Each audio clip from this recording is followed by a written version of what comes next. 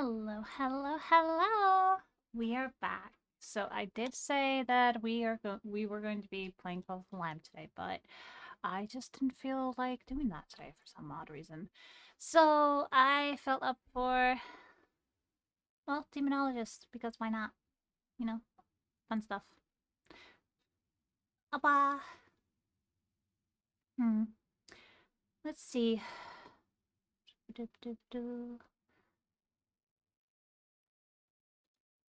I'm just gonna check something. Da, da, da. What is happening? Huh? And I went to the wrong thing. Dashboard.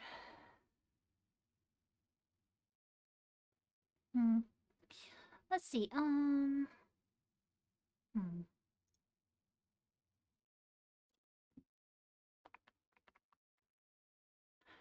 Trying to figure stuff out here.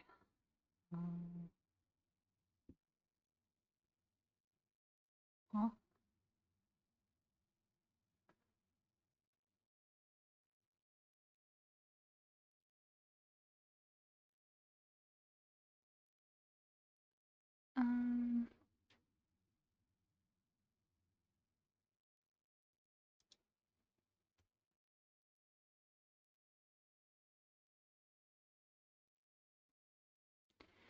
Let's see.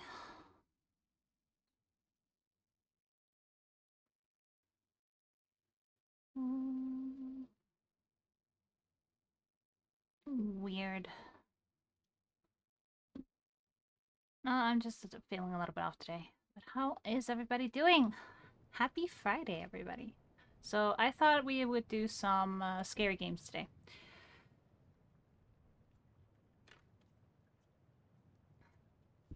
So there's that. Let's see. Gonna go here. Oh, okay, back. All right.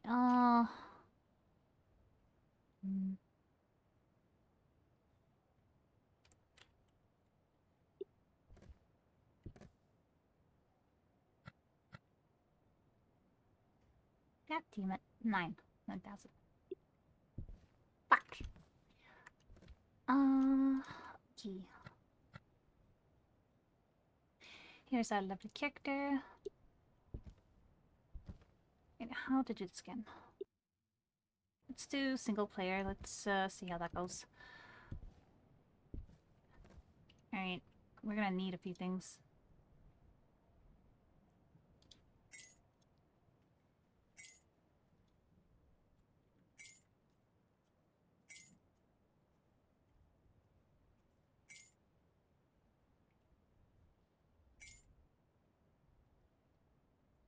Why is it so expensive? What? I don't have enough. Oh shit, that's gonna suck. Oh well. Let's see.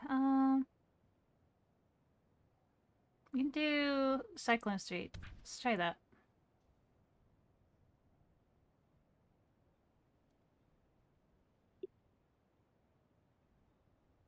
Oh no, I did a random. Shit. Hang on. Okay, we're going there. Start. Let's try this. And I wanted to thank someone for thank you, Torin Smock VT, for the follow. Thank you so much. I appreciate you. And with that, sets us at 182, and we only need 18 more until I sing free live, guys. So I've never done this before by myself, so be patient with me, please.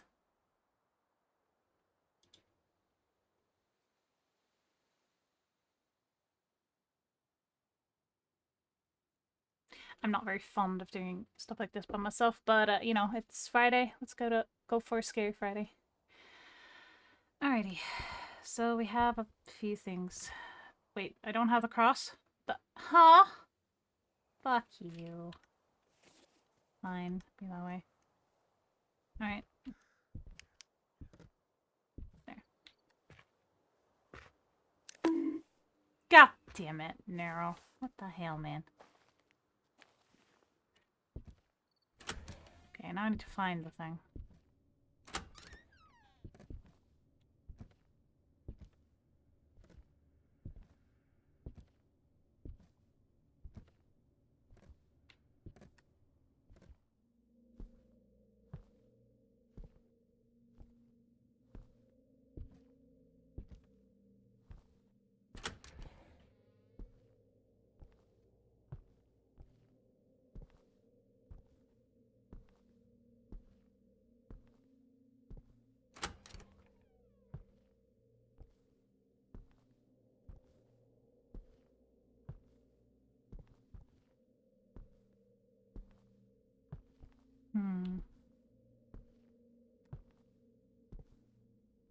Well, this is gonna go absolutely fantastic on myself.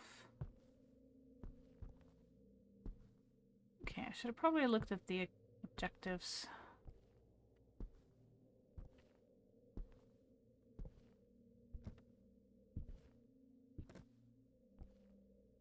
That I need to do.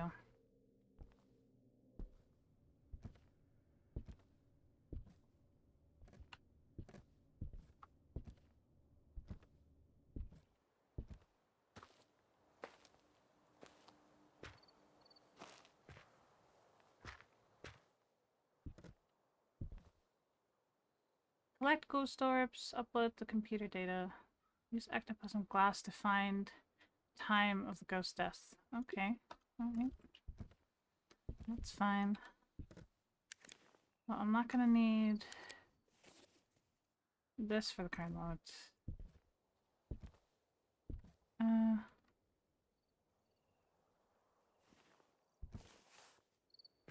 Still need to find this goddamn thing.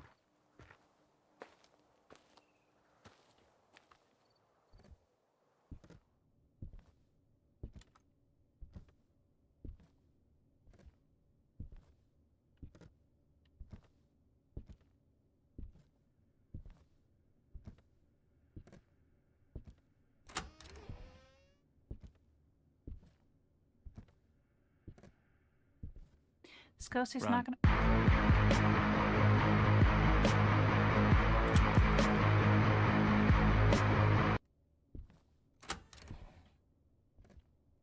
Thank you.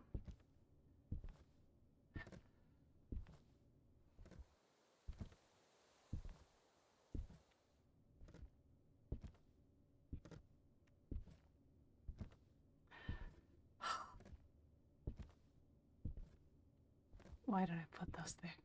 Yeah, because I hate myself. Where the fuck is this thing?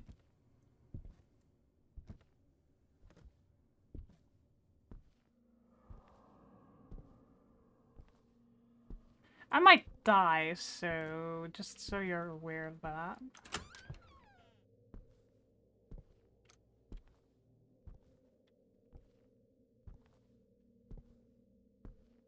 The fuck are you?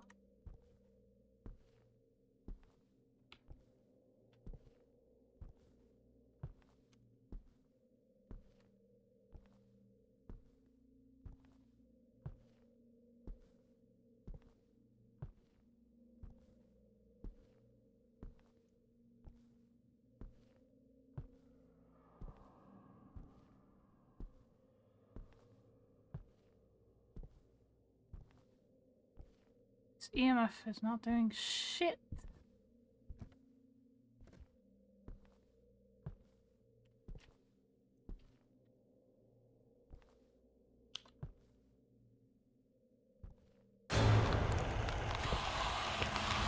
Fucking hell! Nope, nope, not doing it, not fucking doing it. Nope. Nope. Fuck this. Nope. Nope. I'm not doing it. I'm not staying here. Fuck this. Ah. not doing that. Shit. Mother fucking goddamn.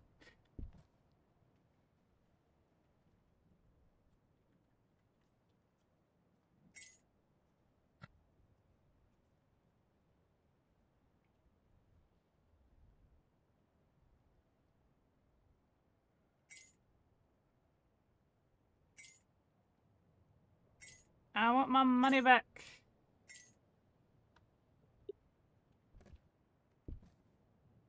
Yeah, I know.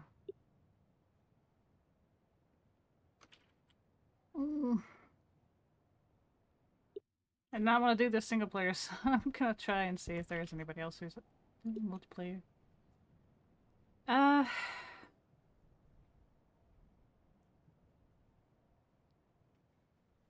don't I just join somebody? Let's see how that goes.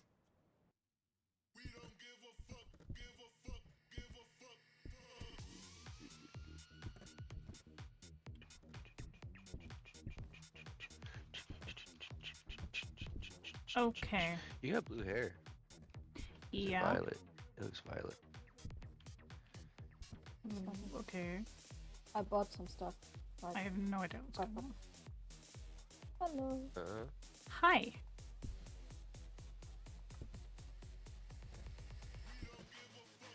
Oh yeah. I bought us a thermometer because you didn't have one. Yeah, we need a thermometer.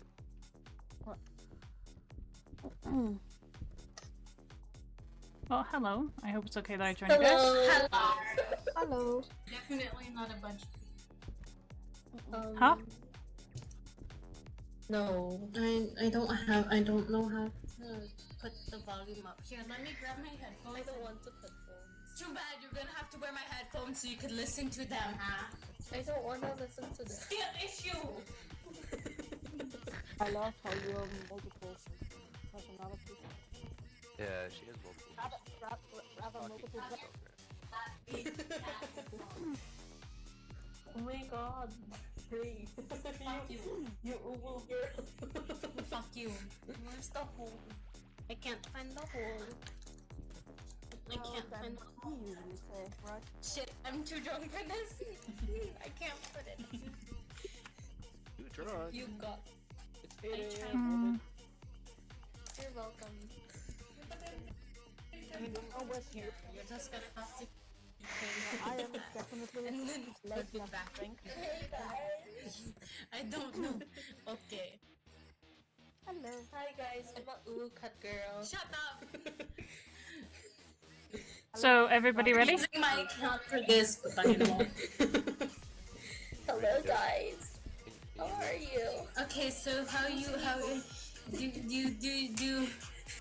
Bro, I'm way too drunk for this shit. Why are you fusing into me? Are we having sex? So, are we all ready to go?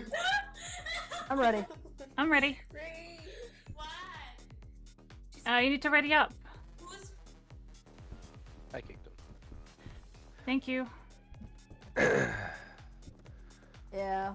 If that would have been a ghoul, we would definitely have been dead by now.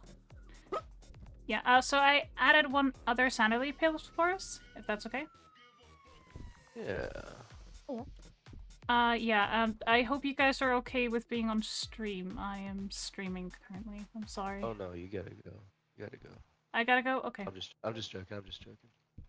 I don't Okay. mind. Alright. I just thought I'd let you guys know, before we started. How many people are watching you? Currently just 3. But, Okay. I'm a That's good. small streamer. I was thinking it's 3. It's fine. Alright, ready? Us 3? Yeah, let's go. Alright. So we have some people with us.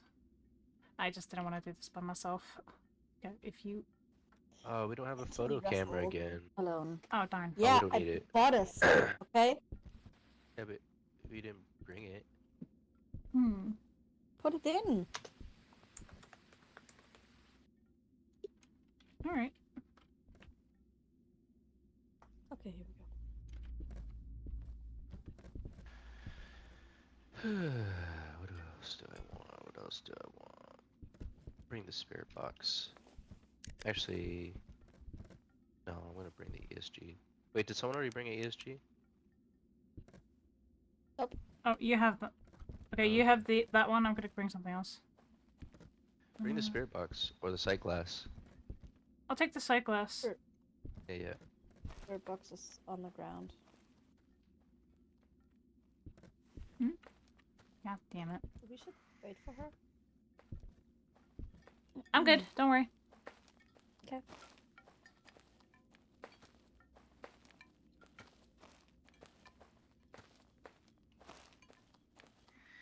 So I'm just playing with randoms Mm-hmm. for the current moment. Alright, I'm waiting for you guys. Mm-hmm. Mm-hmm. Oh, you wait for us in the corner in the dark.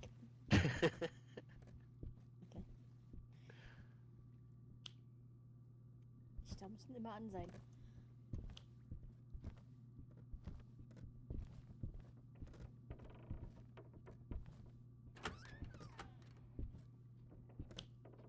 Hey, I found a Ouija board.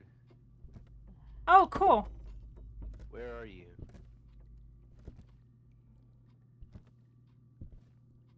It's in the library. Library? Okay. No, living room. It's in the living room. Living room. Alright. Yeah. Is this the living I was room gonna spell where library. the telly is? Goodbye. Goodbye. Goodbye. Goodbye. Goodbye.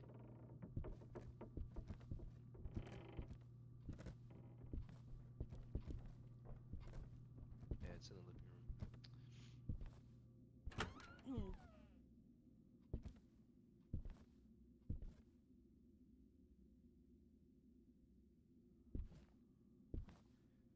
Hmm.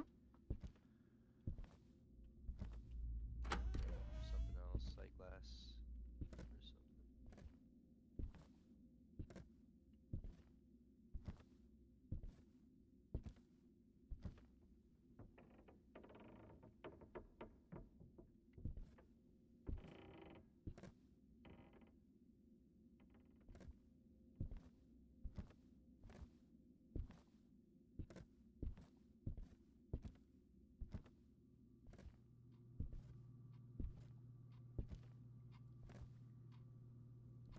I don't want to go in the basement.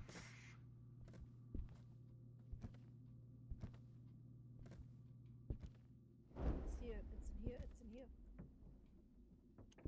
This is I had here EMF. I had EMF in here, and it the also Ouija threw board stuff. said living room. Yeah, but maybe that's a part of the living room here. Oh, here, Oh. but here you place with a fire. Let me try and talk to it. Let me see if I can get it. Oh, Yeah, hello. let's go out. He wants to be alone, I think. Yeah, it only responds to people alone. Alright. Hello? Do you want to say something? Let's see. Are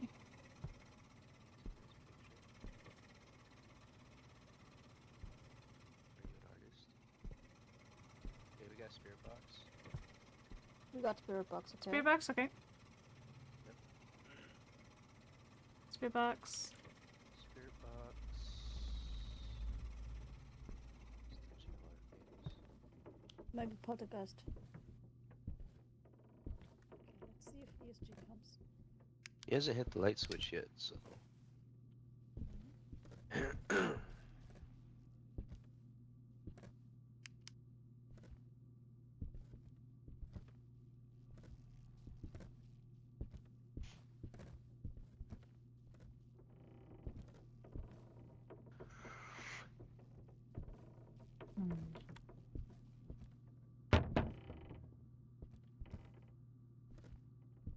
Just knocked up something in the hallway. Going back. So we got no ectoplasm, Mm-hmm. right? Not yet. Right. Let's see. No. Oh, what's that? Oh, Oh, it's It's hunting. hunting. Oh. Oh god. Is it going that way? It got me. It's hunting already? Hi, I'm dead. No. I'm quite new to the Hunting game, already? so. Let's see. Oh, there I am, guys. I died. Let's see. Maybe I can help them out. Let's go exploring. I can't see anything. Okay, ritual down here.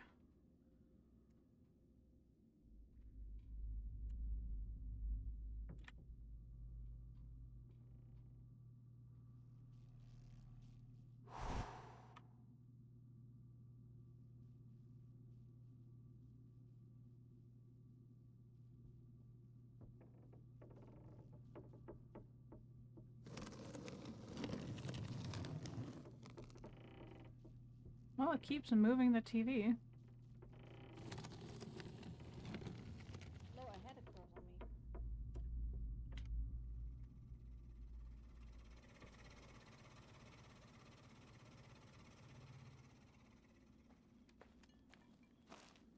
Are you still here? I'm here. I'm here. I'm here. Here.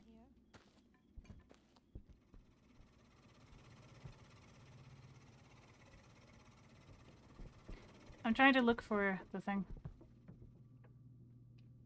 I had a cross on me. It's next to my body, by the way. Had leg. And I had cross. Oh, okay. What did I do?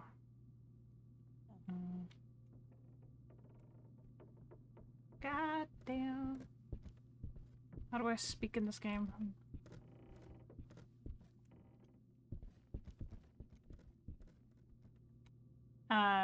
Can you guys hear me? Yeah. Okay. So, yeah, there's a cross. Okay, you got it. Alright, cool. I just didn't have it up when it was hunting. Welcome back.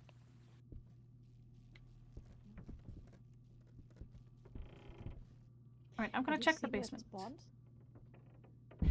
I'm trying to look for it.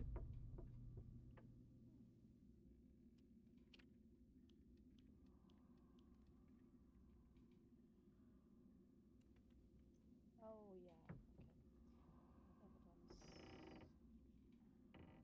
Evidence. Fingerprints. Type. Oh, it's hunting. It's hunting. No. I think I got it. Fingerprints. I'm blurry. Okay, so spirit box, fingerprints. Alright. Let's see where this thing spawns, shall we? Let's try and help them out. Okay, there's the Ouija board.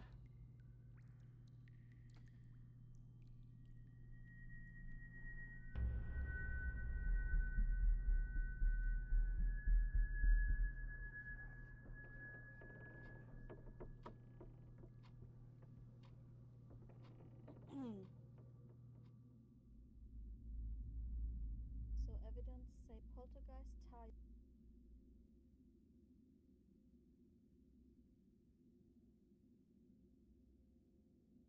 Where in the hell does this thing spawn?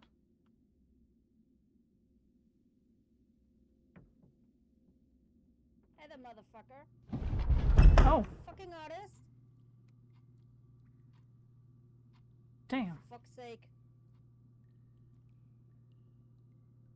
Yeah, it moved a chair in the hallway. It's in the hallway.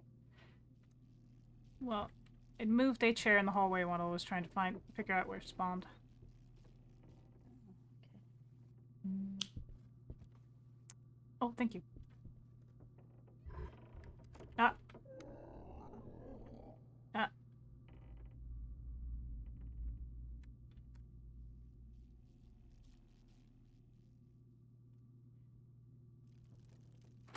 Well, I saw it when I was in the living room. Ghoul. Ghoul. Pretty Ghoul? sure it's a ghoul. Hello. Pretty sure it's a ghoul. I was going in. I was having the same situation with a friend. I was swearing, and there's like ghouls react when you swear and when you're loud. And I'd say it's a ghoul.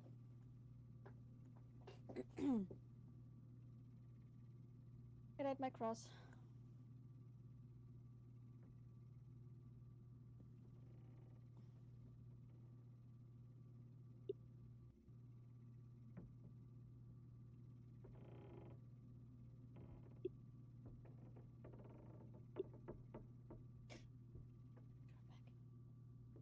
All right. Just check my sanity.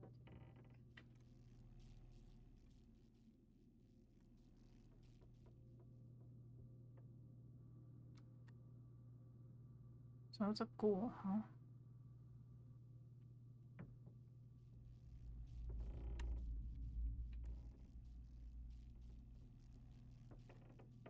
Where the hell does this thing spawn?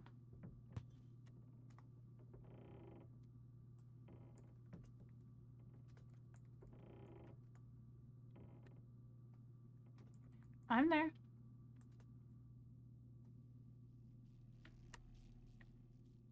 think it's a ghoul? I think it's a ghoul, yeah. Did he freeze? I mean, I swear. And yeah, it ate my cross. I don't have a cross. Fair enough. I think it spawns in the living room. I'm not sure. I haven't seen it anywhere else.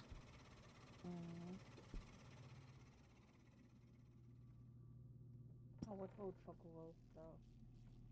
But if he doesn't respond, he said his game is bugged. His game's bugged? Mm-hmm. How do I write in, like, chat? I'm kind of new to this game. You press enter, and then the chat opens. I'm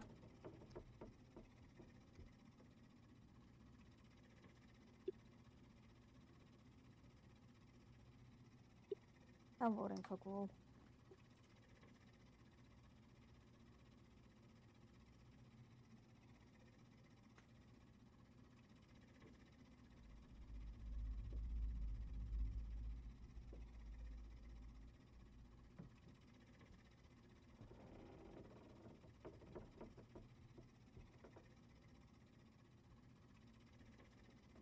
For the case he comes back, I'll check out what the other things are we have to do. Alright. I'm gonna keep looking. Where does this thing spawn? It's stupid. Well, I died instantly. I'm playing the randoms, but hey. At least we're doing this.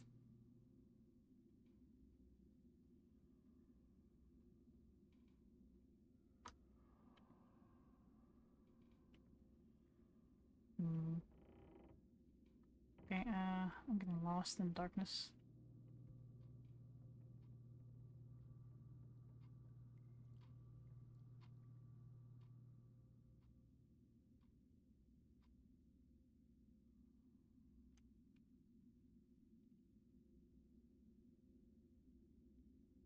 The fuck am I?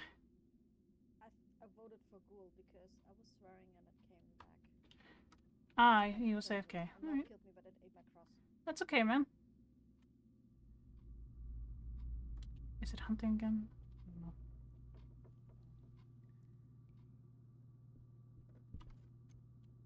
Welcome back.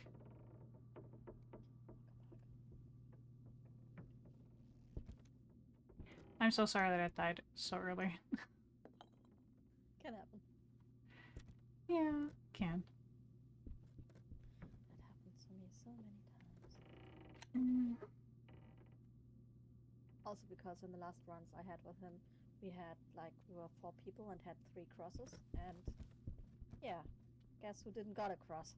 E. Got killed. You? Exactly. Damn. It keeps moving the TV.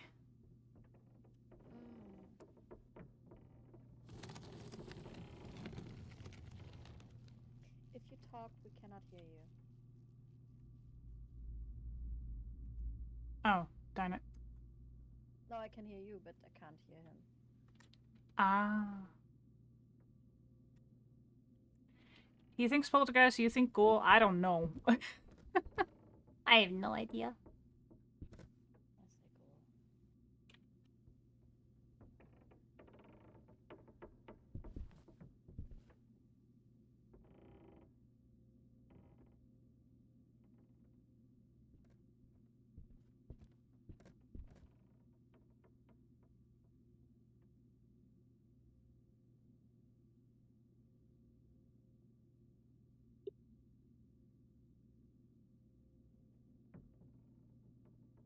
Well, if the ESG goes off, then it's a poltergeist. I voted already. Let's go.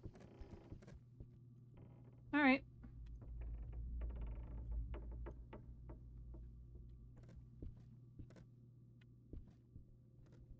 I can't vote. I'm dead. Oh, too bad. Yeah, it is what it is.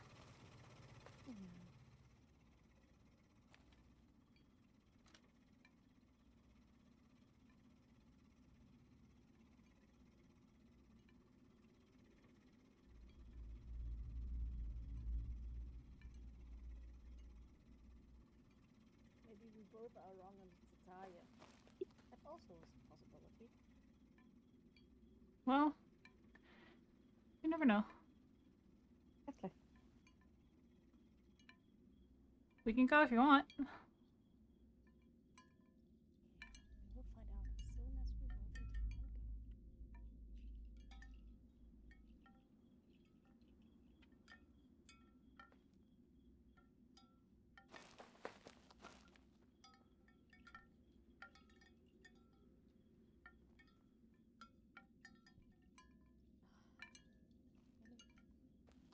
Shit is fucked. It's bugged as fuck. Let's go.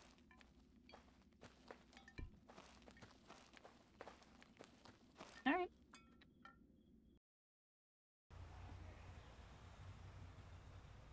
Let's see what happens, guys. See, we both were wrong. It's a fucking tire. Damn.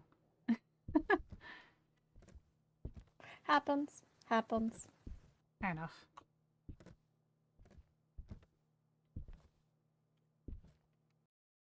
God damn it. Ah, I was kicked. Fair enough. Oh well.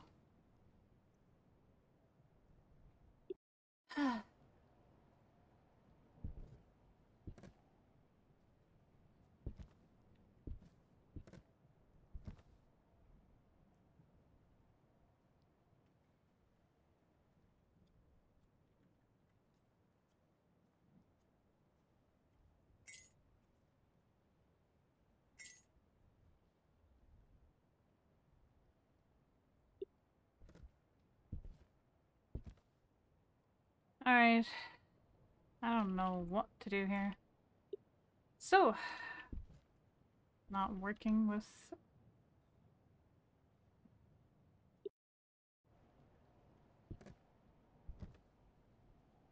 multiplayer, I guess.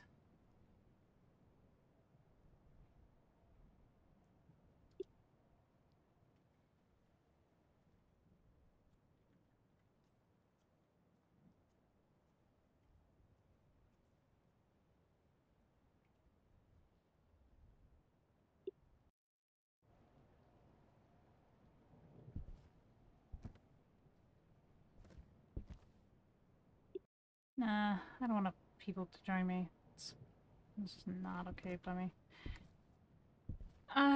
You know what? Fuck it. Let's try single player. Let's see how that goes.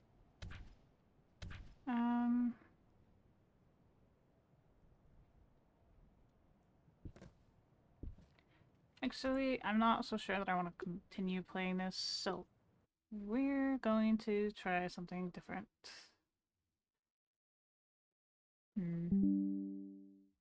Yeah. We're gonna go ahead and play. What should we play?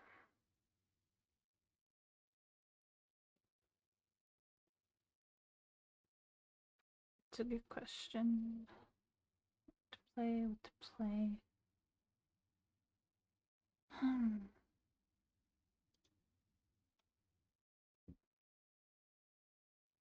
Currently just thinking.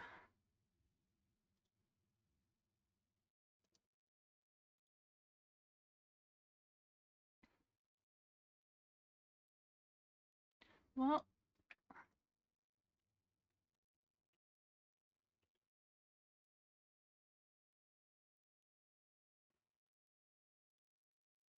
let's see if we can't do some Path of Exile then.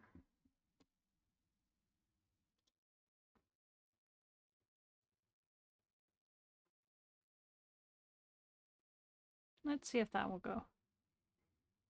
Hmm.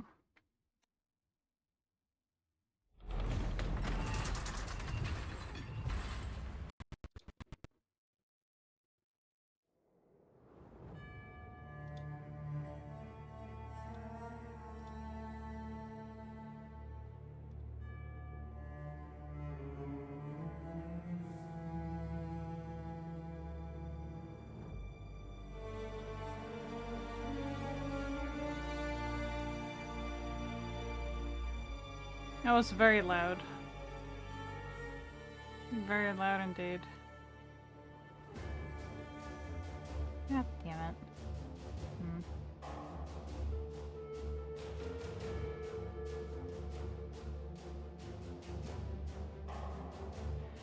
Alright, let's see.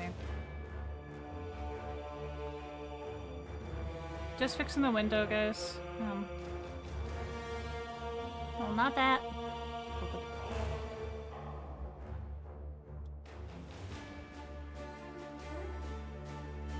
Alright, let's see. Options. Alright. Effects, music.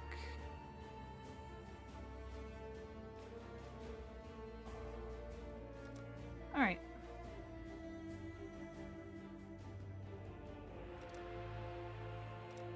Apparently I need to create a login, so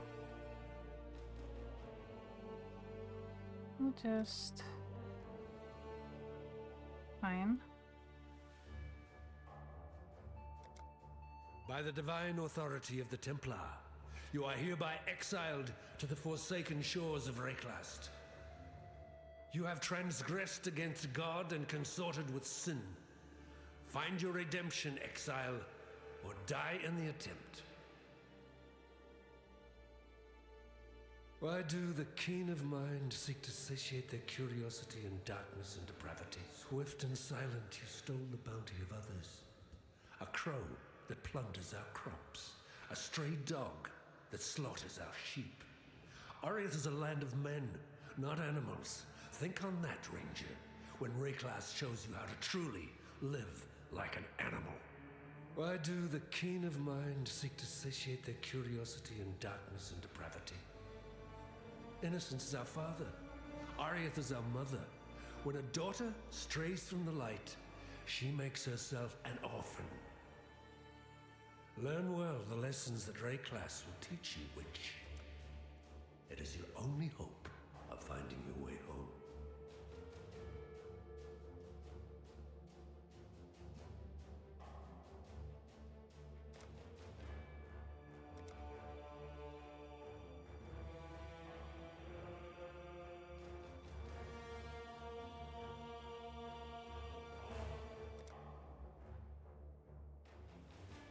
Alright, let's try this Path of Exile.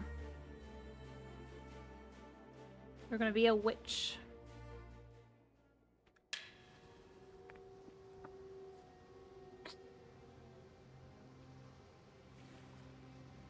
The very sand shivers with malice. There's a power here that welcomes me. You and I, we're the only ones that made it to shore. Alive, anyway. Looks like you found something you can defend yourself with. Good. This place is crawling with criminals. There's smoke rising just east of here. Could be worth checking if there's... The dead will soon rise for me, not against me.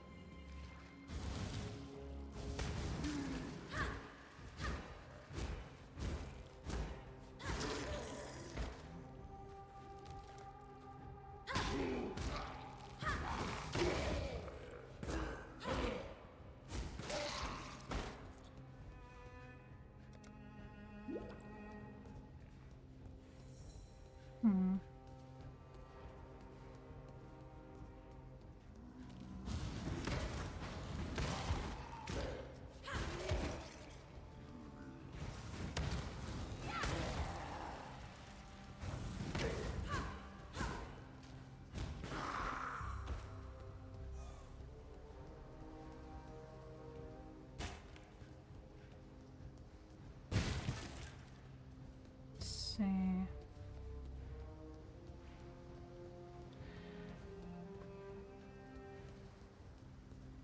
Path of Exile isn't that bad a game, is it?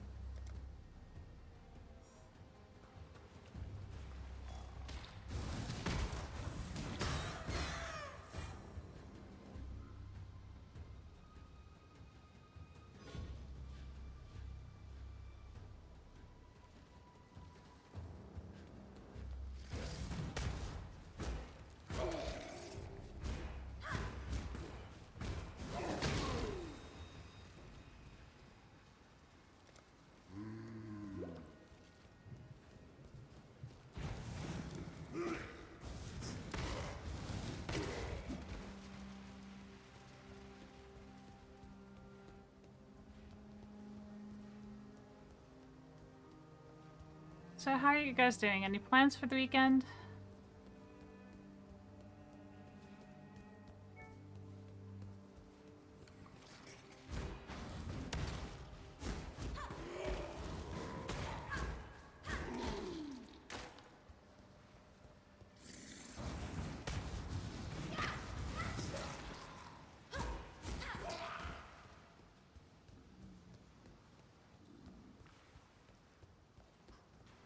So we're just doing some Path of Exile just because, you know, why not?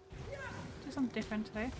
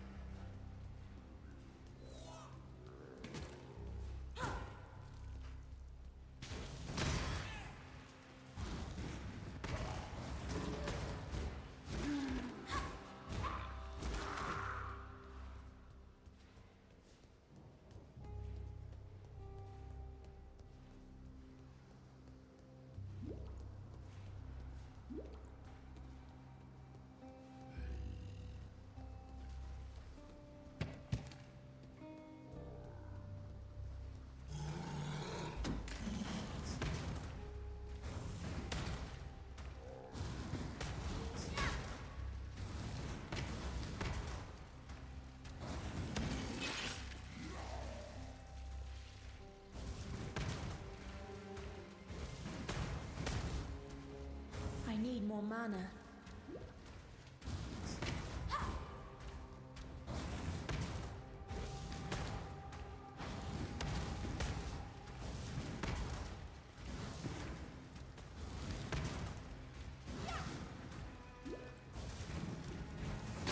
And I thought I'd be a dead woman by now. Let's see.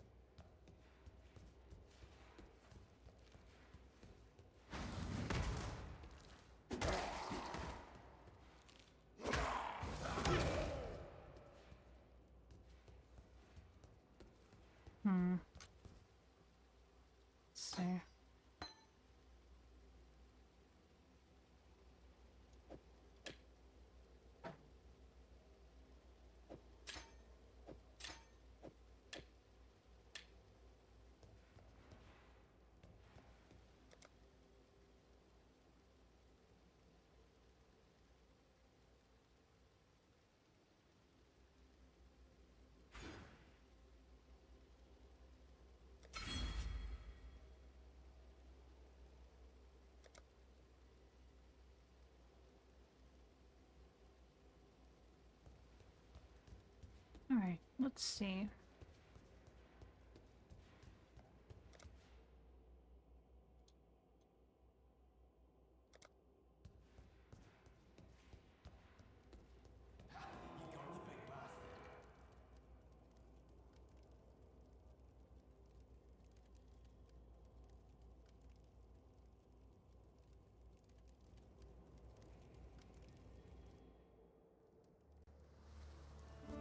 It's been a while since I played this game, so bear with me.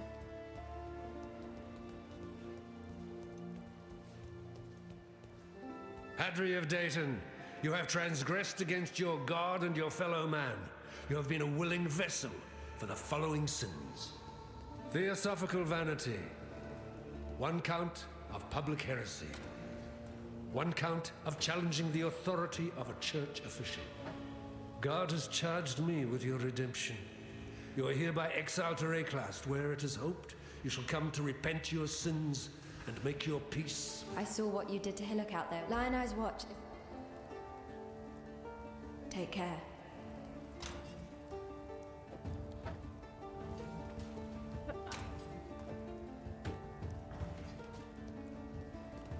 Away fish. Waterloo. There's an island.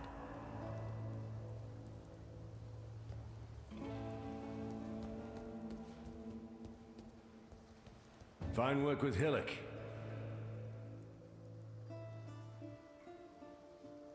Farewell.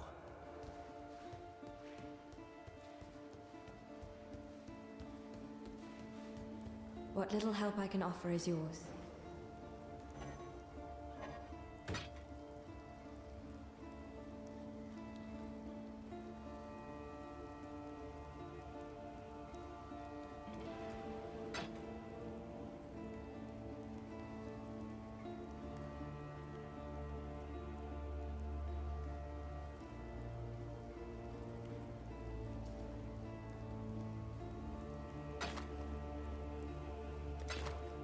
Be well. What a lovely day we're having.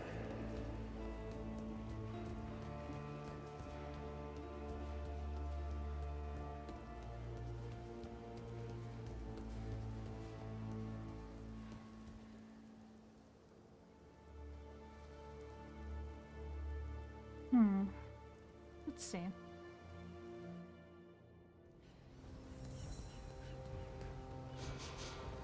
I know that stench.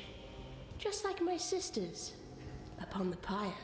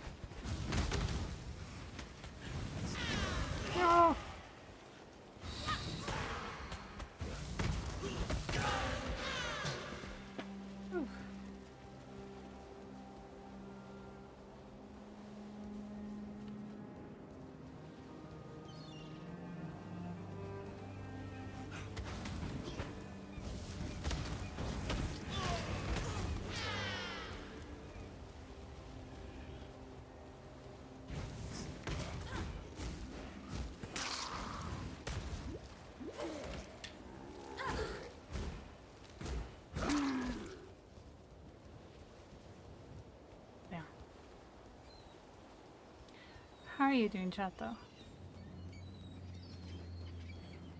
I know things didn't go as planned.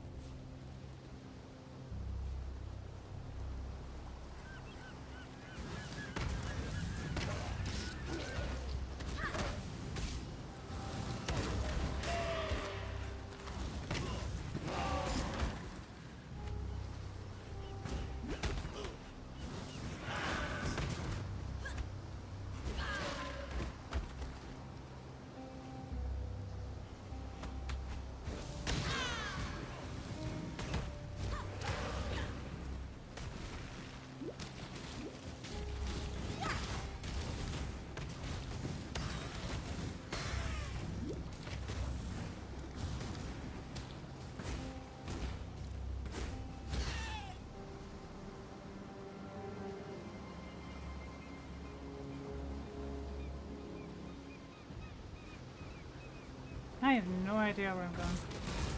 It's been that long.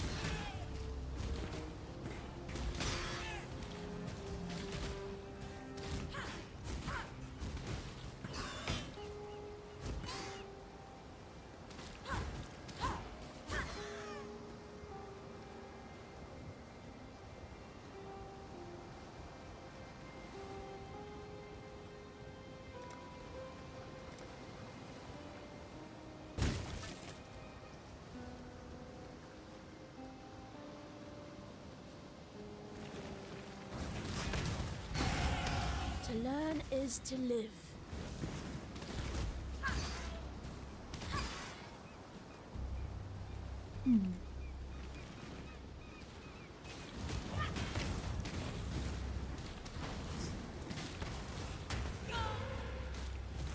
A fresh meal.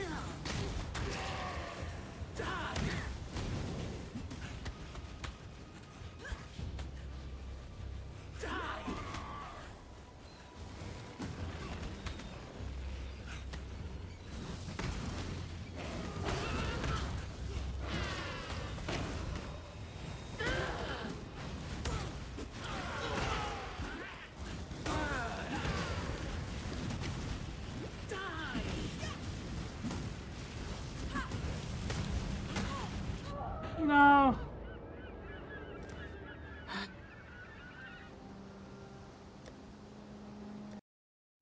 Nope. Yeah, that... No. I have no idea what the fuck to play. Ay, ay, ay.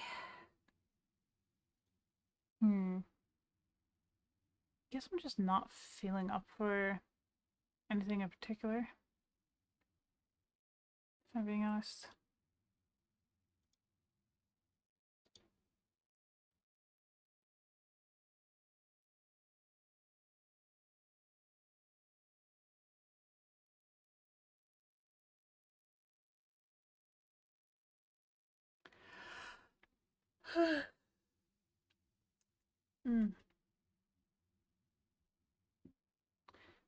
What to play, what to play.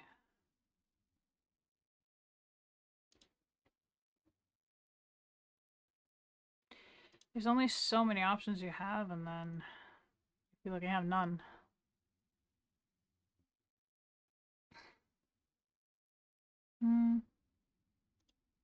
Okay. I'm just thinking of seeing what's up. Oh yeah, the event is up on Genshin, but we're gonna do that on Monday. The Outlast trial is out. The Age of Wonders 4. Miasma Chronicles.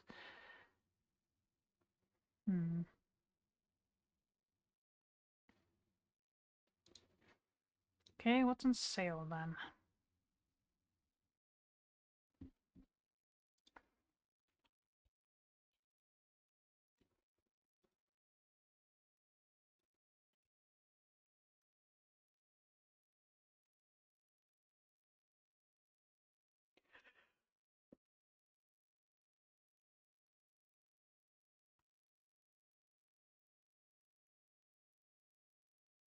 Well, I'm just thinking we do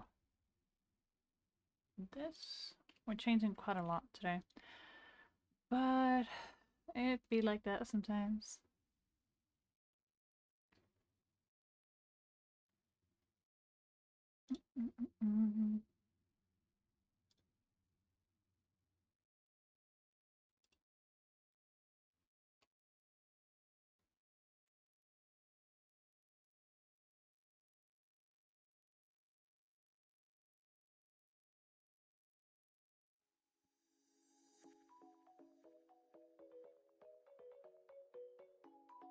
I felt like putting on some music.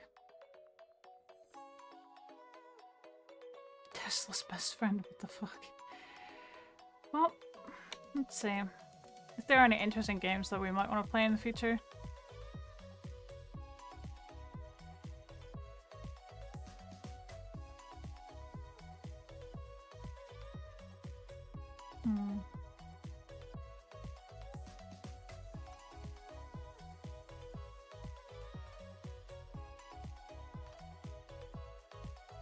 Okay, let's see.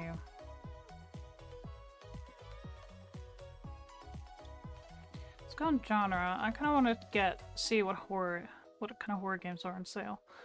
Let's see. Made a scare. Okay.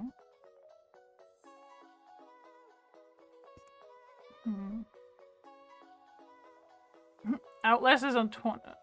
What?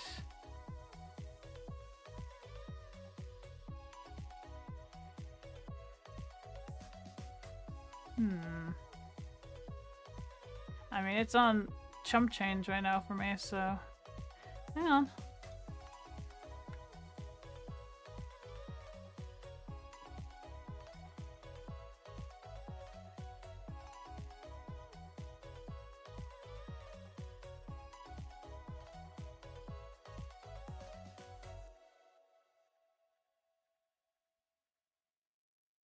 All right.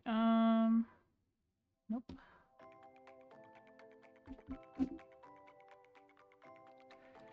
Let's just make sure that I have enough on my card right now because I'm not sure how much I have on it. So I might actually play Outlast, the first game, since it's like super cheap right now on this thing. Okay, that should be more than enough.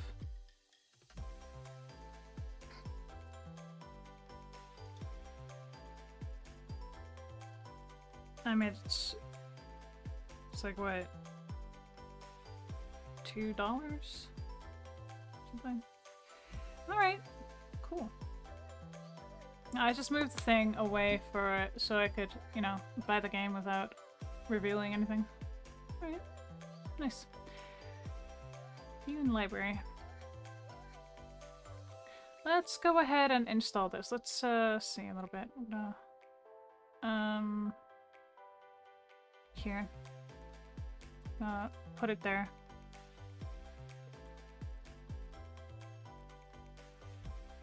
So we might be playing some Outlast, guys. Because why that? I mean, it's going to download, so we're just gonna be chatting, sitting here a little bit. Oh, I got the hat stand. I borrowed a hat stand from Blueberry, so I could like style my wig for the 14th of June for the Flash premiere here in Norway. And currently I've only gotten the front of it. Also, it had already like bangs in the front, so I'm trying to like shape it into how Killer Frost would have it in like the comic book series or like, you know, the animated series or whatever. But I'm trying to give her the signature hairstyle from Arkham Asylum. I'm not sure if it's gonna go very well, but we'll try to go for that. It's just a lot more blue than in that movie. So it's gonna be a little bit. Alright, we're gonna have to stop the music because now we're gonna have to go into like a whole new thing with horror. Let's see.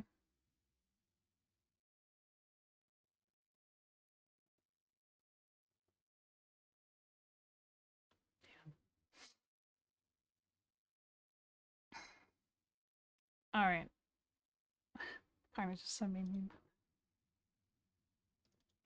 Okay, I've been switching around a lot today, but I'm just indecisive today. I'm just really tired for some reason.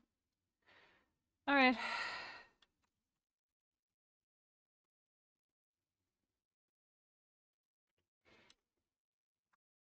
Here we go. I'm gonna try and play this game. Not that I particularly want to, but, you know, it is what it is. Holy shit, that is loud. Fuck! Why you be so loud? Why is it huh? Oh, great.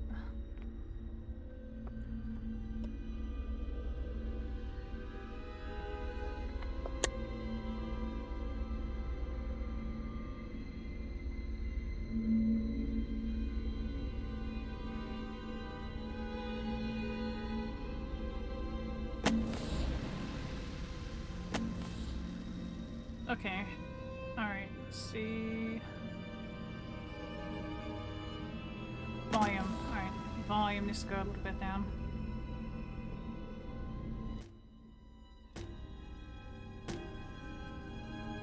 Hello? What the fuck? Okay, there. That should be enough. Show subtitles. Apply. Let's just go normal.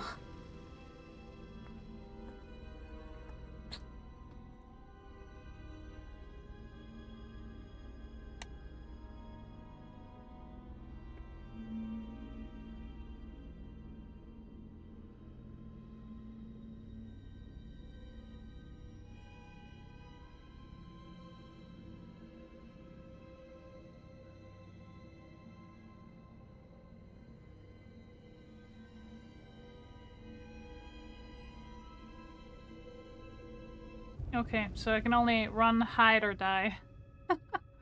Great! I cannot fight in this game.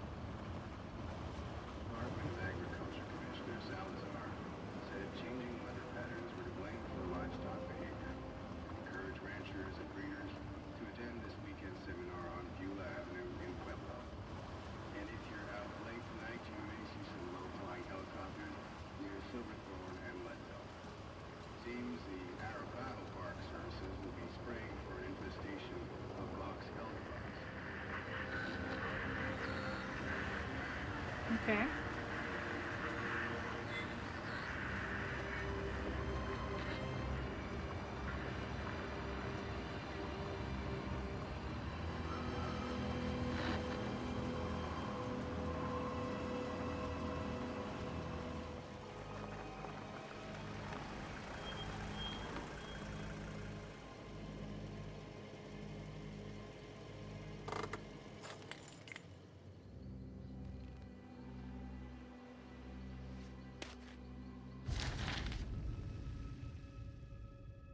September 17th, 2013. From whatever to malleus@gmail.com. Subject: tip illegal activity at Murkoff Psychiatric Systems. You don't know me, have to make this quick. They might be monitoring. I did 2 weeks of software consult at Murkoff Psychiatric Systems. Facilities in Mount Massive. All sorts of NDAs I am very much breaking right now, but seriously, fuck those guys. Terrible things happening there. Don't understand it. Don't believe half of the things I saw. Doctor talking about dream therapy going too deep, finding something that had been waiting for them in the mountain. People are being hurt and Murkoff is making money. It needs to be exposed. Alright. 2 batteries and a camera. Okay.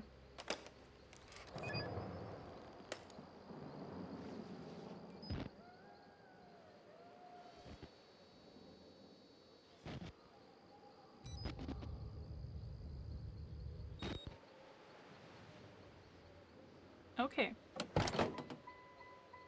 Never played this game. Never done this before, so I'm gonna have a hell of a time.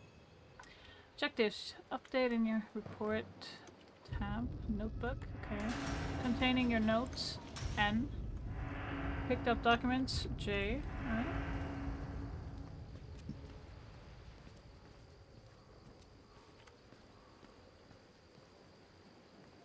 Hang on a minute. What?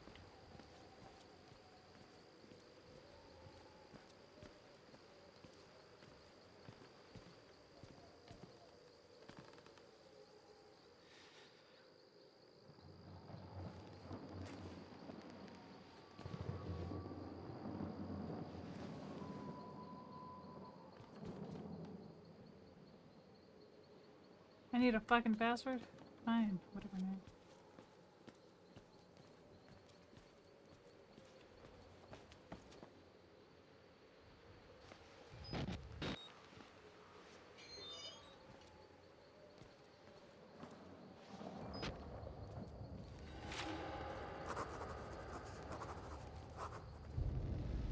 Started feeling sick just looking at this place.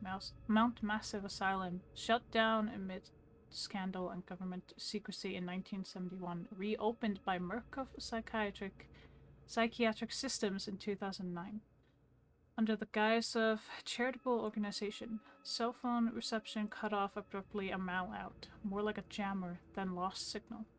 The Murkoff Corporation has a long track record of disguising profit as charity, but never on American soil. Whatever they thought they could get out of this place has to be big. Might finally be the story that breaks the bastards. Alright, alright.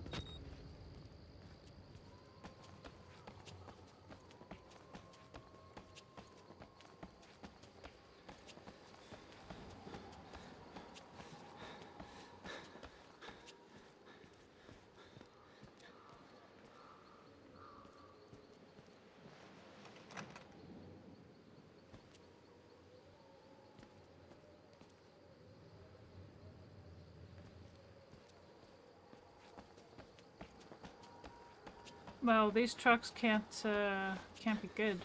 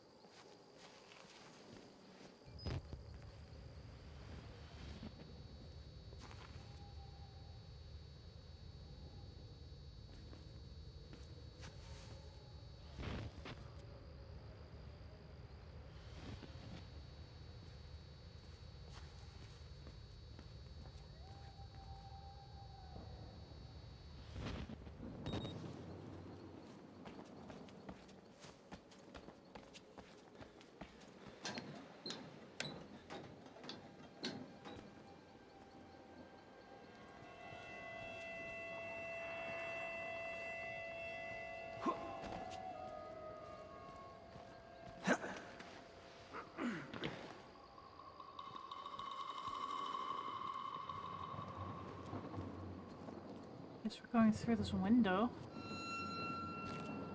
Whatever the fuck. This cannot be good.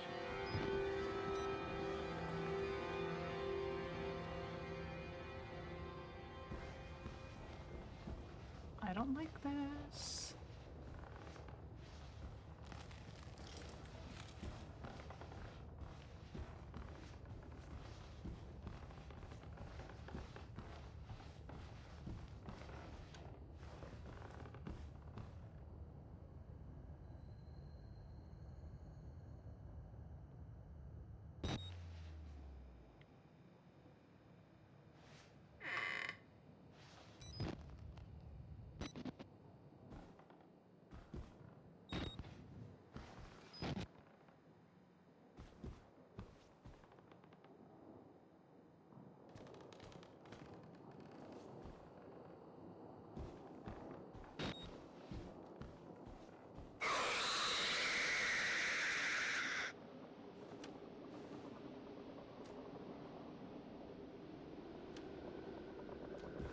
What's that?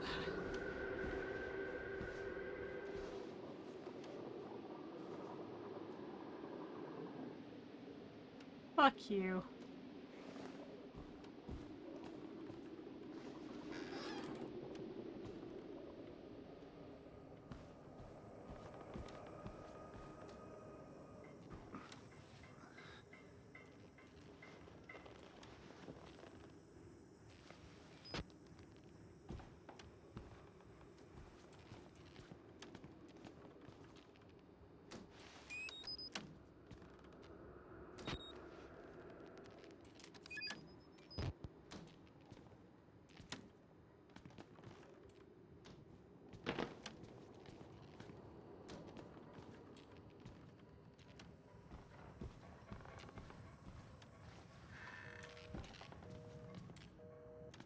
What the hell is going on here?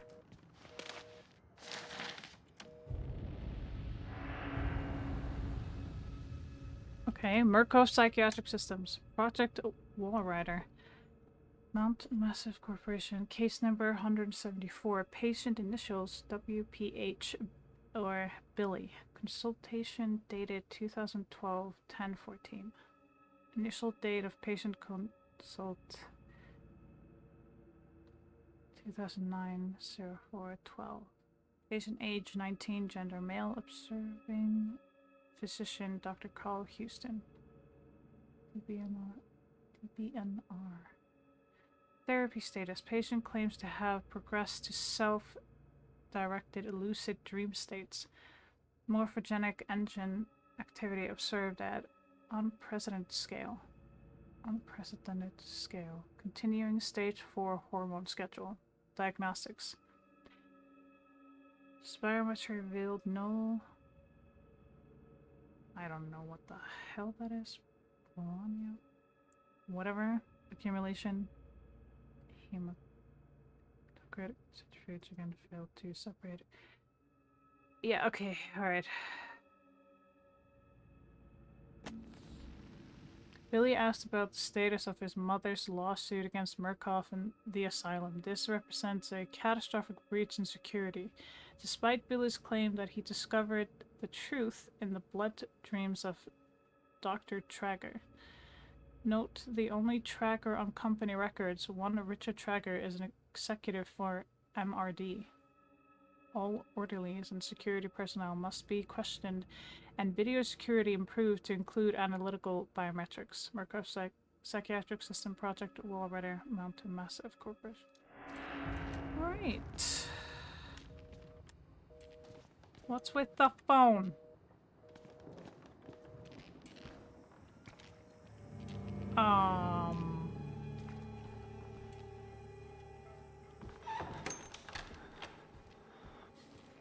I'll just...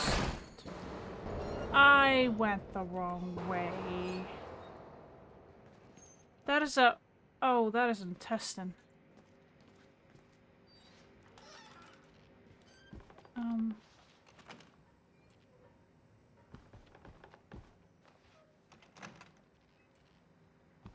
Oh, great. Oh, fantastic. Lovely.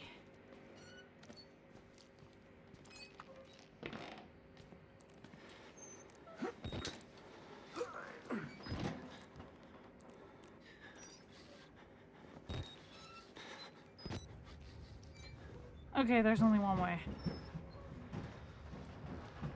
Great. Oh. Okay.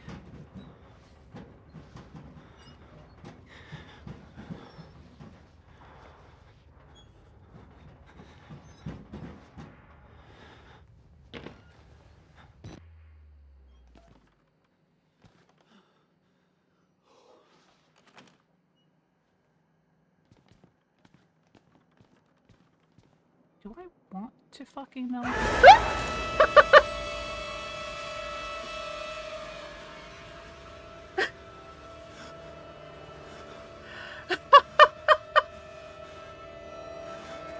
Okay. Okay.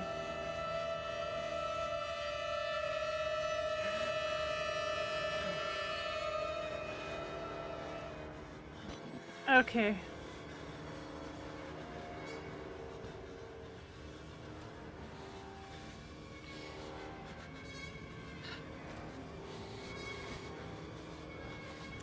Great.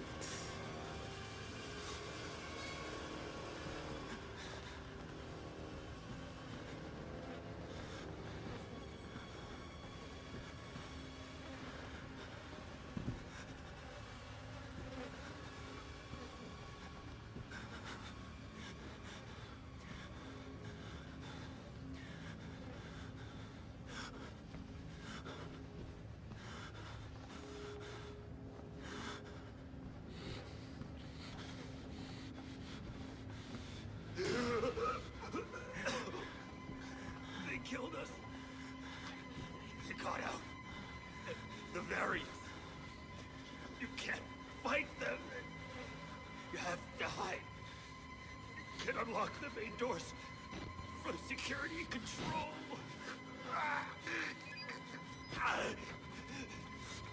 You have to get the fuck out of this terrible place. Great. Nice snowman.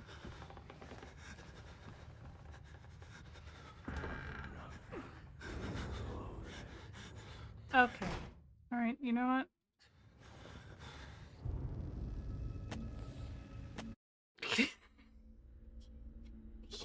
I can't fucking breathe. I shouldn't play these kind of games sometimes.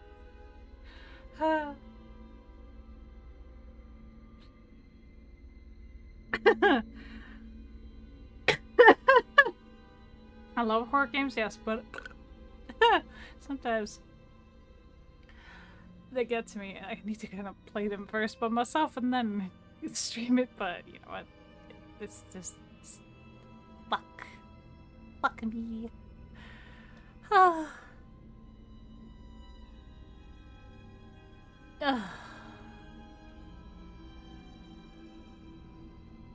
Nope. Nope, I can't do it. I don't want to. Some horror games are just too much.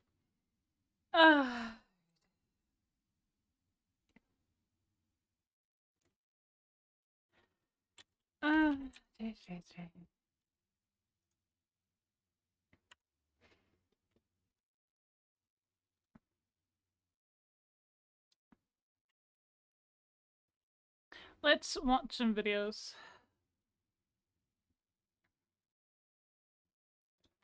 Because videos are fun. I need a breather, okay. Alright, we are gonna go. Okay, Mr. Ballin. Let's go to his newest one. That was yesterday. Know that the FBI has a world-class code-breaking team? Basically, their job is to decode any encrypted evidence. So imagine coming across a piece of evidence that appears to have secret messages embedded inside of it. It's the job of these brainiacs on the decoding team to go in there and figure out what those secret messages are. Now, this decoding team is incredibly good.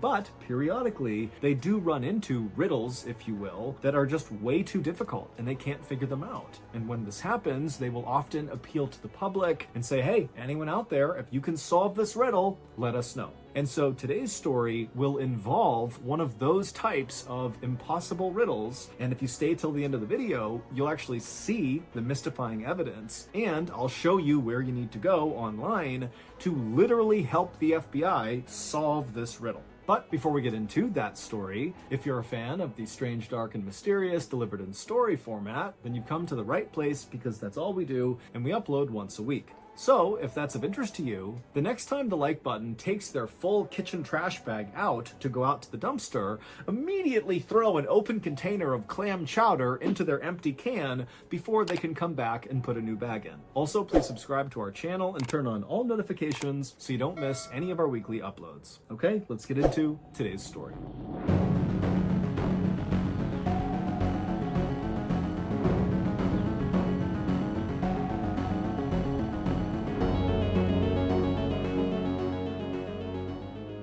At around 5 o'clock in the evening on June 25th, 1999, a man named Ricky McCormick stumbled into an emergency room in St. Louis, Missouri, with his hand over his chest, complaining that he couldn't breathe. He said he had asthma, and earlier that day he had been cutting the grass, and so maybe that had caused a flare-up. But either way, here he was in a lot of discomfort, saying, I need help. Ricky was 41 years old, and for his whole life, he had had heart and lung problems, and so him arriving in this state in the ER was actually not all that uncommon for him. And so this hospital did what they did with anyone who came in complaining that they couldn't breathe. They immediately took Ricky to a back exam room, and they hooked him up to all these monitors to make sure his heartbeat was steady and that his oxygen levels were plenty high. And once Ricky was in the exam room getting hooked up, he started acting really agitated, and he kept looking around the room like he was scared that someone was going to jump out at him. And he was also sweating profusely, and whenever he did speak, he spoke so quickly no one could really understand him. But despite Ricky's odd behavior, the heart monitor showed his heart was beating steadily, his oxygen levels were perfectly fine, and when the doctor came in and examined Ricky, even though he clearly saw that something was off about Ricky, there wasn't any sign that there was anything physically wrong with Ricky. And so the doctor and the nurses agreed that whatever was going on with Ricky had to be psychological. And as it happened, Ricky did have a long history of psychological issues. He was known for making things up all the time, just telling people these crazy stories about himself, like how he was this talented singer and he was about to go on tour, or that he was actually a prince, or that he was studying to be a doctor. I mean, things that nobody thought was true, but Ricky would say as if this is just common knowledge, this is who I am. And so Ricky's family for the longest time had just assumed that Ricky was either bipolar or maybe schizophrenic. Those are both serious mental health disorders that totally disrupt normal thinking. But Ricky, despite being encouraged by his friends and family to go get help, never got help for any of his psychological issues. And so Ricky's life had kind of gone off the rails. He had dropped out of high school and not gone back to any sort of schooling, and he had spent some time in jail. Now, Ricky was living in a low-income, very dangerous part of St. Louis, which is a big Midwestern city on the Mississippi River that in 1999 had a very serious issue with gang violence. Ricky absolutely hated it there, but he had no way to actually leave St. Louis.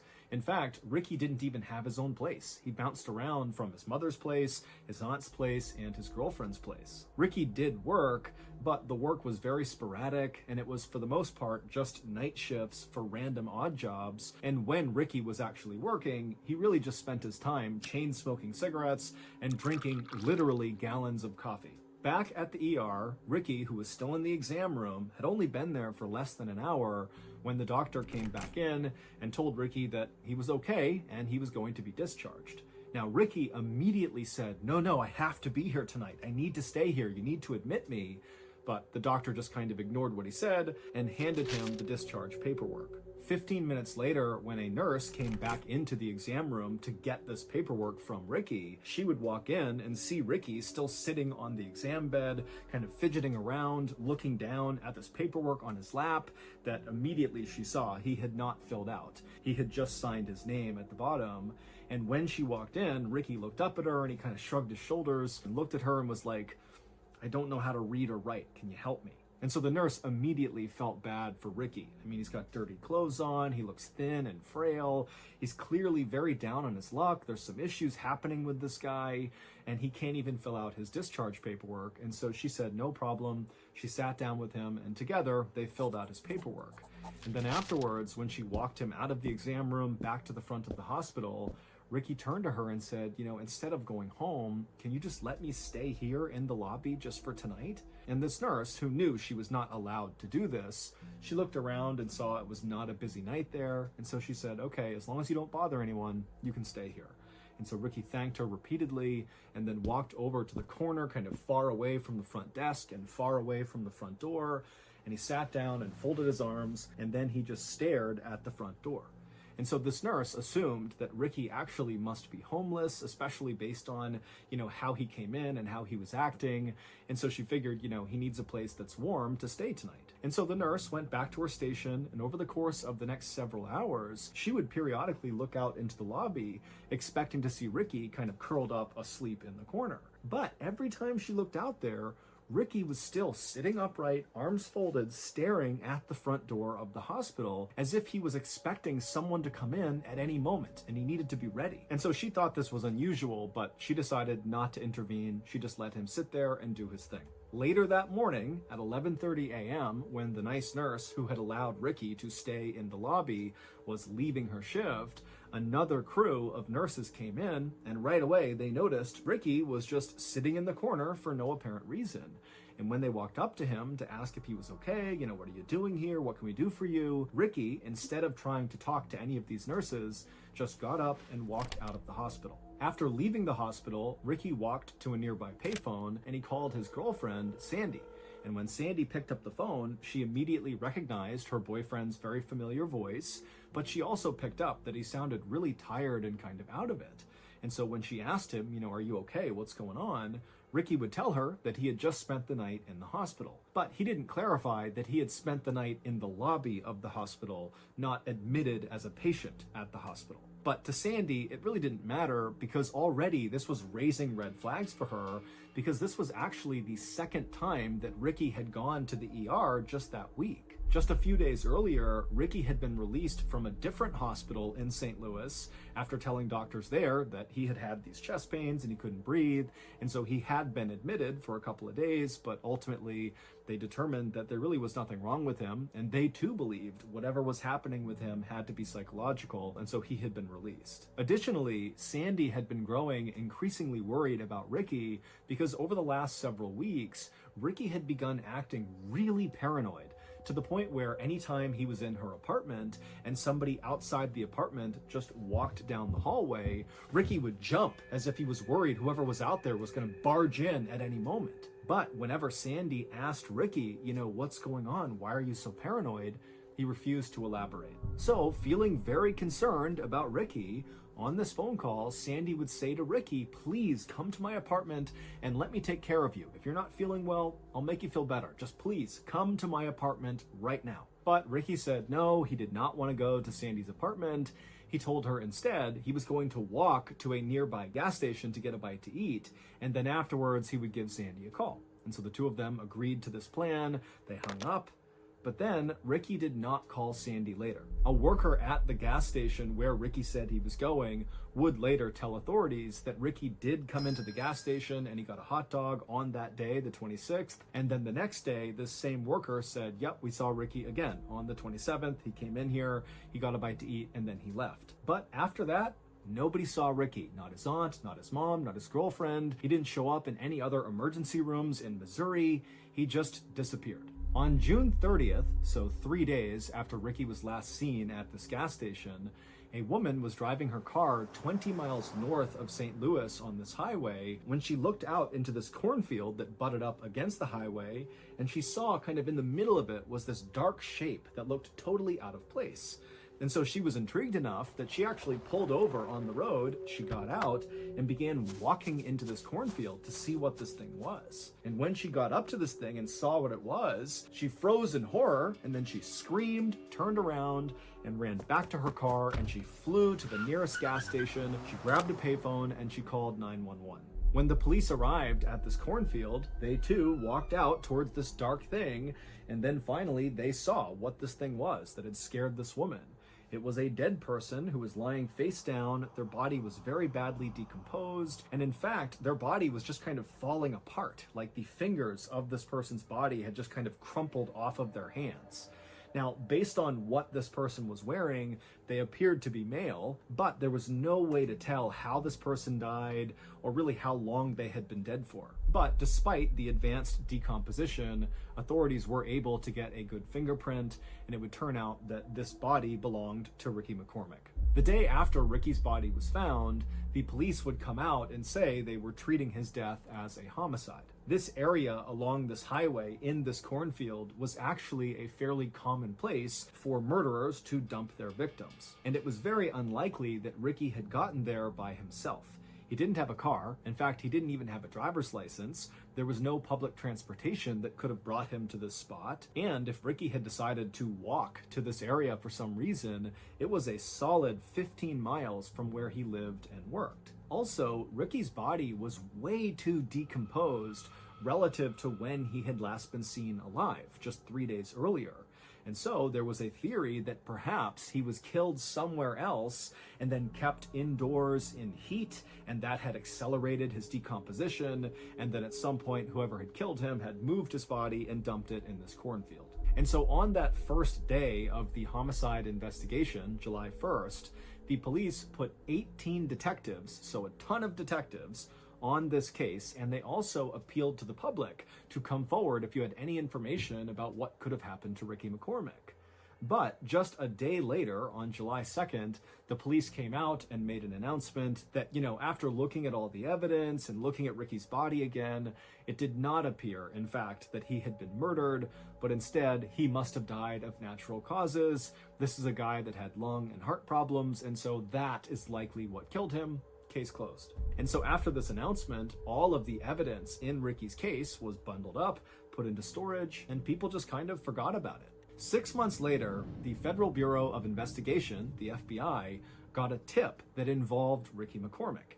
They were working on a case in St. Louis, Missouri about this major drug dealer who apparently was ordering hits on his rivals, and a confidential informant came forward and told the FBI that this guy, Ricky McCormick, had gotten wrapped up with this major drug dealer. But they didn't really know what role Ricky was playing with this drug dealer. It was just kind of a rumor on the street that, Ricky was involved somehow. This did not make any sense to the FBI because they're thinking, why would this big-time drug dealer who really was a mover and shaker in St. Louis get involved with this guy, Ricky McCormick, who was obviously deeply mentally ill and borderline homeless? I mean, what role could Ricky play for this drug dealer? But the FBI still did follow up on this tip because it was very credible, and when they spoke to the local police who had investigated Ricky's death, they got Ricky's file, which meant they got all of the evidence, and immediately the FBI realized the local police had overlooked a very strange piece of evidence found in Ricky's pocket. This strange evidence was quickly sent to FBI headquarters in Quantico, Virginia, and it landed on the desk of a forensic analyst named Dan Olson. Dan was relatively new to the FBI, but he was highly disciplined and very methodical. And so when he received this piece of evidence, he got to work right away trying to figure out what it was, what it meant in relationship to Ricky and this drug dealer, and, maybe does it answer the question of how these people are connected? But despite his best efforts in calling in the experts and using every computer program to analyze this evidence, he just could not figure out what it meant. At the same time that Dan was doing this, the big drug dealer who was the target of that big FBI investigation in St. Louis was arrested on gun and drug charges, and so the big case was now over. And suddenly, trying to figure out what connection Ricky McCormick had to this drug dealer was kind of irrelevant because the drug dealer was behind bars and Ricky was already dead. And so the FBI kind of put a pause on trying to figure out what this evidence was. And so Dan, even though he was really curious now, he was fully invested in trying to figure out what this thing was, he realized he had to give it up too and move on to something else.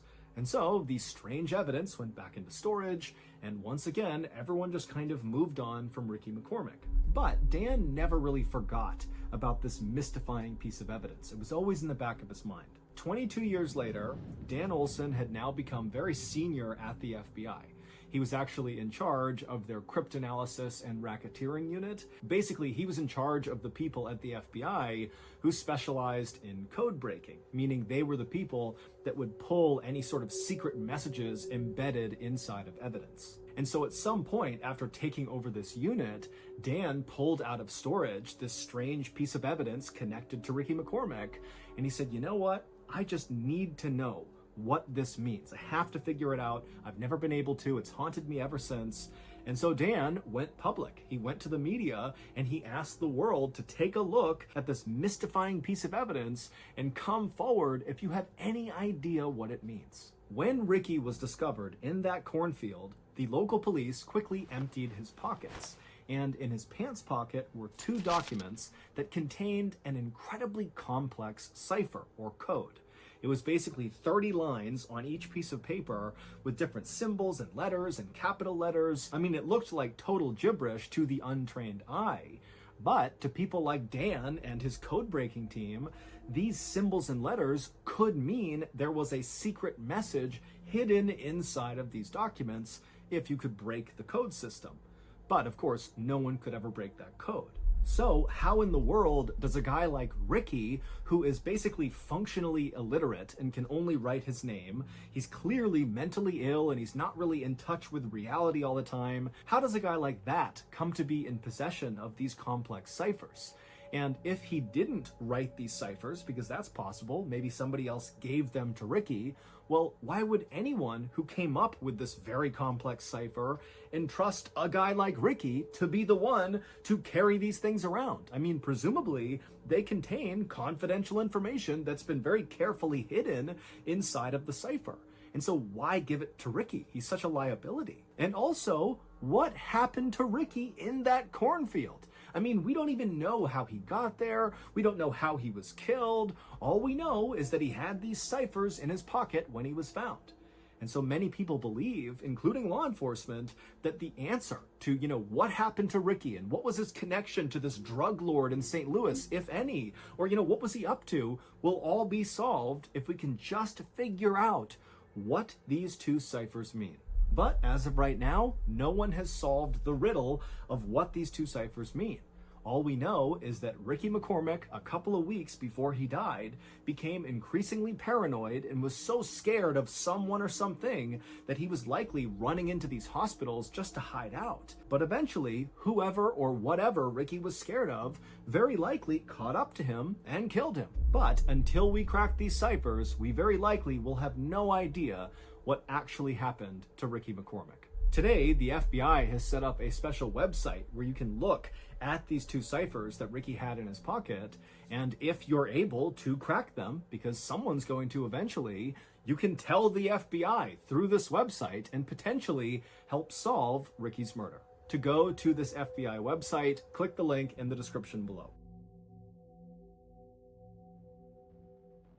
So that's going to do it. If you enjoyed today's story and you want to hear more stories like it, be sure to check out our podcast called the Mr. Ballin Podcast, which has hundreds more stories, many of which are exclusive to the podcast. So if you want to listen to those stories, again, it's called the Mr. Ballin Podcast, and it's available exclusively on Amazon Music. One night in 1946, a Brazilian farmer was walking along this dirt path when suddenly he started feeling like he was being watched. Well, that was certainly interesting. What was that?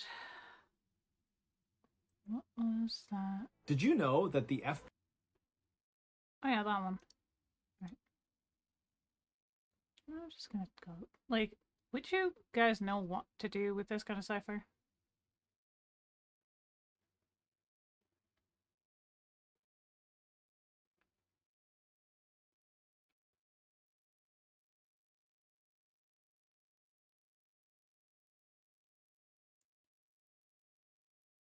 Hmm.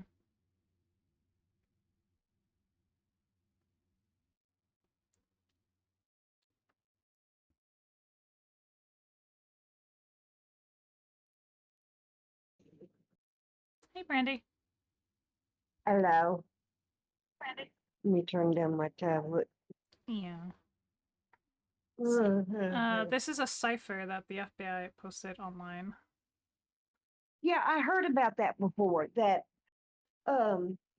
not this guy, but I heard from another YouTuber, and they went into the same detail, and like he was acting paranoid, but he never said like someone was after him. No, because And why would you? It's everybody already thinks you're crazy. yeah, and he doesn't know how to write. You know, No. he may be able to read like certain words, but not enough to write all this down. No. He can write his name, that's it. I'm wondering if the person who's been dumping the bodies in this one area, if he's not the one who wrote this letter with the cipher and left it on his body. Mm.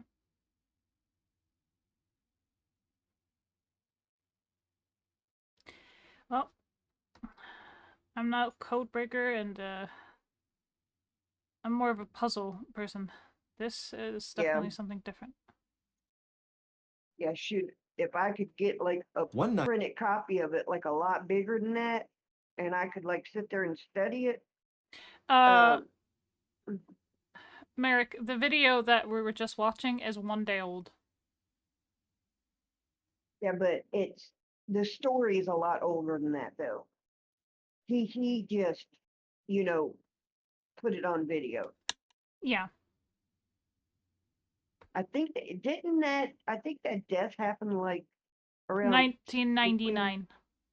Yeah, I was 29 then. Yeah, I was 4. I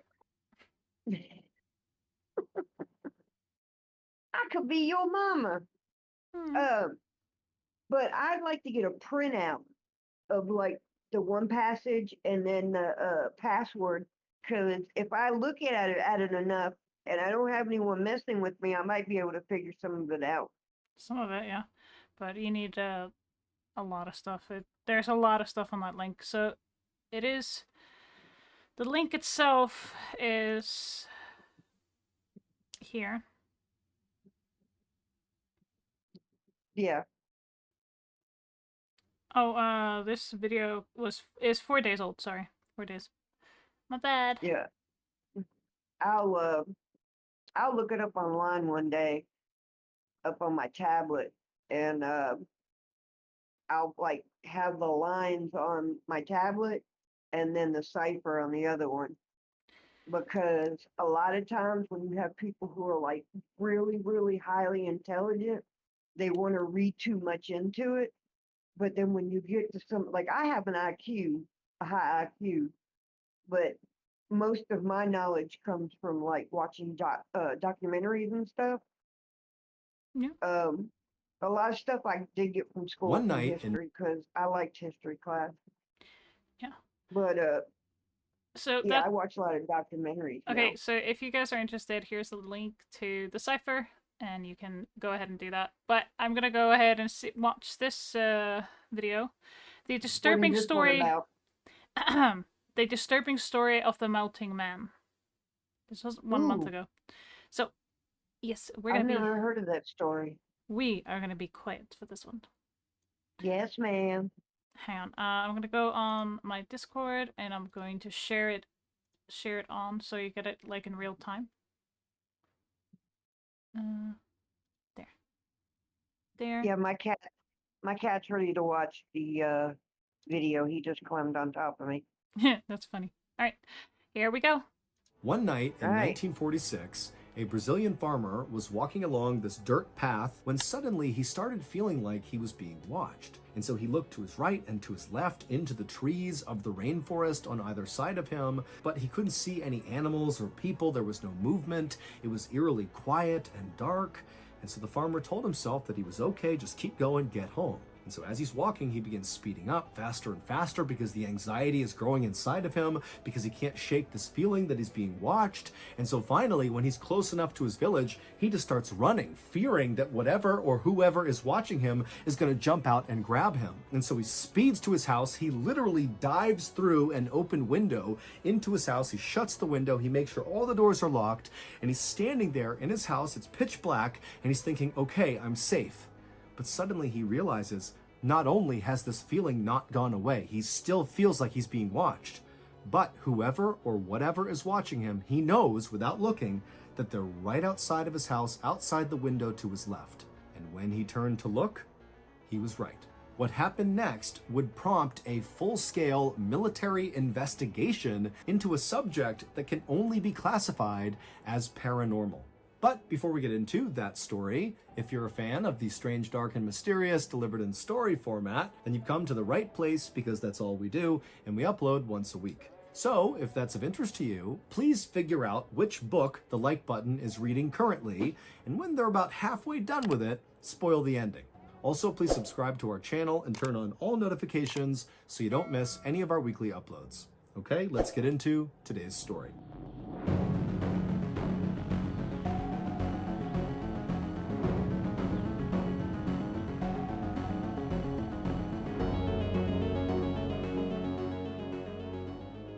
On March 4th, 1946, nearly every resident of a rural Brazilian town called Araçariguama packed up a few days' worth of food and drink and headed south to the nearest big city to celebrate the Festival of Carnaval. This festival is an opportunity for folks to cut loose and eat good food right before most of them go into a religious fasting period. One resident who opted not to join the fun at this festival was a 44-year-old man named João Prestige Filho. João was a farmer, he had 5 kids, he was a very quiet guy, and he did not enjoy things like the Festival for Carnaval. The crowds and the noise made him anxious, and he really hated dancing, which there was a lot of at these festivals. Instead, João would rather spend his spare time out in nature. And so, when João's friends and family and everybody else disappeared to head off to this festival, João did just that.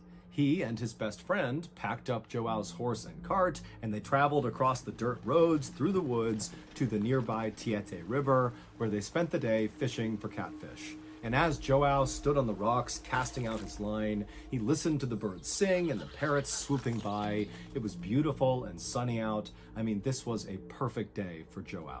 As sunset drew near, though, both João and his best friend knew that while the rainforest they were in was beautiful during the day, at night it could become quite hazardous with the animals that come out at night, and so they knew they needed to leave. And so they packed up all the fish they caught back into João's cart, and then the two of them hopped onto the cart and began making the journey back towards the town of Araçariguama. When the pair got to a split in the road, João's best friend hopped off the cart and walked on foot down one path because his house was actually just outside of the town, and João, still in his cart with his horse, said bye to his friend and went the other direction. Now, by this point, the sun had completely set, and so it was totally dark out as João is going down this dirt road in the final stretch towards his town. At this time, in 1946, Araçariguama was a beautiful place, but by no means a modern place. They had no running water, no electricity, there was no sewage, no paved roads, no access to main roads, and nobody had a telephone. It was basically like this little patch of civilization with about 100 people living there. There was a church in the middle of the town and a couple of small huts that kind of sat around it. And João and his family lived in one of those huts. João usually loved walking along or traveling along this particular stretch of dirt road, especially at night, like he was doing right now. He really enjoyed looking up at the stars and listening to the animals off in the forest that he couldn't see. But this night, João just had a bad feeling as he was making this final approach towards his town. Now remember, there's almost no one in the town. They're all at this festival, so it's kind of like a ghost town in the middle of a forest. But João, as he's going down this dirt road and he can see the church up ahead, he's a couple 100 feet away, he began getting this very unnerving sense that he was being watched. And so João, as he's in his cart, began looking into the trees and all around him, wondering if maybe an animal or a person was nearby, but there was no one.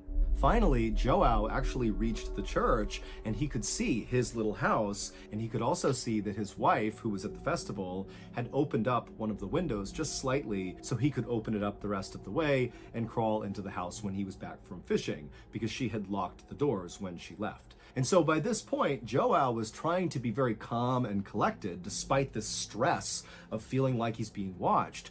But when he saw that window and he saw how close he was to his house, he basically just had the horse sprint the rest of the way to his home. He just wanted to get off the streets. And so finally, João, he reaches his house, he crawls in through the window, he shuts it behind him, and immediately João expected to feel totally relieved that he was now behind locked and closed doors and windows. He was safe. But despite being inside of his home, he still had this sense that there was someone or something around him that was watching him. Joao, like many other residents of this village, was fairly superstitious. There was an old abandoned mine that was near the town, and Joao and his peers had grown up hearing stories about some monster that lived in the mine that would come out at night and roam the forest. And older people in this village would talk about this ancient serpent called Boitata that would come out at night, and it would appear in a burst of fire. And so Joao, he's thinking about the mine and these demons and ghosts that roam in the forest, and he's all alone because everyone's at this festival and he doesn't feel safe inside of his house, and so he's really starting to panic. And it's at this moment that he suddenly feels this sense that whatever or whoever has been watching him is right out his window to his left. And so Joao, as he's turning to look out the window, he's anticipating seeing a person out there, or maybe a jaguar or some other animal that's followed him from the rainforest. But when Joao turns and looks out the window into the dark night, what he sees right outside of his property was so terrifying that for a second Joao couldn't even breathe. And he just stood there staring at this thing, and then he tried to put his hands up to protect himself, but it was already too late.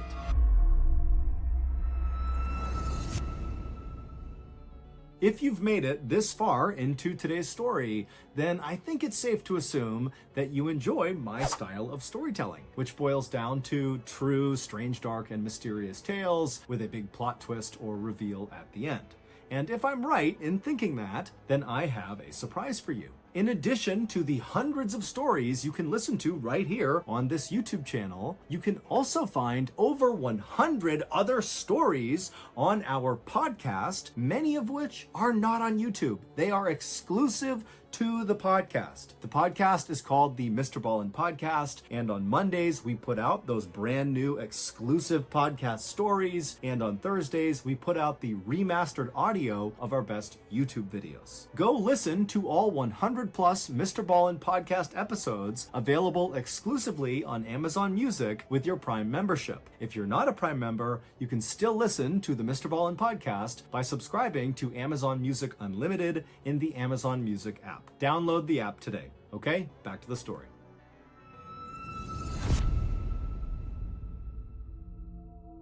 Minutes later, Joao would come stumbling out of his front door, out into the dark night. He's got a big blanket wrapped around him, and he was just screaming incoherently. And as he screamed all this nonsense, he began running in this kind of zigzag pattern with no clear destination in mind. It was just like this mindless running all through the village. And as he's running, he's got no shoes on, and he's stepping on sharp rocks and glass and trash. He's cutting his feet up horribly, but he doesn't seem to even notice. And so as he's doing this, he's causing this huge scene, but everybody's gone. It's a ghost town. It's just him in this abandoned village in the middle of a rainforest in Brazil. But eventually, Joao kind of calmed himself down and ran to his sister's house, Marie, because he noticed there was a lamp on inside of her house, and he was hoping that maybe she too had stayed back from the festival. And it would turn out Marie had not gone to the festival. She too did not really like big gatherings like that, and so she was home. And so Marie was in her kitchen when she began hearing outside this horrible screaming sound, almost guttural sounds coming from someone or some animal out there. And then before she could even figure out what it was, she heard this loud thud against her door. Marie was terrified, and she ran to her front window to look out and see what it was that had just collided with her door. And what she saw made no sense. It was her brother, Joao, but he was wrapped in that big blanket, and his feet were all bloody, and he was screaming at the top of his lungs, but he wasn't saying anything. He was just kind of babbling. And so Marie was about to run over and open the door for her brother.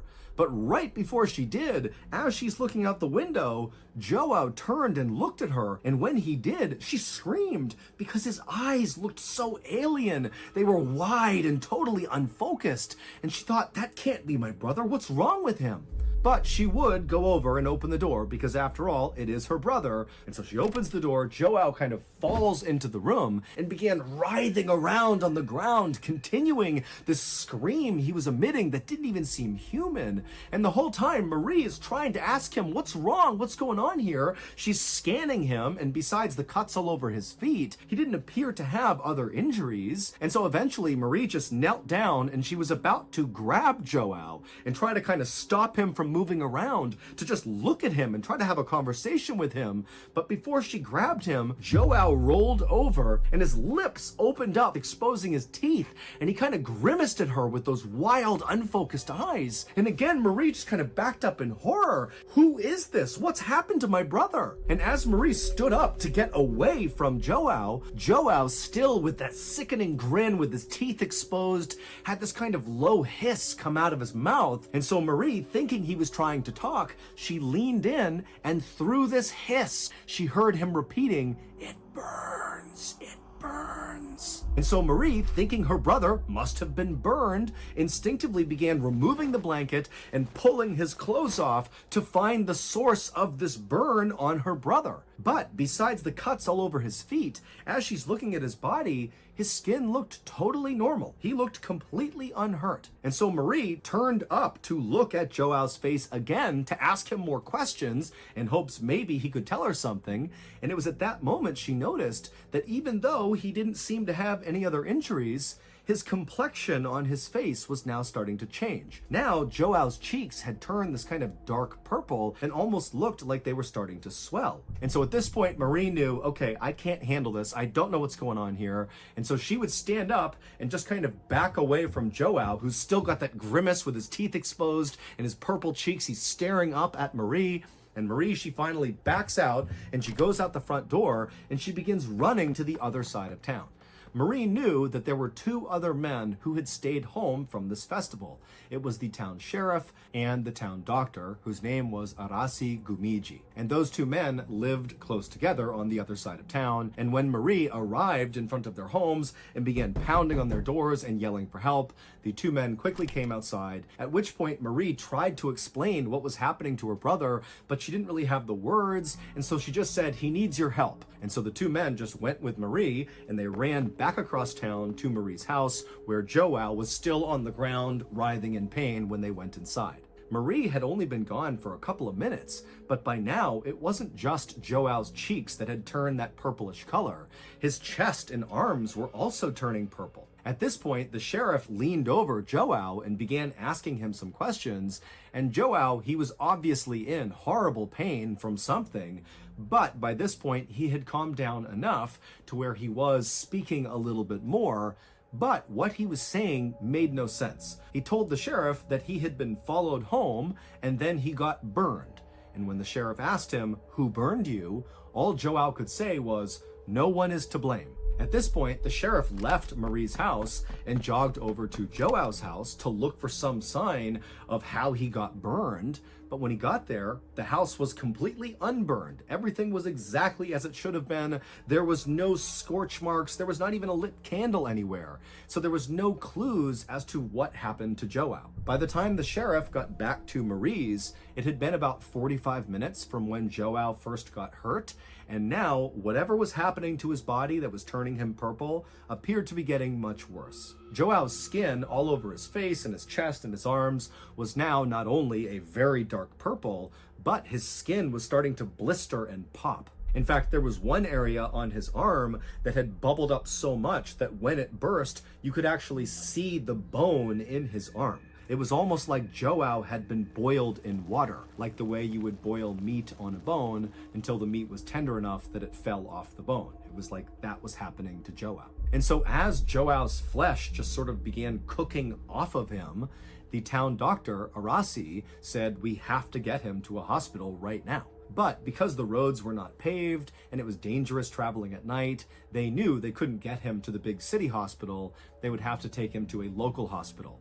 And so the sheriff, who had a truck, said, "Let's just put him in the truck and I will drive him there." And so Arasi, the sheriff, and Marie, they got a new sheet, they wrapped up Joao inside of it, and they brought him outside, they put him in the sheriff's truck, and they began driving towards the hospital. Arasi stayed in the back with Joao as they made this drive, and every time the truck went over a bump, Joao would let out a cry of pain, and Arasi would look over and he would literally see these bumps were causing his skin to kind of fall off of his body. When they finally arrived at the local hospital, the staff there pulled Joao inside, they put him in a private room, they put him on a bed, and they had no idea how to treat him. It was like his injuries looked nothing like they had ever seen. They didn't even know where to begin, and they kind of assumed that Joao would not survive whatever was happening to him.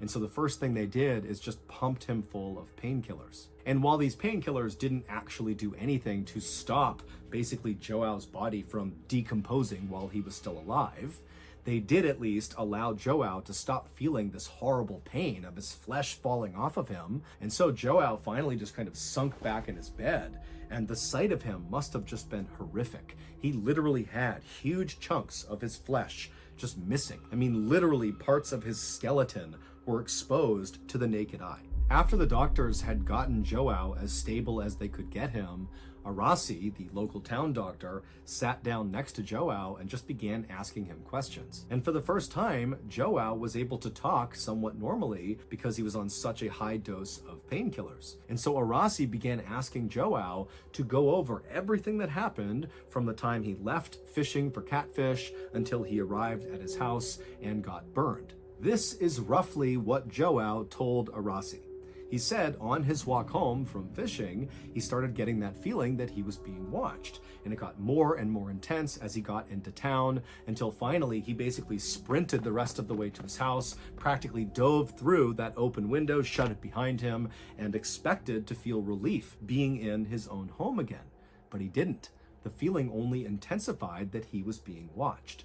And at some point, he got that sense that whoever or whatever was watching him was to his left, out the window, out into his yard. And when Joao turned to look, what he saw standing outside was this dark figure kind of hovering over the ground, and it was staring right at Joao. And before Joao could even put his hands up to protect himself from whatever or whoever this was, this figure shot this bright ray of light directly into Joao's home through that window, which hit Joao in the chest and the face. And immediately Joao was blinded and confused by this light, and then it really started to burn. He believed he was on fire, which is why he grabbed that blanket and wrapped it around himself. He was trying to put out a non-existent fire, and that's when he stumbled outside and kind of zigged and zagged, kind of half trying to put this fire out until he arrived at Marie's house. But when he got there, that sensation of feeling like he was on fire didn't go away. It just got worse and worse and worse, and then his skin began falling off. When Arasi asked Joao, who do you think did this to you? Who do you think that figure was? And Joao, with bulging eyes, would sit forward and say to Arasi, "It wasn't of this world." And as Joao said this, a chunk from his cheek fell off, exposing his jaw and teeth. And as this happened, Joao asked one of the nurses for a water. And so Arasi is sitting there having heard this story as Joao, who's all hopped up on painkillers, is grabbing this water and drinking, and Arasi is watching the water dribble out of the hole now on the side of Joao's face. About 4 hours later, Joao would pass away from his injuries. There has never been any official explanation for what actually happened to Joao. The doctors just wrote cardiac arrest and generalized burns on his death certificate because they really had no idea what else to call this. Joao's family believed the Boitata, the ancient serpent that lived in the forest and appeared at night in a ball of fire, was responsible for what happened to Joao. Other people in town thought maybe it was the monsters or demons from the old abandoned mine that had come out and attacked Joao. Outside of Joao's town, people have theorized that Joao must have been subjected to some really high dose of radiation, and so this theory has led people to believe that, perhaps Joao was the victim of a secret weapon that the government was testing. But to create such a concentrated beam of radiation that only affects Joao would be way more technologically advanced than anything that was available at the time in the world. Not to mention, why would any government randomly target a Brazilian farmer with this weapon? But Joao would not be the only person in Brazil to die from mysterious rays of light. In the 1970s, so 30 years after João's death, several people in a city in northern Brazil reported seeing bright lights coming down from the sky, and then they too began turning purple and their skin began falling off and they would die. And so because of this high number of very strange deaths that looked just like João's, a new theory has taken root over the years to explain what happened to João and these people. And that is, they were attacked by a UFO. That João, when he looked out the window and saw that dark figure hovering over the ground, that was a UFO, and the light he saw was a weapon. The UFO was firing a ray of radiation that struck him and killed him like it struck and killed the others in Brazil. The military actually looked into this theory in 1977 and 1978. It was called Operation Saucer, like flying saucer. However, officially, they came out and said they found no evidence that UFOs were in any way involved in what happened to João or these other people. However, many people are skeptical that we're really getting the truth. So that's going to do it. If you got something out of today's episode and you haven't done this already, please figure out which book the like button is reading currently, and when they're about halfway done with it, spoil the ending. Also, please subscribe to our channel and turn on all notifications so you don't miss any of our weekly uploads. We have a podcast called the Mr. Ballin Podcast that puts out brand new podcast exclusive stories on Monday mornings, and on Thursday mornings, we put up the remastered audio of our best YouTube videos. Again, the podcast is just called the Mr. Ballin Podcast, and it's available exclusively on Amazon Music. Consider donating to our charity. It's called the Mr. Ballin Foundation, and it provides support to victims of violent crime as well as their families. Monthly donors to the Mr. Ballin Foundation Honor Them Society will receive free gifts and exclusive invites to special live events. Go to mrballin.foundation and click on Get Involved to join the Honor Them Society today. We have 2 additional YouTube channels, Mr. Ballin Shorts and Mr. Ballin en Espanol. We also put out near daily content on TikTok, Facebook, and Snapchat. All of those channels are just called Mr. Ballin. If you want to get in touch with me, please follow me on any major social media platform and then send me a direct message. My username is @MrBallin, and I really do read the majority of my DMs. To check out our merch, join our Discord server, or just see what's going on inside of Ballin Studios, head on over to our brand new website, ballinstudios.com. So whether I see you on Instagram, TikTok, Reddit, YouTube, Facebook, other YouTube channels, the podcast, wherever, just know that I really appreciate your support. And until next time, that's going to do it. See ya. Okay, so that leaves me with so many questions. Let me turn my tablet down. I don't believe it would have been aliens because it was dark the whole time he was going home, and they said that it was hovering right outside his window, and that he saw 2 eyes. So unless No. it was a mini UFO, He didn't see 2 eyes. He saw a bright light being shot at him. I thought he said that when he looked out the first, he saw 2 eyes, and then the bright light hit him before he had a chance to cover his face. I don't know. I'm just reeling from the what the hell happened with the fucking skin. What the? Yeah, I don't know. I mean, it could be a UFO when they had like a unmanned probe that went down there, and maybe they used it to scan him to see what was going on. But then what they used, wasn't it? It broke down his Molecular cells. structure? Yeah, it broke all that down. But then it also could have been it only hit that one area. But when the guy said he got to the house, he said it looked perfectly fine. Well, back then, they had Geiger counters, but by then, maybe the molecules of the radiation could have been gone by then. I mean, some of it could have been in the wood, and they could have checked that. But of course, back then they didn't have the technology that they have now. Well, the thing is that Brandy, they are a really remote town. They didn't have Yeah. shit.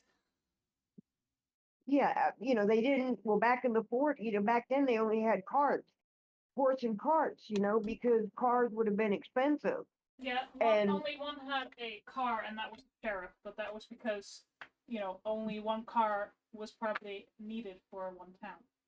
yeah, but if remember what he said is this first thing happened in 1940, and then in 1975 it happened. 1946, and then 1976.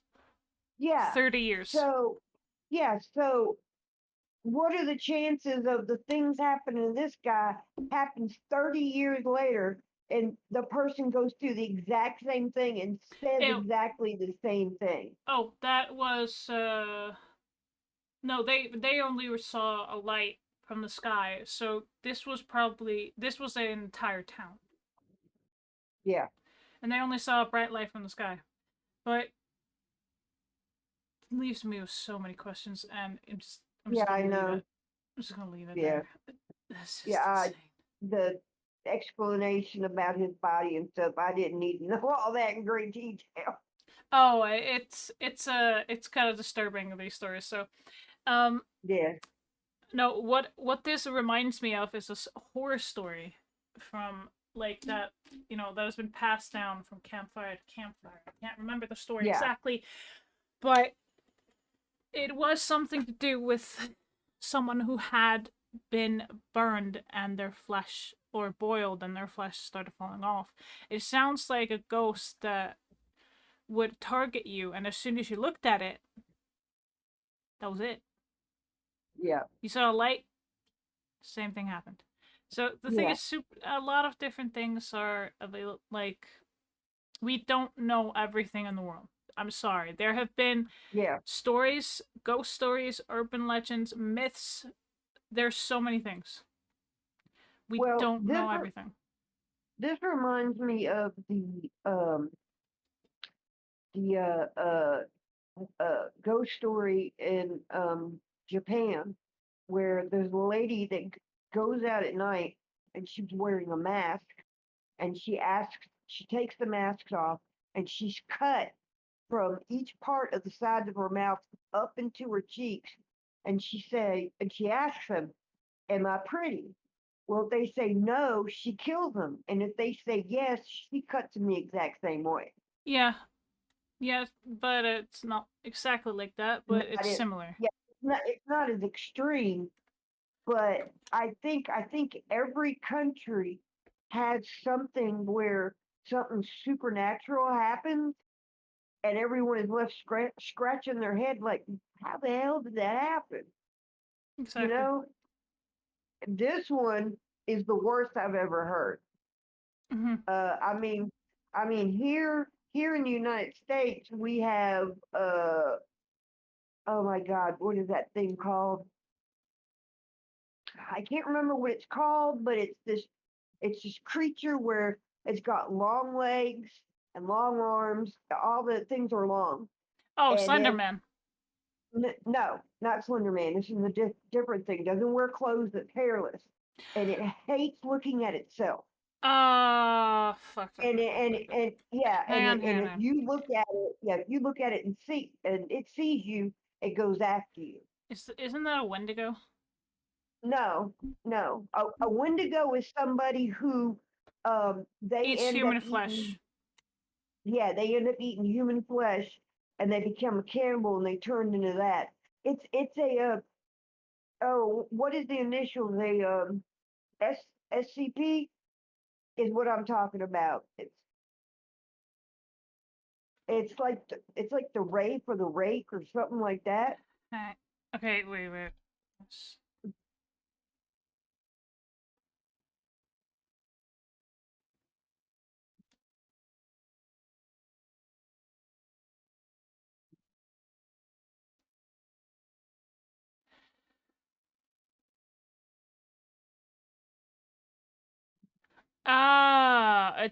It's yeah, it's one of the. I know what you mean. I can't remember the name of it.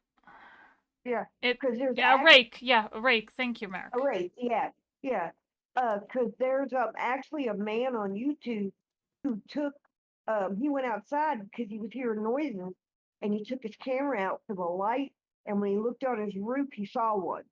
They were like pale white, looked at him and he ran inside. It ran over his roof and he ran inside. But if they ever if they like freeze or something if they see their own reflection.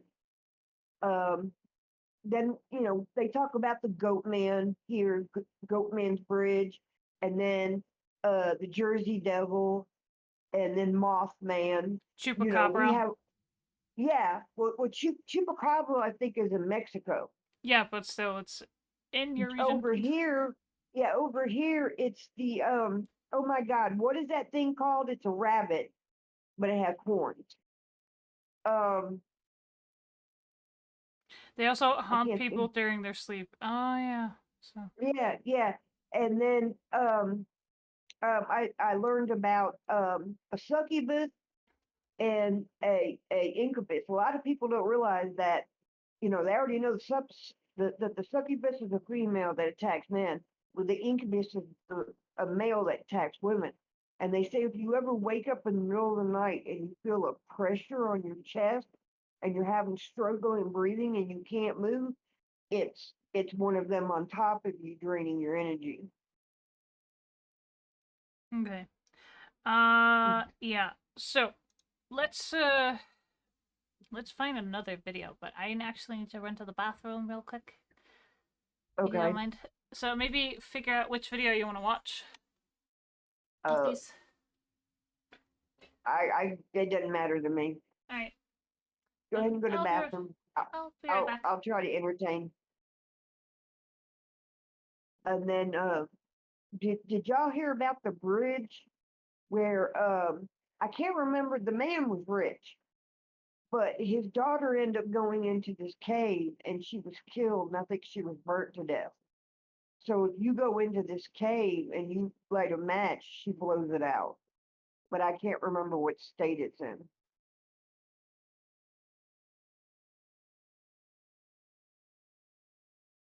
There are so many haunted places in America, it's not even funny. You got the places that they've already put on YouTube, or what like Ghost Adventures done, and Ghost Hunters, where they go on Halloween and then they, be live filming. And then England had its own ghost hunting thing. So people just need to leave the spirits and the ghosts alone. They don't need, they're they probably don't want to be, they're probably, trapped where they are. They don't need you coming in poking them, trying to do seances and talk to them. But people do that because they think it's fun. Me, I find it disrespectful.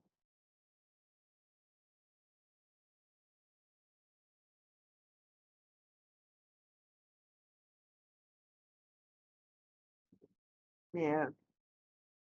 But see, me, I don't know. Um,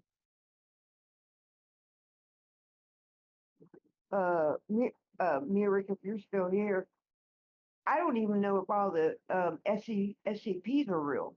Because if it's real, then they've got all these dangerous creatures in these rooms that they think are confined. I don't know if like they have electricity going through, but what happens if there's a major power problem and then their backup power fails, then all these things are going to come out at the same time. So instead of there being isolated incidents, you're going to have a group of them coming out and attacking people. I mean, because you have to wonder that some stuff, a lot of people go, oh, well, this isn't real. And then some other people say, well, these couple of things, I heard that they happened to somebody recently. And then you have people who are like, yeah, all of it's real. So I don't know.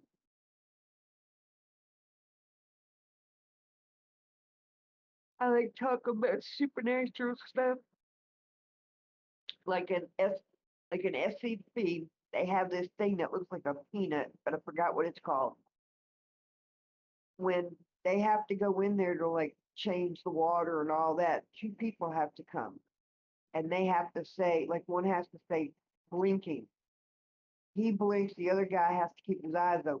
Because if you both blink at the same time, this thing's gonna kill you.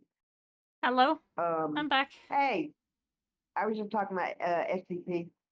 Okay. Well, I'm thinking we do...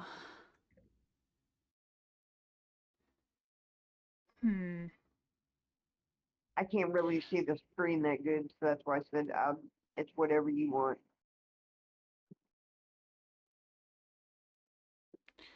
Oh, Ghost of Flight 401. Okay. I'm sold. Okay. Alright. Let's get right into it. I All hope right. you guys grabbed your snacks. I'm gonna start as soon as the pre-rolls are off. Alright. So we're gonna wait until Yeah. the pre-rolls are off for those who aren't. Yes. Alright, here we go, guys. My wife is a Hey, total easy. skeptic. She does not believe in the paranormal whatsoever and never has. But when I told her just a portion of today's story, specifically the part about the passenger in first class, you'll know when you get to that scene, she told me she was so intrigued by it. And I think the reason for that is in this story, as you'll see, there were so many witnesses, hundreds of witnesses. And so how could they all be making this up? But before we get into today's story, if you're a fan of the strange, dark, and mysterious delivered in story format, then you come to the right place because that's all we do, and we upload once a week. So if that's of interest to you, please invite the like button to come over your house for a Ouija board session, and then after everyone has their fingers on the pointer, ask if anyone likes the like button, and then casually push the pointer towards no. Also, please subscribe to our channel and turn on all notifications so you don't miss any of our weekly uploads. Okay, let's get into today's story.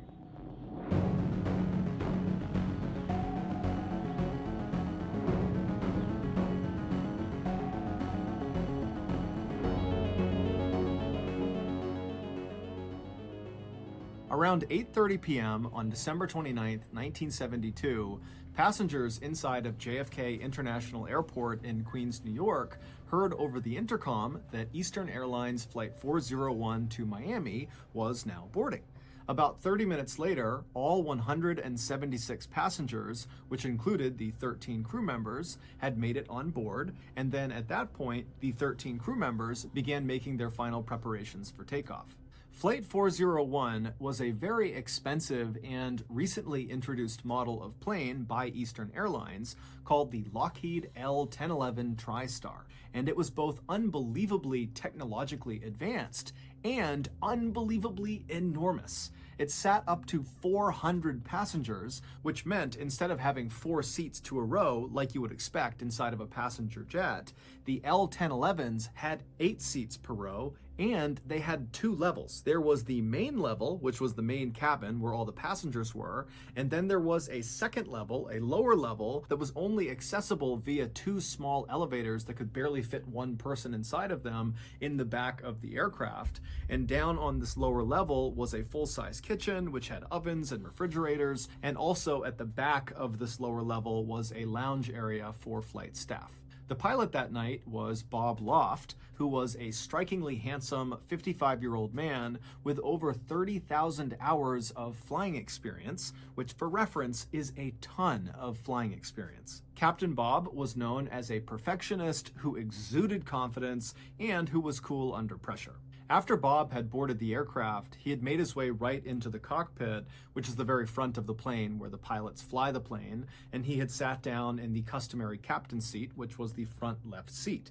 And then after he had sat down, his 10 years younger first officer or co-pilot, a man named Bert Stockstill, had joined him in the cockpit and sat down in the customary co-pilot seat, which was directly to the right of Captain Bob. And so after the pilot and co-pilot were both seated, the remaining 2 members of that night's cockpit crew came into the cockpit. Now, normally in most passenger jets, there were only 2 seats in the cockpit, but because L-1011 planes were so massive, there were 4 seats in the cockpit.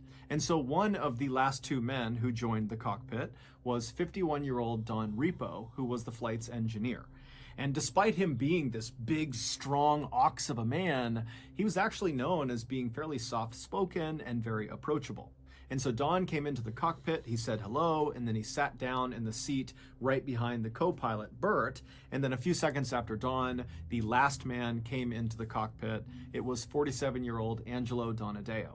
Angelo was not actually part of that night's flight crew. However, he was an employee of Eastern Airlines, and that night he needed to get to Miami, and so the company had put him on Flight 401 and sat him in the 4th and final seat in the cockpit, right behind Captain Bob.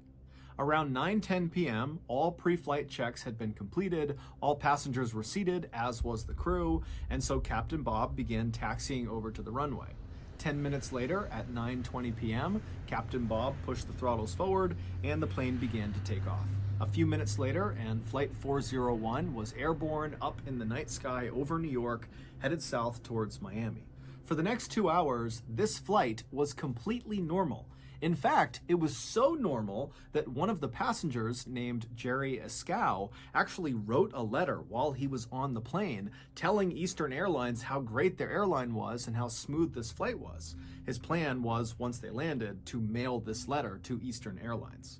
But at 11:32 p.m., so 2 hours and 12 minutes after takeoff, this flight would go from being very routine and normal to being anything but. At 11:32 p.m., Captain Bob began his approach to Miami International Airport, but when he lowered the plane's landing gear, his co-pilot Bert noticed they had a problem. L-1011 jets, like 401, have 3 pieces of landing gear. They have wheels that come down under the left wing, they have wheels that come down under the right wing, and they have wheels that pop out of the nose of the plane. And each of these pieces of landing gear has a corresponding little light bulb, a green light bulb, inside the cockpit that once that piece of landing gear comes down and locks in place and is ready to be landed on, its green light will go on inside of the cockpit. But when Captain Bob lowered their landing gear, his co-pilot, Bert, noticed only 2 of the lights came on. The one that did not light up was the nose landing gear. Now, Captain Bob and the other men in the cockpit, when they saw this issue, they immediately assumed it had to be the light bulb itself that was faulty, not the actual nose landing gear, because this plane was brand new, it had been checked before they left, so the likelihood of the nose landing gear being faulty was incredibly slim. And so Captain Bob, while maintaining his approach towards Miami International, he retracted the landing gear, and then once it had come back into the plane, he just lowered it again, thinking this time all 3 lights would come on. But once again, once the landing gear was deployed the second time, still the nose landing gear light did not come on. And so frustrated, Captain Bob hopped on the radio and contacted Miami Air Traffic Control and told them that he could not confirm his landing gear was actually safe to land on, and so they would have to circle around for a bit in the sky and get it figured out. And so Miami Air Traffic Control acknowledged what Captain Bob said and then directed Captain Bob to fly out over the nearby Everglades, which is a massive wetlands area in Florida, and to stay out over the Everglades away from other traffic until they fixed the problem. And so once Flight 401 was out over the Everglades flying in a circular pattern, Captain Bob and his co-pilot set the plane to autopilot so that it would maintain a constant altitude of 2,000 feet and a constant speed of 200 miles per hour. And so once the plane was all set, Captain Bob and his co-pilot Bert began fiddling with this front nose gear indicator light bulb, which they were convinced was faulty. And so they started by pressing on the light, and when that didn't work, they began twisting it, and when that didn't work, they actually pulled the light bulb off the panel and kind of blew the dirt and grime off of it, and then they jammed it back into the panel. But as soon as they did, not only did it not go back on, but they realized they had put it in sideways, and so they couldn't actually get it out again. And so now they're thinking, this light's not going to go on at all. We need to find another way to make sure the nose landing gear has come down. And so Captain Bob at this point is totally frustrated, and so he turns around and he looks at Don Repo, the flight engineer who's sitting right behind the co-pilot, and he tells Don to go down into the hellhole and directly inspect the front landing gear himself. So the hellhole is a space right below the cockpit, and the way you get to it is through a trap door in the floor in the center of the cockpit. And then once down in the hellhole, there is this window that looks straight towards the front of the aircraft where you could look out and actually see the front landing gear, and you could make sure it was down or not. And so Don Repo, he gets out of his seat and he opens up the hellhole trap door and he makes his way down below. Meanwhile, 2,000 feet below Flight 401, a 43-year-old man named Robert Marquise, along with a friend of his, were looking for frogs in the Everglades, riding around on Robert's airboat. An airboat is a flat-bottomed boat with this huge fan on the back of it that propels it forward. It's popular in the Everglades because the water depth is so shallow. At points in the Everglades, the water's only a couple of inches deep. And so all around these two guys, it is totally pitch black out. There are no buildings or people for miles and miles and miles. Their only light source is Robert's headlamp. And so at some point, Robert turns off the airboat, and he and his friend are just standing in the middle of it, kind of scanning around on either side. And all around them, they can hear the sound of alligators growling and snakes and frogs moving about the tall grass. And as they're just kind of silently looking around them, out of the corner of Robert's eye, he sees something. And so he looks up right as he sees this huge orange and yellow flash that kind of came out of the ground roughly 5 miles away from where they were. And basically, as soon as Robert saw it, this flash dissipated and it was just totally gone. And so he turned to his friend who had not seen this flash, and Robert said, "Hey, let's go investigate. Let's see what that was." And so Robert fired up his boat again, and he began flying across the Everglades straight in the direction of where he saw this flash. And after 15 minutes of cruising at 40 miles per hour across this dark expanse, they reached the area where this flash had been, and Robert and his friend, they just could not believe what they were looking at. About 20 minutes earlier, back up inside of Flight 401, when Captain Bob turned around in his seat to tell the flight engineer, Don Repo, to go down into the hellhole, it's believed that Captain Bob nudged the steering wheel with his leg. And this little nudge was enough to disengage the plane's autopilot, which sent the plane into a gradual descent. But nobody noticed. Because, one, it was totally pitch black outside, the Everglades below them, there's no lights, there's nothing, and there was no moon that night, and so when they're looking out the window, there would have been no visual cues that they were going down, up, or anything. It just would have looked like a total void outside. And two, the descent they were now suddenly in was so gradual, it would not have felt like they were tumbling out of the sky. It would have felt like they were just cruising as expected. And three, all of the men in the cockpit were completely fixated on this light bulb problem. In fact, they were so fixated that when an alarm went off inside of the cockpit telling them they had dipped below their intended altitude of 2,000 feet, they were now going down, nobody noticed. Although, to their credit, this alarm only sounded once and it wasn't that loud. And so not long after Don Repo had gone down into the hellhole, the plane crashed into the Everglades. No one on board Flight 401, from the cockpit crew to the passengers to the other flight staff, had any idea they were in an emergency until they hit the ground. And when they hit the ground, the plane exploded, and that was what Robert Marquis saw when he looked up and saw that yellow and orange flash. And so Robert and his friend, they speed over to the crash site, and when they get there, they are the first ones there. And even though they're looking out and they can hear the sound of all these people screaming and crying and moaning, they can't see anything because the fire from this huge explosion was already out because the swampy wetlands had pretty much immediately extinguished it. And even though the plane had crashed into the ground at over 200 miles per hour, it had not struck the ground at a very steep angle because basically the plane was in this gradual descent pattern and just kind of coasted until it hit the ground. And so that, combined with the soft, muddy ground of the Everglades, meant that the impact of the plane hitting the ground was not nearly as violent as other plane crashes were, and that ultimately saved lives. In fact, dozens of passengers survived the initial impact with the ground, but many of them were left with these horrible injuries, or they were trapped within the wreckage, or both. When Robert and his friend arrived at the edge of the crash scene, Robert lifted up his headlamp and began to scan, and he saw all these body parts sticking out of the ground, and then his light rested on the first survivor he saw, and it was this man whose clothes had been completely burned off from the explosion. All he had on was just a little bit of his socks on both ankles, and this man was still strapped into the seat that he had been on the plane, and when the plane had broken up, his seat had fallen forward into the mud, pinning this man's upper body and most of his face under several inches of water. And so as Robert had scanned over with his light had hit this man's face, and he had looked up and pleaded with Robert and his friend to come get him before he drowned. And so Robert and his friend, they jumped off their boat and ran over to this guy and pulled the chair up and out of the water, saving this guy's life.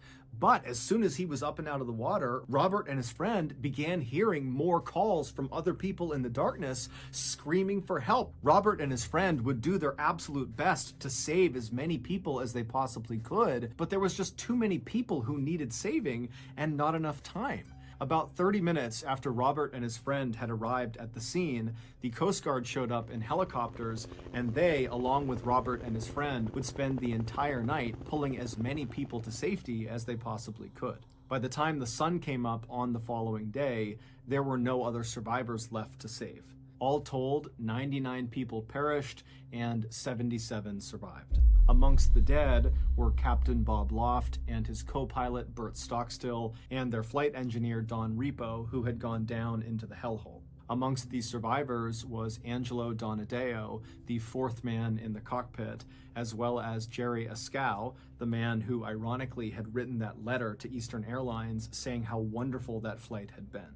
A major investigation following the crash would confirm that the reason Flight 401 went down was because of a number of factors, most notably human error. The investigation would also confirm that the nose landing gear was working perfectly fine. The light bulb not coming on was a result of the light bulb being burned out. Following the investigation, Eastern Airlines would make every effort to compensate both the survivors of the crash and also families of those who were killed in the crash. Eastern Airlines would also make major changes to their training for their pilots and co-pilots and anybody that was ever going to be in the cockpit to ensure this type of disaster never happened again.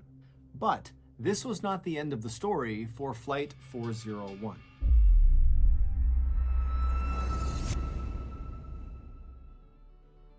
I was recently eating lunch with a friend of mine in Uskapog, Rhode Island, when he asked me, "John, what is your biggest dream in life?" Now, ever since I was a literal newborn baby, I've had a huge dream, but I've always been too scared to commit to it. But for some reason, when my friend in Uskapog asked me this question, I felt this euphoria growing inside of me, and then before I could stop myself, I blurted out the truth. I want to create a mildly effective...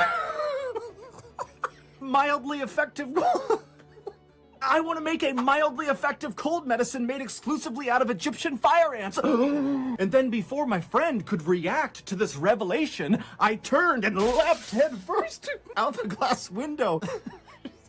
And then when I hit the ground, I turned around expecting to see my friend angry and staring down at me, ready to fight me. But instead, he was standing on our table doing a jig, stomping on our plates and our cups, and all around him, our waiters and waitresses were cheering, saying, "Go, John, go!" And so go I did. After a quick salute to the gang, I turned and I ran directly into traffic. And for 97 miles, I ran along the freeway until I got to Chicopee, Massachusetts, where I climbed up into a tree and I fired up my coal-powered laptop and I got to work on my business plan. But pretty quickly, I learned putting together a mildly effective cold medicine made exclusively out of Egyptian fire ants was going to be very time-consuming. And so where would I find the time to eat? And that's when I discovered HelloFresh, an amazing meal service that sends incredible food right to your doorstep. So if your schedule is packed this fall with school, with work, or with developing your own fire ant-related products, then let HelloFresh take care of your meals. They have a weekly selection of 30+ recipes and 70+ convenience items, including vegetarian, pescatarian, and fit and wholesome meals, which make it easy to stick to your goals. HelloFresh is also up to 72% cheaper than dining out at a restaurant or going grocery shopping. So if you're like me and plan on spending the fall in adult diapers chained to a chair working non-stop on your coal-powered computer, or you're just regular busy, then give HelloFresh a try. Go to HelloFresh.com and use code MrBallin16 for 16 free meals across 7 boxes and 3 free gifts. Again, that's HelloFresh.com and use code MrBallin16 for 16 free meals across 7 boxes and 3 free gifts. Okay, back to the story.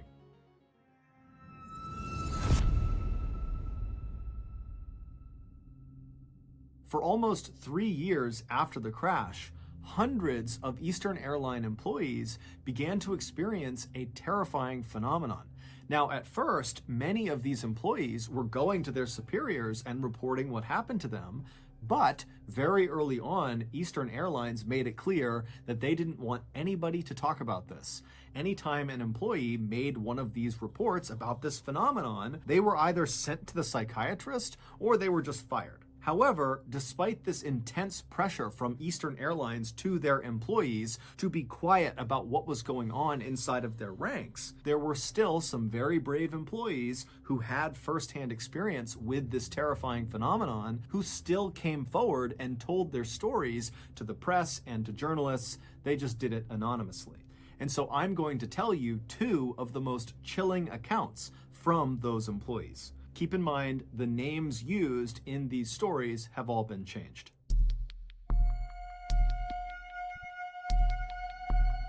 In March of 1973, so 3 months after Flight 401 had crashed in the Everglades, an Eastern Airlines flight attendant named Ginny was assigned to a flight from New York to Fort Lauderdale, Florida. Working with her on this flight was her very close friend and fellow flight attendant, a woman named Denise. Neither of these 2 women were on Flight 401 when it crashed. The plane these 2 women would be working on their flight to Florida was called number 318 by Eastern Airlines, and it was an L-1011, just like Flight 401 had been. In fact, plane number 318 actually had some original parts from Flight 401 on it, because it would turn out after that huge investigation was done on the crash, the investigators discovered lots of parts from Flight 401 were still in pretty good shape. And so after rigorously testing them and ensuring they did really work, those parts were actually installed on other L-1011 jets in the Eastern Airline fleet. Now, for the record, this was not considered an inappropriate thing to do. These parts were extremely expensive and they worked perfectly fine and they were not involved in causing Flight 401 to crash.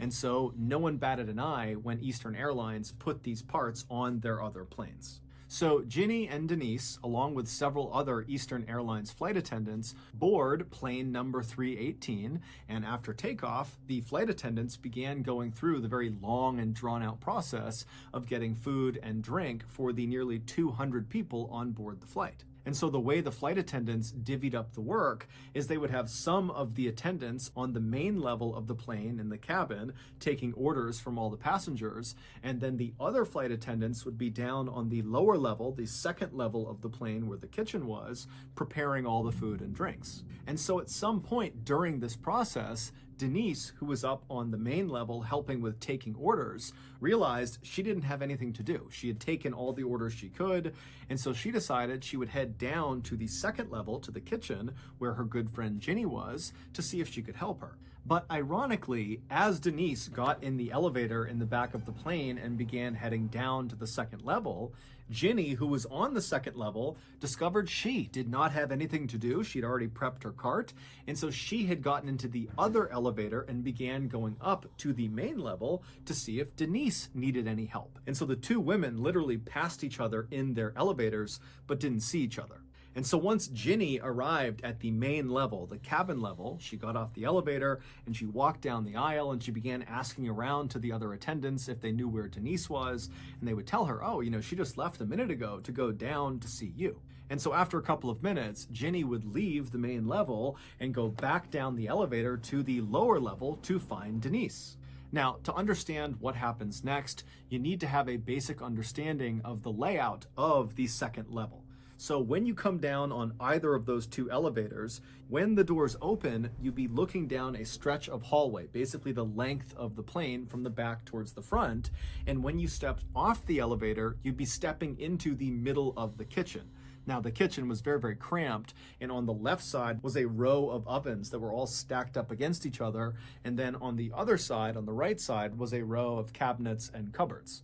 If you were to walk down the kitchen straight towards the front of the plane, you would eventually reach a wall that separated the kitchen to the lounge area, and there was a door slightly off to the right side on this wall that you could walk through to get into the lounge. So if you were standing in the kitchen and looking in the direction of this door, you wouldn't really be able to see into the lounge area because, again, the door was kind of off to the side. You would have to actually go over to the door and poke your head through to get a full unobstructed view of the lounge. And all the lounge was a couple of sofas and chairs kind of arranged in a circle. So Ginny has gotten back in the elevator and she's made her way back downstairs to continue looking for Denise.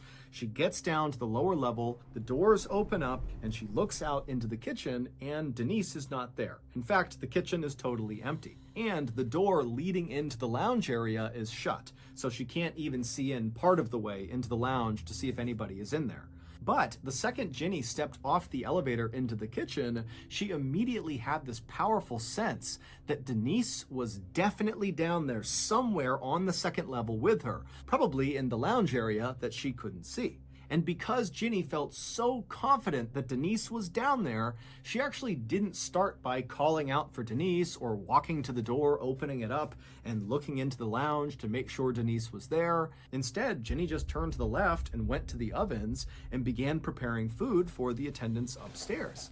And as she's making these plates of food, Ginny would periodically look over at the closed door leading into the lounge, kind of expecting it to open up at any point and see Denise walk out. But after a couple of minutes, no one had opened the door from the lounge, and Ginny was thinking to herself, I'm making quite a bit of noise over here. If anybody was down here, wouldn't they come out of the lounge and just see who it was? And because Ginny, again, had this really intense feeling that she was not alone down there, she began to think, wait a minute, is Denise playing a practical joke on me?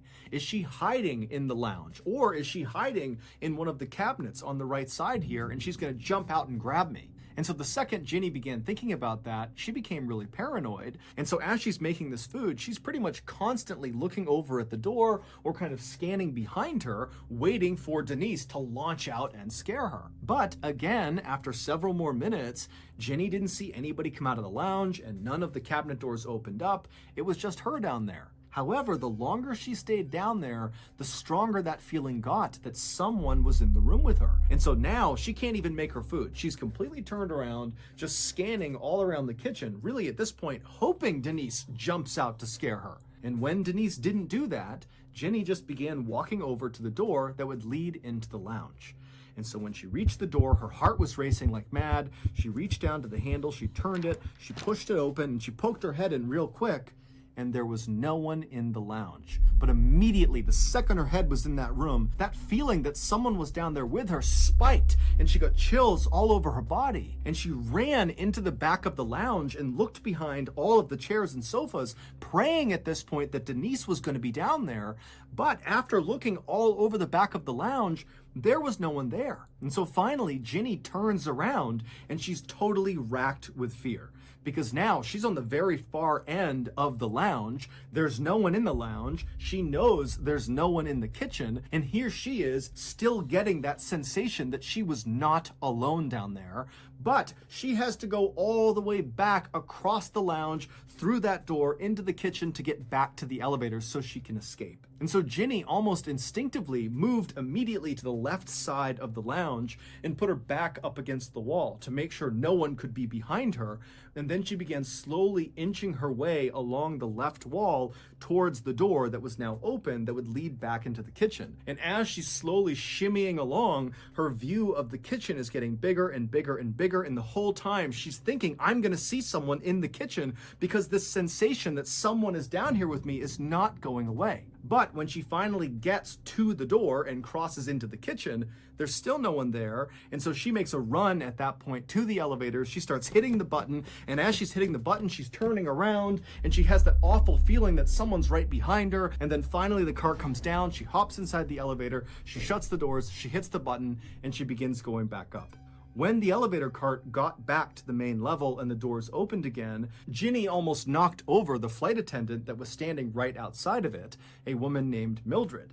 And after Mildred and Ginny kind of regained their balance, they both looked at each other, and Mildred could see very clearly that Ginny looked horrible. She was totally pale, she was sweating.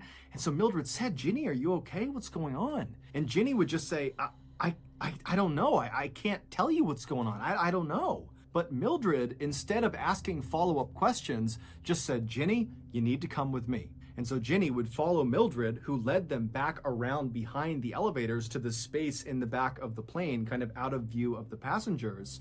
And there, Ginny would find Denise. And Denise looked pale as a ghost. She was sweating and looked totally shaken up. It would turn out when Ginny left the lower level for the first time to come up to the main level to look for Denise, and then learned that Denise was not up there, that Denise had actually gone down to look for Ginny. In those few minutes that Ginny was up on the main level before she went back down again to continue looking for Denise, Denise was on the lower level. And Denise would say when she got off the elevator into the kitchen, there was no one down there, but immediately she believed Ginny had to be down there because of the strong sense that she was not alone down there. However, when she opened up the door to look into the lounge, she didn't see anyone and it totally spooked her. She shut the door, she ran back to the elevators, and she went back upstairs. And as she was going up in her elevator car, who, once again, passed her in the other elevator car? Ginny. And so once again, the two women did not see each other. And so these two women, who had never experienced anything like this before in their lives, had nearly identical experiences, totally independent of each other, just a couple of minutes apart in the exact same space. It was just too many coincidences for them to totally write it off. And so that was a big reason why they felt like they had to come forward with their information.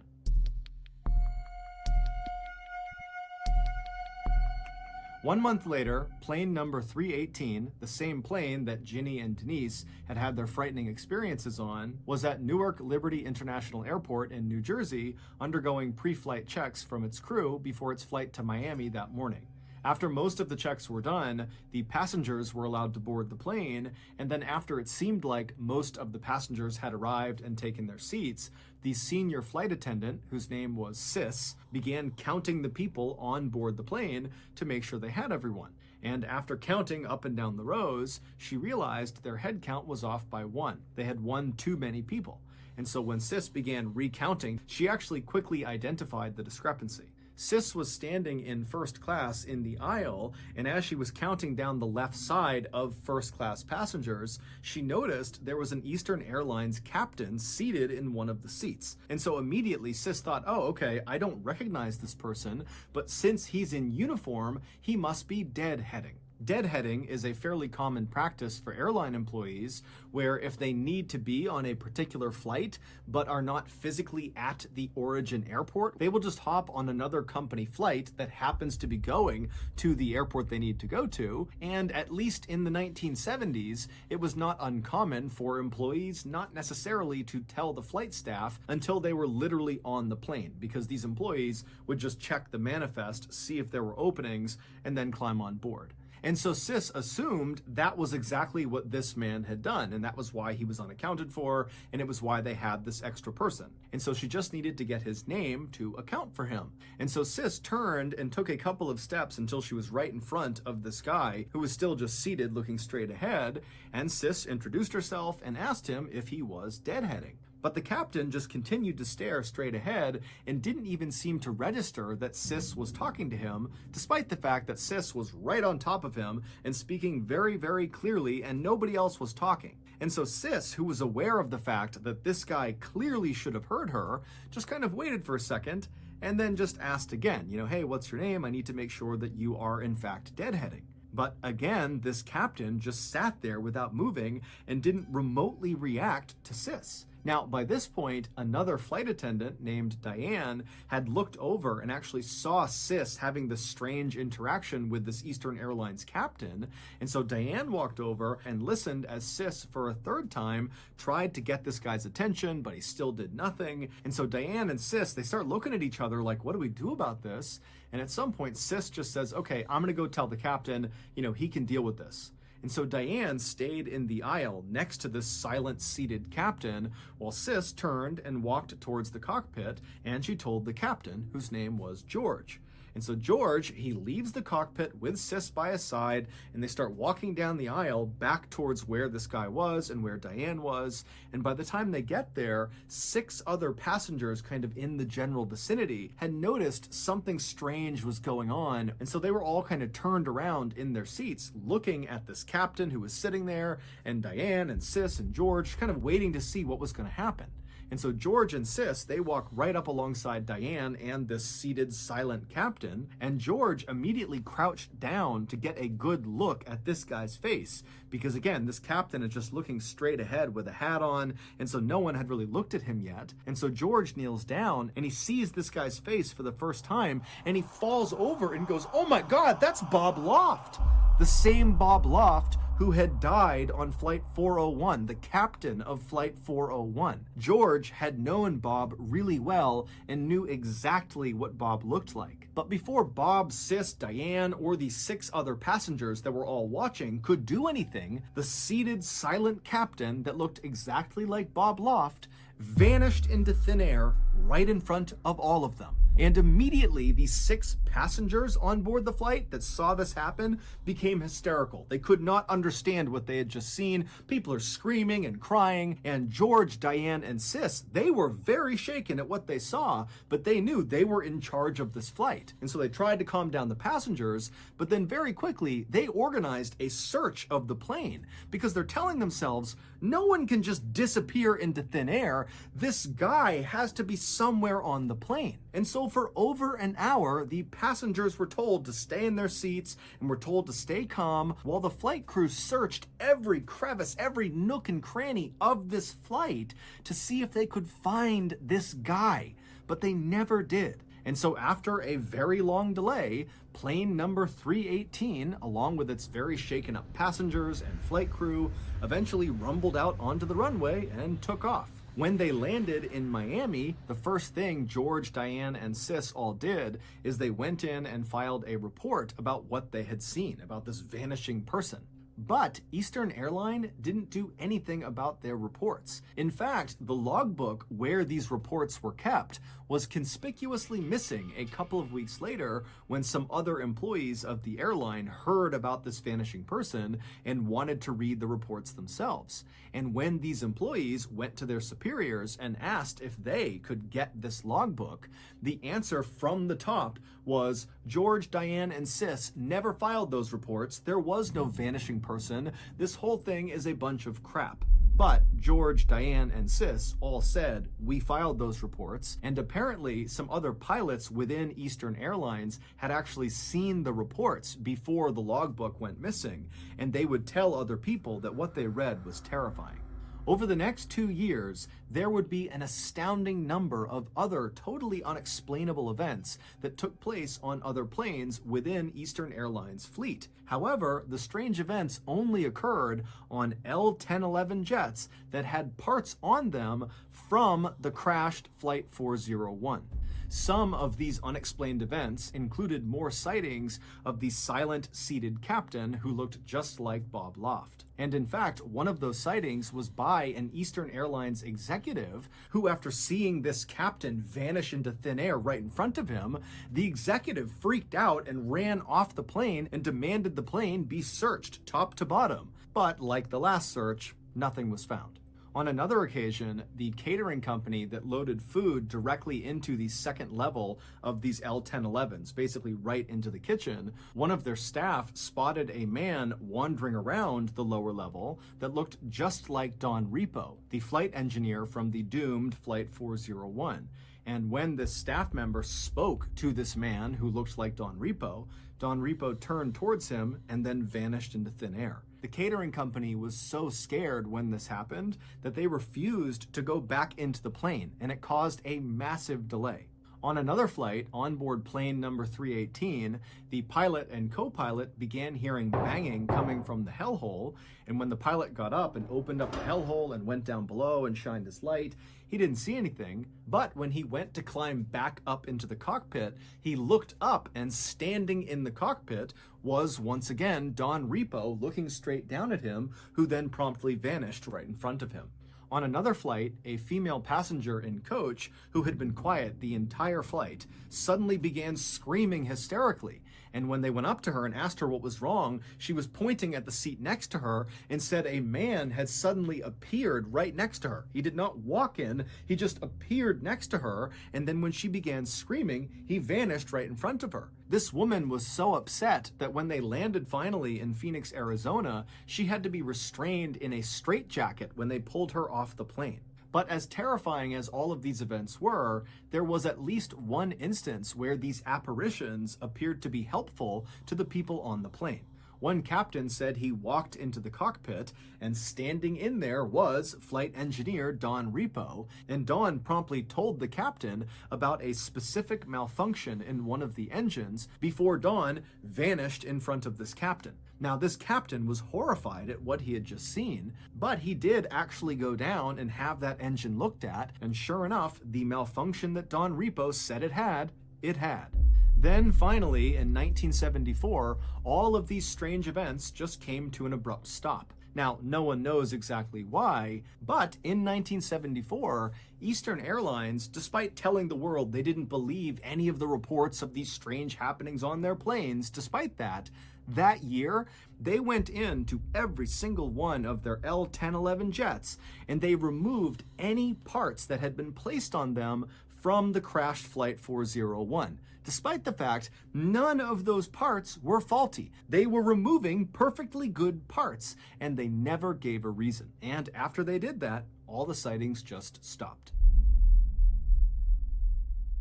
So that's going to do it. If you got something out of today's episode and you haven't done this already, please invite the like button to come over for a Ouija board session, and once everyone has their fingertips on the pointer, ask if anyone likes the like button, and then subtly push the pointer towards no. Also, please subscribe to our channel and turn on all notifications so you don't miss any of our weekly uploads. We now have a podcast called the Mr. Ballin Podcast that puts out brand new episodes that are exclusive to the podcast on Monday mornings, and on Thursday mornings we put out remastered audio from our best YouTube videos. Again, the podcast is called Mr. Okay. Yeah, the man saved them, pretty much. Okay. That is insane. One thing I have to say Yeah. is when that plane hit the ground where the water was, it shouldn't have put the fire out, because the fuel that they use in planes, it would still be burning, because it's so high of an octane. But I kind of knew when they said they saw that guy there in Advantage, I'm like, the parts they put in were haunted by the people who died on the plane. Yep. So why are you, that's like James Dean. You remember, I don't know if you ever heard of it. He had a crash that killed him, and parts of his car was taken out, and people put it in their car. And every single person who had a piece of his car in there had a fatal crash. Yep. That was the story. Yeah.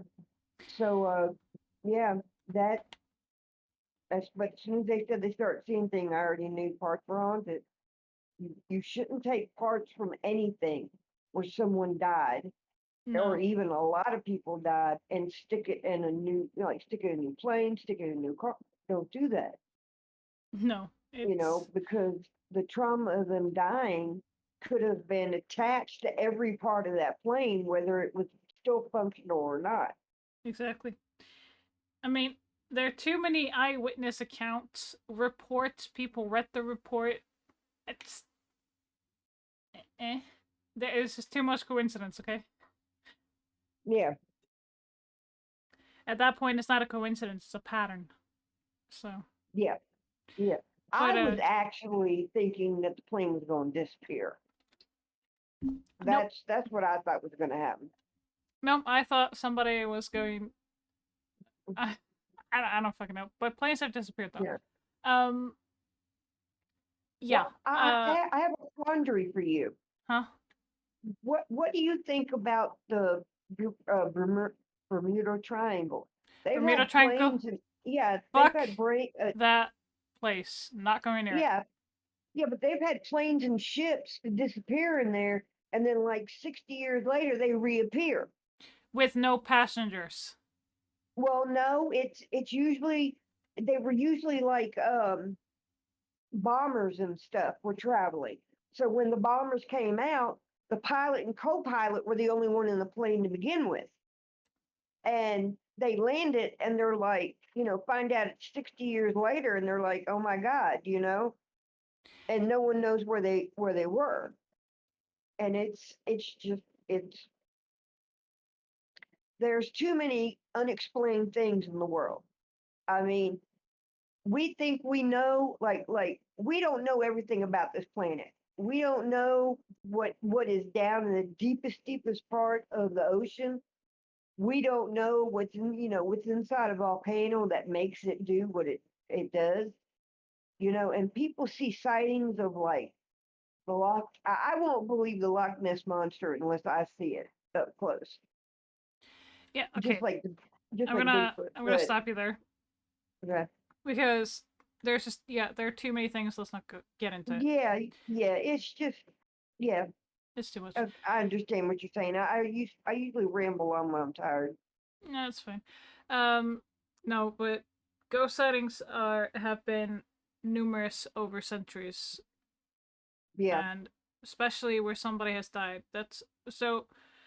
When somebody mentions a Ouija board, that's sure he's talking about it like it's a joke, but he's not saying that you should be doing a Ouija board. He's like button, as in don't do it yourself. It's just an expression. Hit the like button. Yeah, it's like it's a joke, haha. Yeah, but it's not. Ouija boards are not something that you should be messing around with, ever. Yeah. Because my own sister played it in our house. Somebody died in the building. Yeah, it did not go well. Yeah. Just leave it there. I was too. Yeah, some people go crazy. But I was too. I was 2 years old.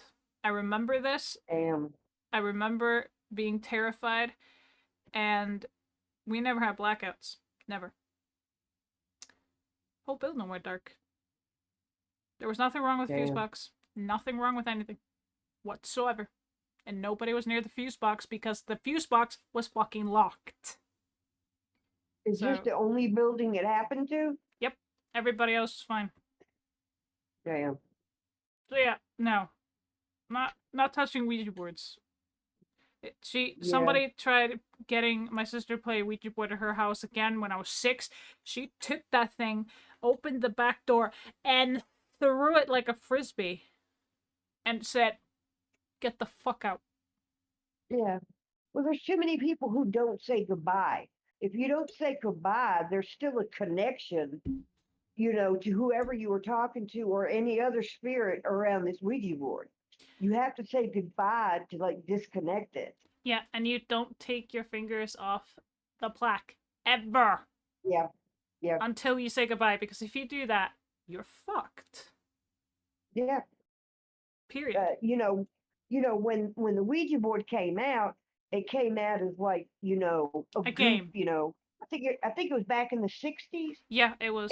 It came out and they said, "Oh, you can contact the dead and stuff."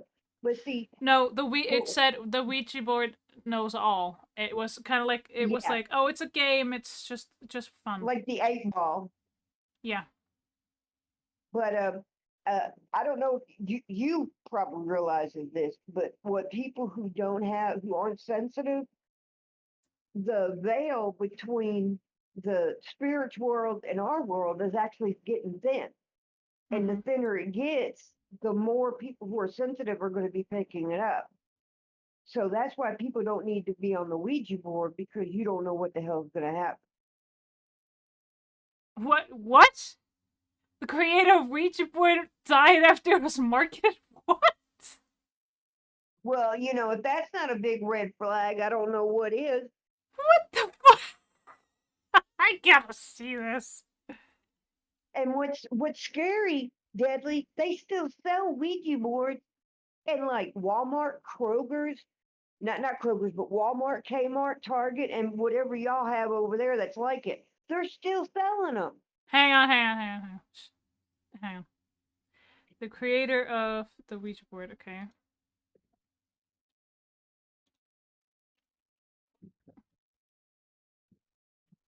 We said it's on YouTube. Yeah.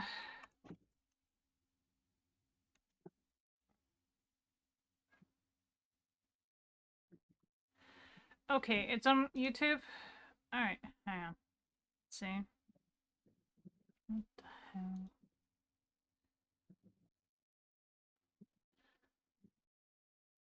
Okay, let's see. Let's check it out. This why not?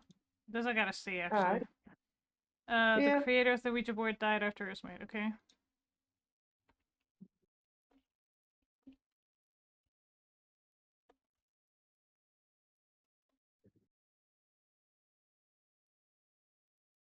Let me know before you hit play.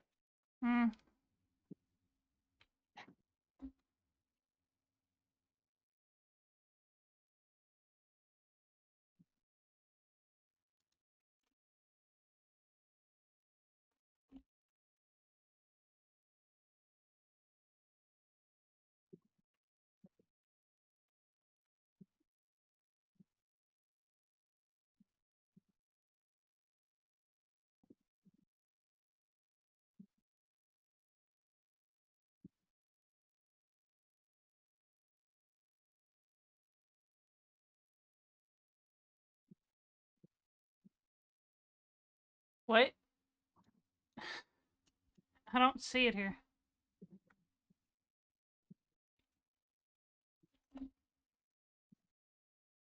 Okay, alright, it's so short. The creator. Alright, let's see. Found it. Alright, we're going like this and pressing play.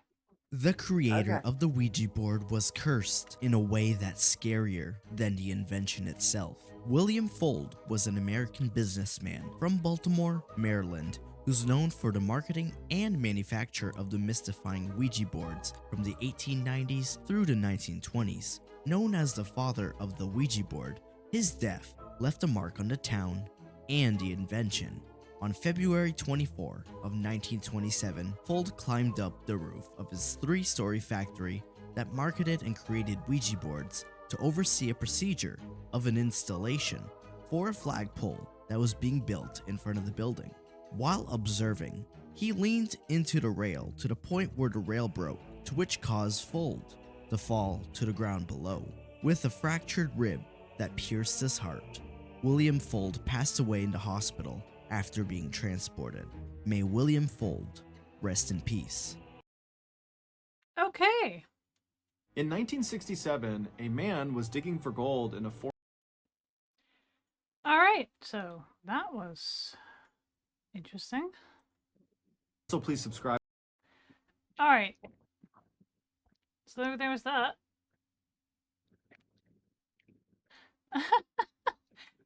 the creator of the Ouija board died after it was marketed. Okay, so that's wild.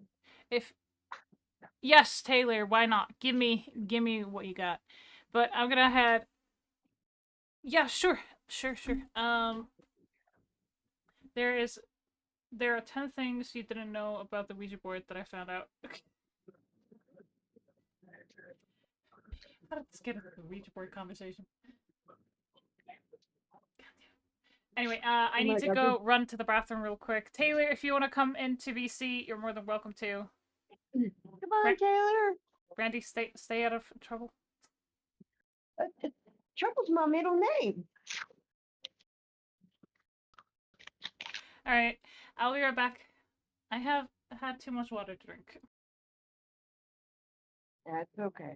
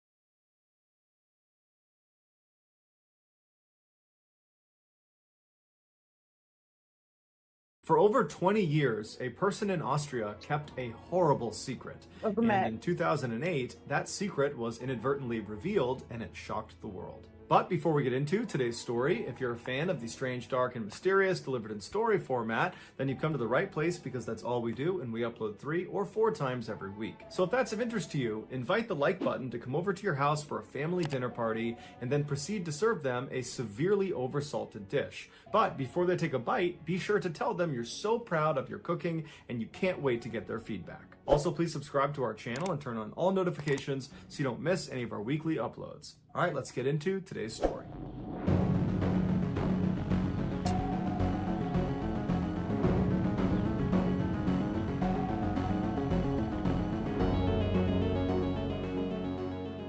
On August 28, 1984, an 18-year-old girl named Elizabeth went missing.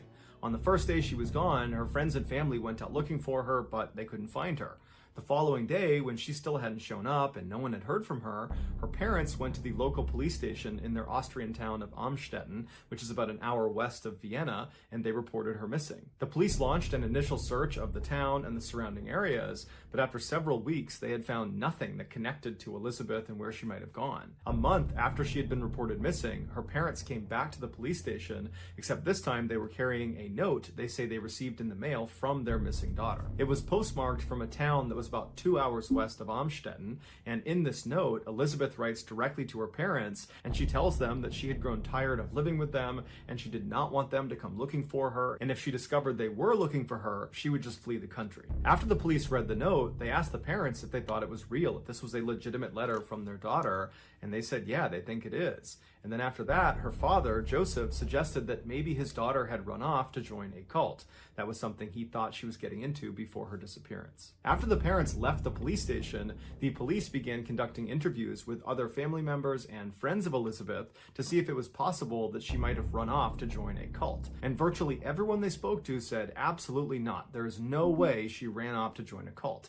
That just wasn't her. She was a quiet, reserved person, and they had never heard her talking about a cult or anything that even resembled a cult. These answers left the police feeling very suspicious of the whole situation, and so they decided to look into the young woman's history to see if there was some other reason she might have run off. In their research, they discovered that Elizabeth was one of 7 siblings that all lived together with their parents, Joseph and Rose Marie. Joseph was a successful electrical engineer and real estate developer who was well liked and respected in town, and Rose Marie had gotten married very young at the age of 17, and she had stayed home to take care of the kids. By all accounts, from the outside looking in, they were a very ordinary family, but as the police began to dig deeper and deeper into their history, they discovered there were some big problems behind closed doors. Despite his friendly, outward public appearance, Joseph was actually a ruthless authoritarian when he was home alone with his family. At night, when he came home from work, his wife and his kids would immediately stop whatever they were doing and go silent in hopes they might avoid a beating.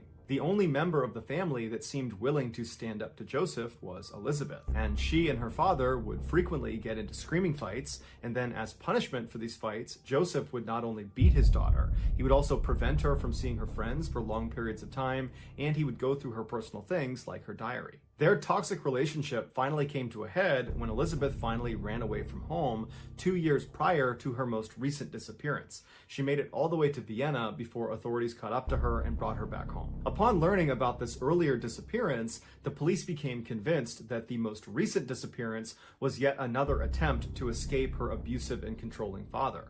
And so the police decided that this was more of a family affair, and they didn't push the investigation further. A year went by, and neither the police nor her family heard anything from Elizabeth, and so her case was closed.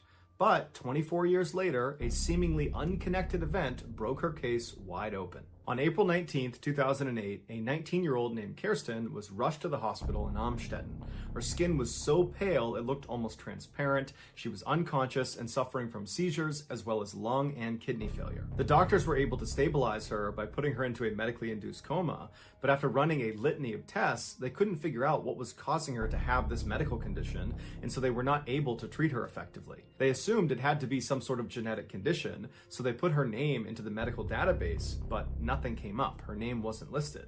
And so this was very perplexing because everybody's name was in this database.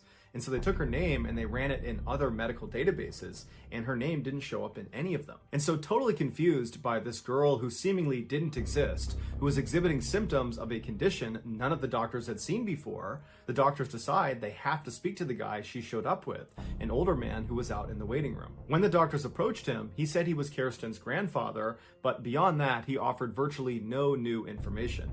In fact, he was aggressive and rude and dismissive, and anytime they asked him questions, he would answer answer as minimally as possible. And when the doctors really fixated on whether or not Kirsten had some underlying medical condition, he would not give them an answer. He would just dismiss it and say he didn't know anything, but it was the doctor's impression that he did know something, he just didn't want to tell them.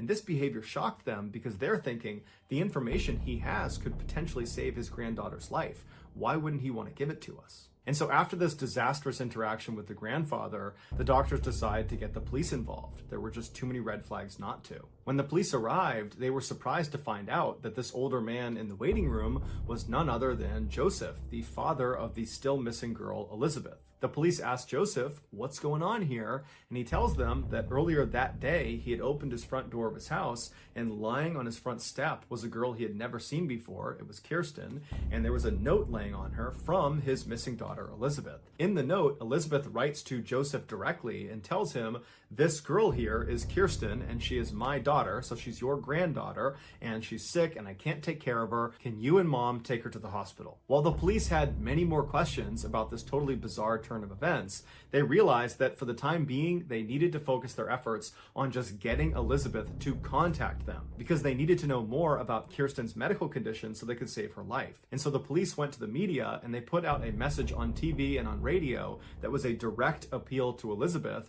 that basically said, we need you to come forward as soon as possible and speak to us so we can help save your daughter's life. And all the messages worked, because a week later, Elizabeth, along with her father Joseph, showed up at the hospital where Kirsten was staying. When doctors asked, Joseph did not get into detail about how he actually located Elizabeth.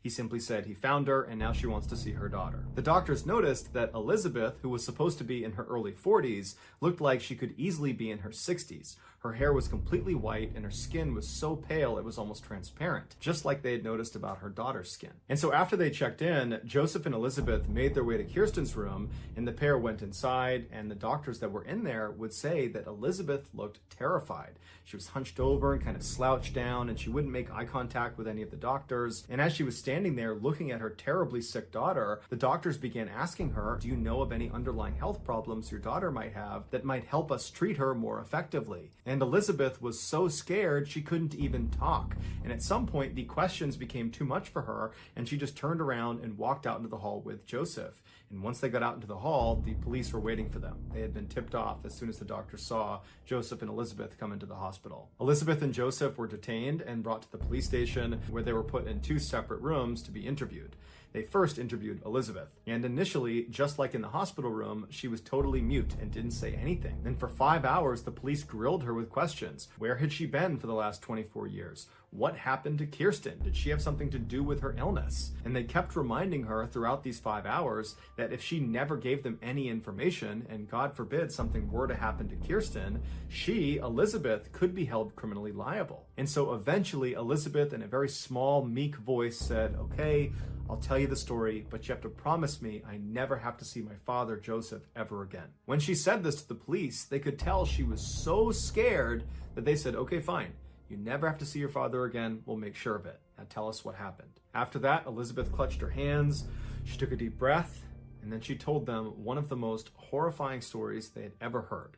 A story so disturbing that it would make headlines all around the world for months. It all began 24 years earlier on August 28, 1984, the day Elizabeth went missing. On that day, she told police she was at her family home in Amstetten when her father asked her to come into the basement to help him with something. Her father, for the last several years, had been constructing a bomb shelter in their basement, and he was now only one door installation away from being done. At the time, in the early 1980s, the Cold War was still very much on, and so building bomb shelters inside of your home was a relatively common thing. So Elizabeth goes down into her basement and she sees her father standing in front of this empty frame where this door is going to go that leads into the shelter. And so she walks over and steps through the frame into the shelter. She turns around and her father hands her this door, and she holds it in the middle of the frame while he secures it to the hinges. And then once it's securely in place, suddenly he swings open the door, knocking Elizabeth backwards farther into the shelter. And before she could stand back up again, her father had run inside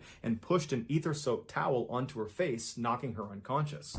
When she came to again, she found herself chained up in the very back room of the shelter. It would turn out this bomb shelter that Joseph had spent 6 years constructing was not actually a bomb shelter. It was a prison he was building specifically for Elizabeth. To get into this shelter, you would have to go down the steps into the basement, which looked like a typical unfinished basement. And then on the far wall, you would see these shelves that had things like paint cans and screwdrivers and other tools you would expect to find in a basement.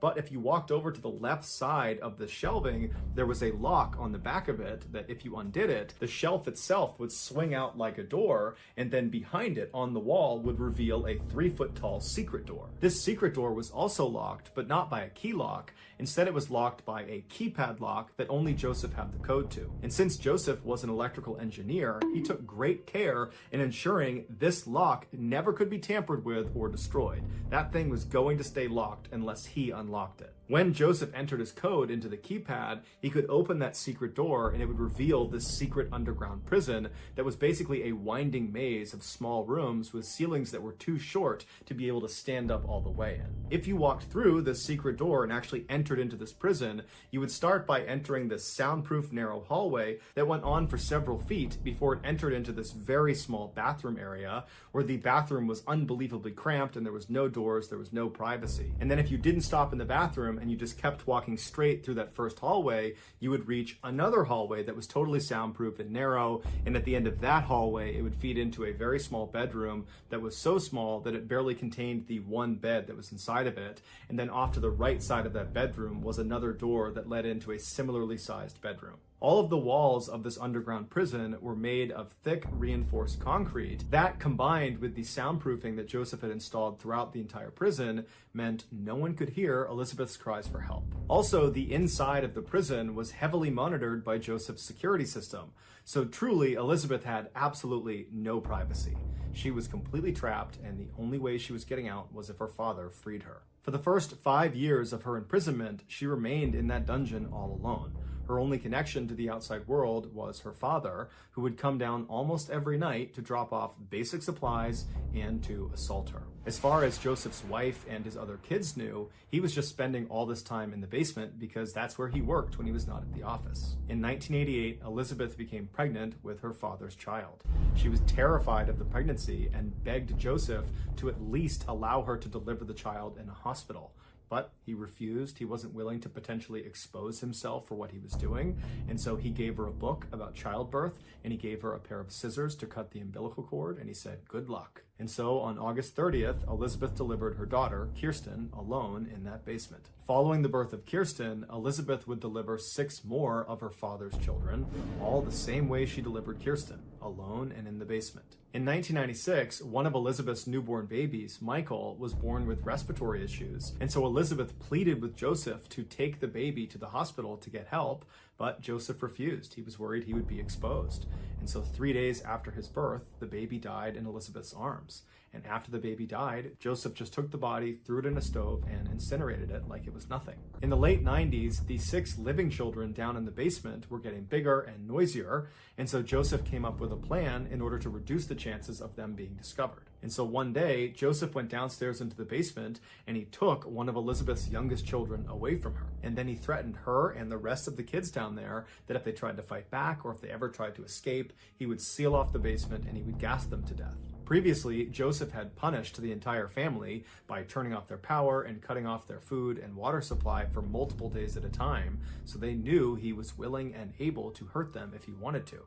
And so when he took this young child away from Elizabeth, they didn't put up a fight, and the baby disappeared upstairs. And when Joseph's wife, Rosemary, came home, he put on this elaborate charade about how he had discovered this baby on the front step, and that there was a note attached to the baby, and it was from Elizabeth, their missing daughter, and this child was apparently Elizabeth's, and she couldn't take care of it, and she was leaving it here for he and Rosemary to raise it as their own. And Joseph had actually made Elizabeth write out this note and sign it to add credibility to the story. And so when Elizabeth's mother, Rosemary, saw this note and heard Joseph's story, she believed it. Over the next several years, Joseph would steal 2 more of Elizabeth's young children and then stage having found them on his front step with a note from Elizabeth. And with each discovered child, Rosemary amazingly never asked any questions. She just took these kids in and she and Joseph raised them as their own. Eventually, when these 3 kids got old enough, Joseph would tell them that their real mother, Elizabeth, was a lowlife and she had abandoned them and she didn't care about them, when in reality, their mother and their other 3 siblings they didn't know existed existed were locked up in the basement below their feet. Initially, investigators believed all of these children Joseph had with Elizabeth were all mistakes, but it would turn out that was not the case. Joseph would admit that the reason he initially imprisoned Elizabeth was because he wanted to completely control her. He wanted to own her.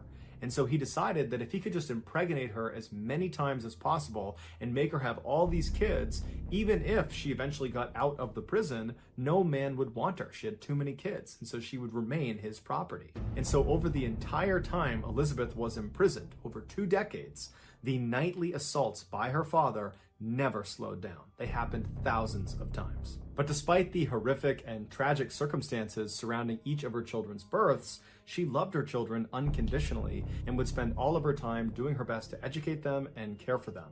The 3 children that remained with her, that were not taken by Joseph, she taught them how to read and how to write.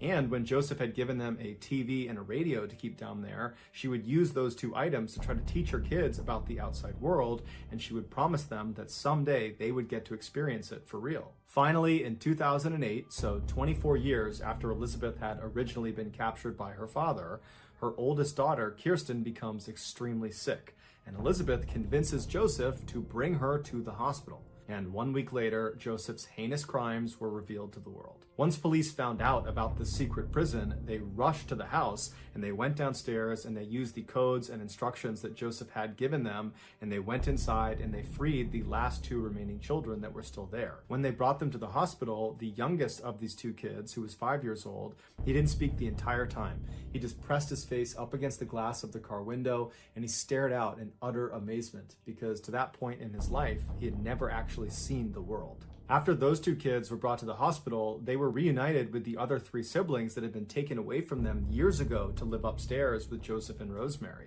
And apparently the reunion was very emotional and the kids were extremely happy to see each other. And then a couple days later, Kirsten would come out of her coma and she too would have a chance to be reunited with all of her siblings. Kirsten would ultimately make a full recovery. It would turn out she was suffering from a severe vitamin D deficiency.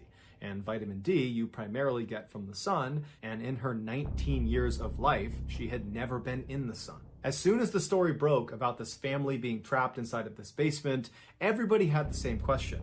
How could Elizabeth's mother, Rosemary, not know what was going on in her basement? But the police had the same suspicions about Rosemarie, and they investigated her, and they ruled her out. And they said she's not at fault here, she's a victim too. She had been so badly abused by Joseph that she lived in fear of him. And so when he forbade her from ever going anywhere near the basement, she listened.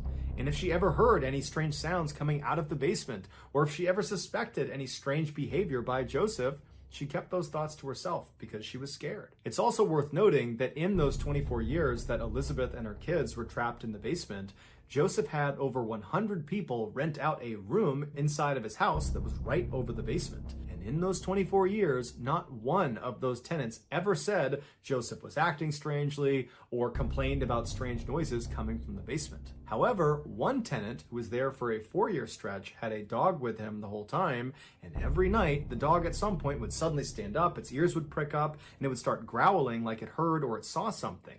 And at first, this tenant would try to see what the dog had seen or heard, but after never seeing anything, he would always just dismiss the dog when it did this at night. Later on, when that tenant figured out what was actually happening inside the house while he was there, he realized his dog was most likely hearing the faint sounds of the family that was imprisoned right below him. After a year of therapy and rehabilitation, Elizabeth and her 6 kids were given new identities by the Austrian government, and they were sent off to a secret location to start their lives over. As such, there's virtually no information about how they're doing today. However, anonymous sources have come forward and said the family has successfully reintegrated into society, and they are all leading relatively normal and happy lives. As for Joseph, he was quickly given a life sentence, and today he is one of the most hated people in his prison due to the nature of his crimes. He is so hated that in 2016, when he was out in general population, he was attacked by other inmates and had several of his teeth knocked out. And so now prison officials are worried if they leave him in general population, he'll be killed,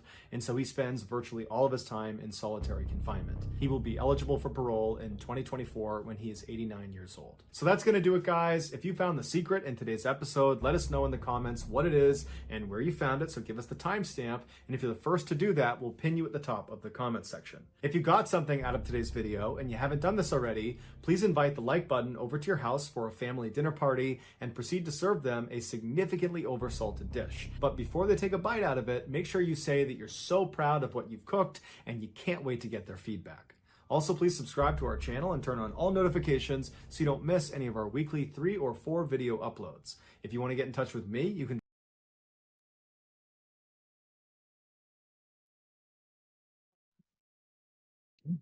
I actually remember this story. Yeah, I remember it too. It broke the news, and even Iceland. It's like I remember being so mad when I heard this that Yeah. I looked at my mom and I went, "So before I go and break something in this apartment, I'm going to go outside." She was like, "Yep, okay, just Yeah. be home before dinner." Uh-huh. Yeah, people like that don't deserve to have children, and I can't believe a father doing that to his daughter for that many years. Mm-hmm.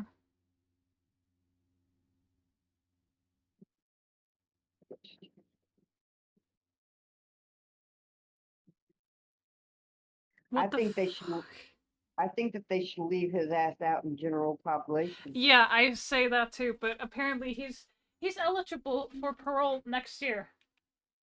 Yeah, but they also said he'd be 90-something years old. But 89. once he's 89, but once he's paroled, if they don't give him a new identity, wherever he goes to try to rent an apartment or get a job, they're gonna be like, fuck no, go somewhere else. He's not gonna be able to get anywhere at all. Yeah. Nobody's gonna want him. Yeah, they'll probably go right back into a nursing home. It's like That's where he'll end up. he shouldn't even be eligible for parole. He should be just in the prison. Everybody should just be like, "Oh, so because of your crimes, Yeah. we're just gonna let you rot in here." See, that's something I don't understand. Is they'll say someone gets life, but they'll be eligible for parole in 25 years. Well, why are you saying they get life? They're not getting life. No, but he's It doesn't- eligible for parole because he's been such a good inmate. You know, stupid. Well, he's in solitary. That's why he's been good. Yeah, but he hasn't been even in good. general population, he didn't do much to anybody. Probably didn't want to get his ass kicked. No, he didn't, because he was an older man. You know, he's old. It still Yeah. doesn't matter. It's people like that go to prison, like, or do something even less like that. They get killed. Yeah. They don't miss. They stab those assholes. No, like anywhere. It doesn't matter. Shower, bathroom. It's, oh, you didn't think your kid was sacred? Nothing's sacred at this point. Yeah. We're getting you. Well, anybody who goes to jail and their crime is committed towards a child, they're like targeted, because even people in there who like selling drugs or they're in there for murder or whatever, they have children. They never do anything to a kid. Yeah. So, they basically, when you say you had to leave your house, they basically will like drag these people in like the stairwells and stuff where there's no camera and beat the hell out of them. Yeah, he was Or- outnumbered indeed. Yeah, or if they were in there for, doing sexual acts on children, then they would be put somewhere where there wasn't a camera and they'd be sodomized continuously. Be like, how do you like it? Yeah, or there's it's what was it? No, I can't remember. Anyway, these teens have a terrifying secret. Okay, I kind of wanna, kind of intrigues me, so I'm gonna do one more video. Or how long is it? Today. It's about 26 minutes. Okay, that's fine. That's right, Taylor. Yeah, I'll watch this last video and then I gotta go to sleep. I'm about to pass out. Yeah, sweetie, I think you should just go to bed. I'll be honest. All right. Wait a minute. I gotta do this. What? Your health check. Ah, okay. All right. I try to do it every hour. Thank you. Appreciate you. Ah. and sit up straight. And water. Yeah.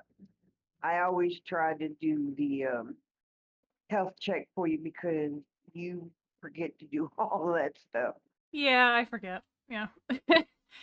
I did say on my schedule that I was going to play Cult of the Lamb today, but I just felt like doing something different because I'm feeling really sluggish today. I Yeah. had one of those dreams where it's really, really vivid.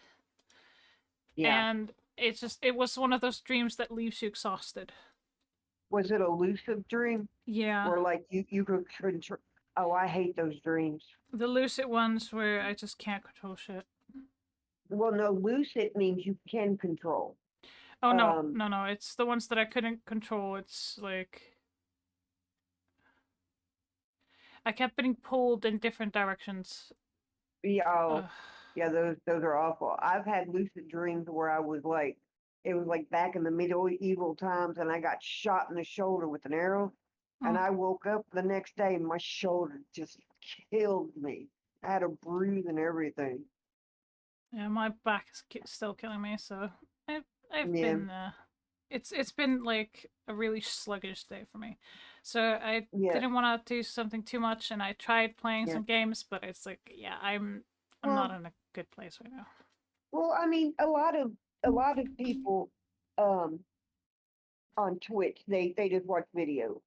Yeah. And you know, and then you talk about it afterwards. So to me, it's very entertaining.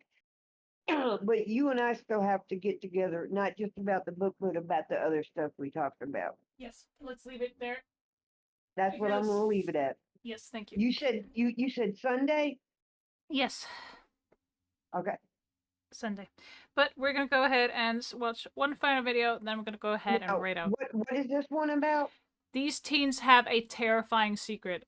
This was 1 year ago.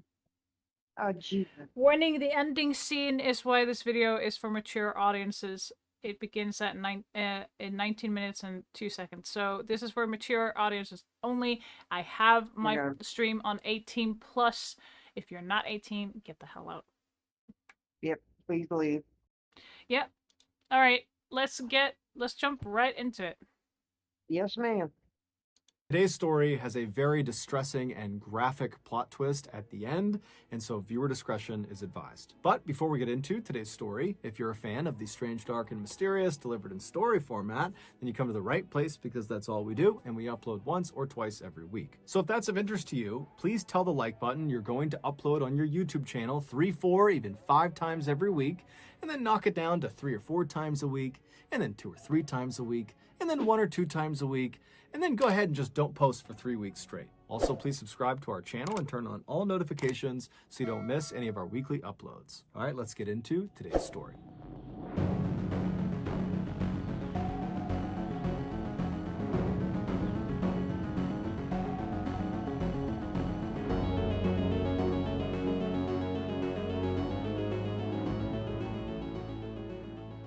Morgantown, West Virginia is this beautiful place nestled at the bottom of this huge mountain range called the Green Mountains. It is a big-time college town as the famous West Virginia University is located there, and so during the school year, the town is full of young people, and during the football season, the town is absolutely buzzing with excitement. But the college is not the only reason people live in Morgantown. Lots of families choose to live there because there's so much to do year-round. Also, it's relatively safe, and in general, it's an up-and-coming place with new shops and restaurants and museums popping up every single year. But despite all of that, Morgantown is also known for something absolutely terrible, and that is the story of Skylar Neese. In 2012, 16-year-old Skylar Neese was a sophomore in high school in Morgantown, West Virginia. She was a straight-A student, and she worked part-time at a Wendy's, which is a fast food restaurant chain, and by all accounts, she was extremely well-liked by her peers, her co-workers, and had many, many friends. She was the only child of Mary and David Neese, and they absolutely adored her. David, in particular, who was this big, burly man's man, he said that he spoiled his daughter rotten. The parents would say their daughter was full of love and life, and she was fiercely loyal, and at times, she could be absolutely hilarious.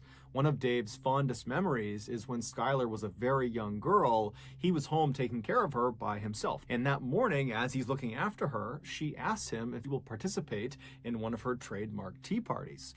And so David, the ever dutiful father, walks over and says, of course, I'll participate in your tea party.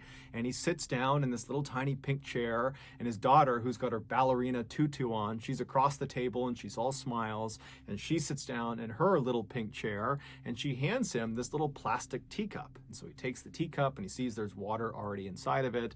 And so he sips the tea inside of the cup and he says, oh, it's so good, honey. You did such a good job brewing this tea. And Skylar is just blushing. She is so happy and so thrilled that he liked her tea. Later that night, when Mary came home from work, she goes to her husband, Dave, and says, hey, how did it go? How was it looking after Skylar today? And Dave would tell her about all the things they did, including their big tea party. And he would tell Mary that, this time she actually put water inside of the teacup, so it was actually like a real tea party. And Mary stops him and goes, Dave, Skylar's not tall enough to reach the faucet. How could she have put water inside of those cups? And it turned out Skylar was using toilet water to fill the teacups. No. Fast forward to 2012, and on the night of July 5th, 16-year-old Skylar Neese had just finished a night shift at the Wendy's restaurant, and she just got home. She walks through the front door of her family's apartment, and as soon as she gets inside, she tells her parents she's really tired, she wants to go to bed. And so she hugged both of her parents, she told them that she loved them,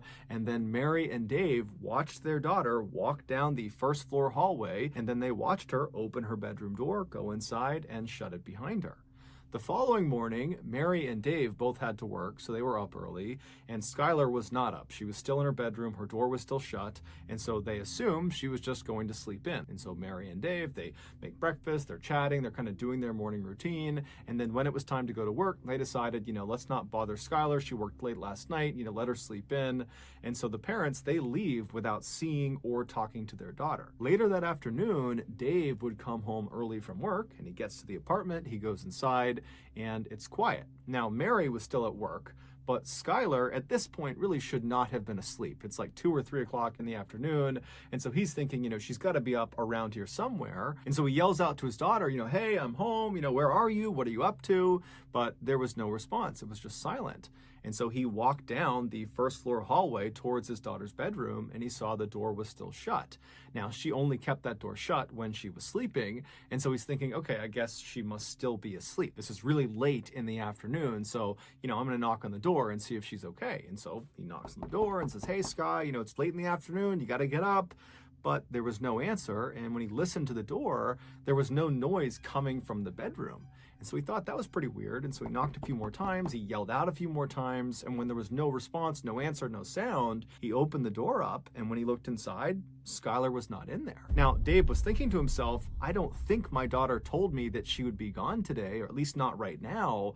And he's trying to think, did she say something? Was she meeting someone today? And he couldn't think of it. And so he just pulled his phone out and he called his daughter, but she didn't pick up. So he called his wife, Mary, and Mary's at work, and Mary picks up, and Dave asks her, hey, have you seen Skylar, or do you know where she is right now? And she would say, no, I don't know where she is. Maybe she's out with one of her friends. And so after Dave hung up the phone with his wife, he wound up calling one of Skylar's very closest friends. Her name was Sheila, and she had known Skylar since they were in second grade. They were practically inseparable, and he had a good relationship with Sheila. And so he just calls Sheila, and he says, hey, I haven't seen Skylar. She's gone right now. Do you know where she is? And Sheila would say, no, I'm sorry, I don't, but I did talk to her last night, but, there was nothing unusual about our interaction. It was just normal texting about, normal stuff. And so Dave said, okay, thank you. Well, if you could, can you please try to get in touch with Skylar? And if you do get in touch with her, please tell her to get in touch with us. Or if you hear anything about her, please just let me know. After Dave hung up the phone with Sheila, he kind of stopped and just looked around his daughter's bedroom and thought, maybe there's some clue in here about where she's gone. And at first glance, really nothing seemed out of the ordinary. But when he walked around her bed and was looking inside of her closet, he saw the mesh screen that should have been mounted on the outside of her window was in her closet. And he's thinking, why is that in there? There's no reason for it to be in the closet. And so instinctively, he just turns around and walks over to the window that this screen is supposed to be on. And when he looks down at the bottom of the window, he sees it's open, barely, just enough where you could maybe get your fingernails underneath the window and pry it open. And so Dave reaches down and opens this window all the way, and because there was no screen on this window, he just stuck his head all the way out the window. So his head is outside of the apartment. He's just kind of looking around, looking for some explanation of why this screen had been removed and put in her closet. And he got his explanation when he looked straight down and saw on the grass outside, just several feet below this window, because this is a first floor window, there was a bench, and the bench clearly had been moved there recently. For Dave, even though he had never heard of his daughter sneaking out of the house before and really didn't think that was something she would do, he's looking around thinking, okay, you know, the evidence in her room and now outside of her room really indicates that that is exactly what she must have done the night before. She must have snuck out. But as he's processing this, he's also thinking, okay, well, if she snuck out of the house last night and then, you know, snuck back into her room, why didn't she replace the screen on the window? And why didn't she close the window all the way? And then this morning, before she left to go wherever she went, why didn't she go outside and move the bench from under her window back to where it was supposed to go to avoid suspicion? Why didn't she do that? And then it dawns on him that his daughter must have snuck out the night before, but not come back yet. She's still out wherever she went. Dave was very concerned. However, he's thinking maybe there's a better explanation. Maybe I'm jumping to conclusions. Maybe she didn't sneak out. And so he calls his wife to kind of just talk with her and figure out what they should do. And they decide, you know what, this is concerning, but let's just give her a couple of hours to turn back up again. I'm sure she's fine. And so they begin to wait. And then at 4 p.m. that evening, Wendy's, the restaurant where Skylar worked, called Dave and said, hey, have you seen Skylar? She was supposed to work today and she didn't show up. She didn't call. It's very unlike her. You know, what's going on? And this was the tipping point. Dave and Mary knew something had to be wrong, and so Dave called the police. Long County 911, do you have an emergency? I have a 16-year-old daughter who apparently snuck out of her room last night. She has not been home, hasn't went to work, can't get a hold of her from any of her friends. I am scared to death. Has she done this before? No. After Dave got off the phone, he and his wife began kind of frantically figuring out what they should do. You know, while the police are out looking, you know, should we go out and look too? Or should we stay here in case she comes home and, you know, maybe she's hurt, maybe we can help her if she gets here. And so they're having this really difficult and stressful conversation when Mary's phone rings and it's Sheila. And so Mary immediately answers it, hoping for some good news about her daughter. But Sheila asks Mary right away, you know, hey, has Skylar come home yet? And Mary says, no, she hasn't. And in fact, we just got off the phone with the police because this doesn't make sense. Something's wrong and we're getting the police involved. And so when Sheila hears this, she kind of takes a deep breath. And then after a little bit of a hesitation, she says, Mary, I've got to tell you the truth about last night. She would go on to explain that the night before, Skylar had snuck out of the house, and so had she, along with their other very close friend named Rachel. And Rachel was someone that Mary and Dave also knew very, very well. The three girls were kind of like best friends and totally inseparable. And so Sheila said the three of them snuck out, and in fact, they did this a lot, and they would drive around town and smoke marijuana together. But this was not the big reveal. Despite this being fairly shocking to Mary and Dave, this was not the big reveal. The big reveal was that when they went out and snuck out of their houses and smoked weed together, they would make sure they never drove their car. Whoever was driving would never drive directly in front of any of their houses because they were concerned that the noise from the car could wake up parents and then they'd get caught. And so the way they would do it is after they snuck out of their house, they would walk a block or two away from their house and then they would call or text the other two and they'd get picked up and they'd go do their thing. And then when they got dropped off, they would get dropped off a block or two away from their home and then walk the rest of the way. And so Sheila told Mary that last night, like so many other nights, she dropped Skylar off about a block away from their apartment, and then Sheila and Rachel drove off. So they did not actually see Skylar enter her apartment. So they don't know for sure if she actually made it home okay. And so this was obviously horrifying for Mary and Dave to hear because it totally opened the door for their daughter to have been abducted during this walk from the drop-off point back to her apartment.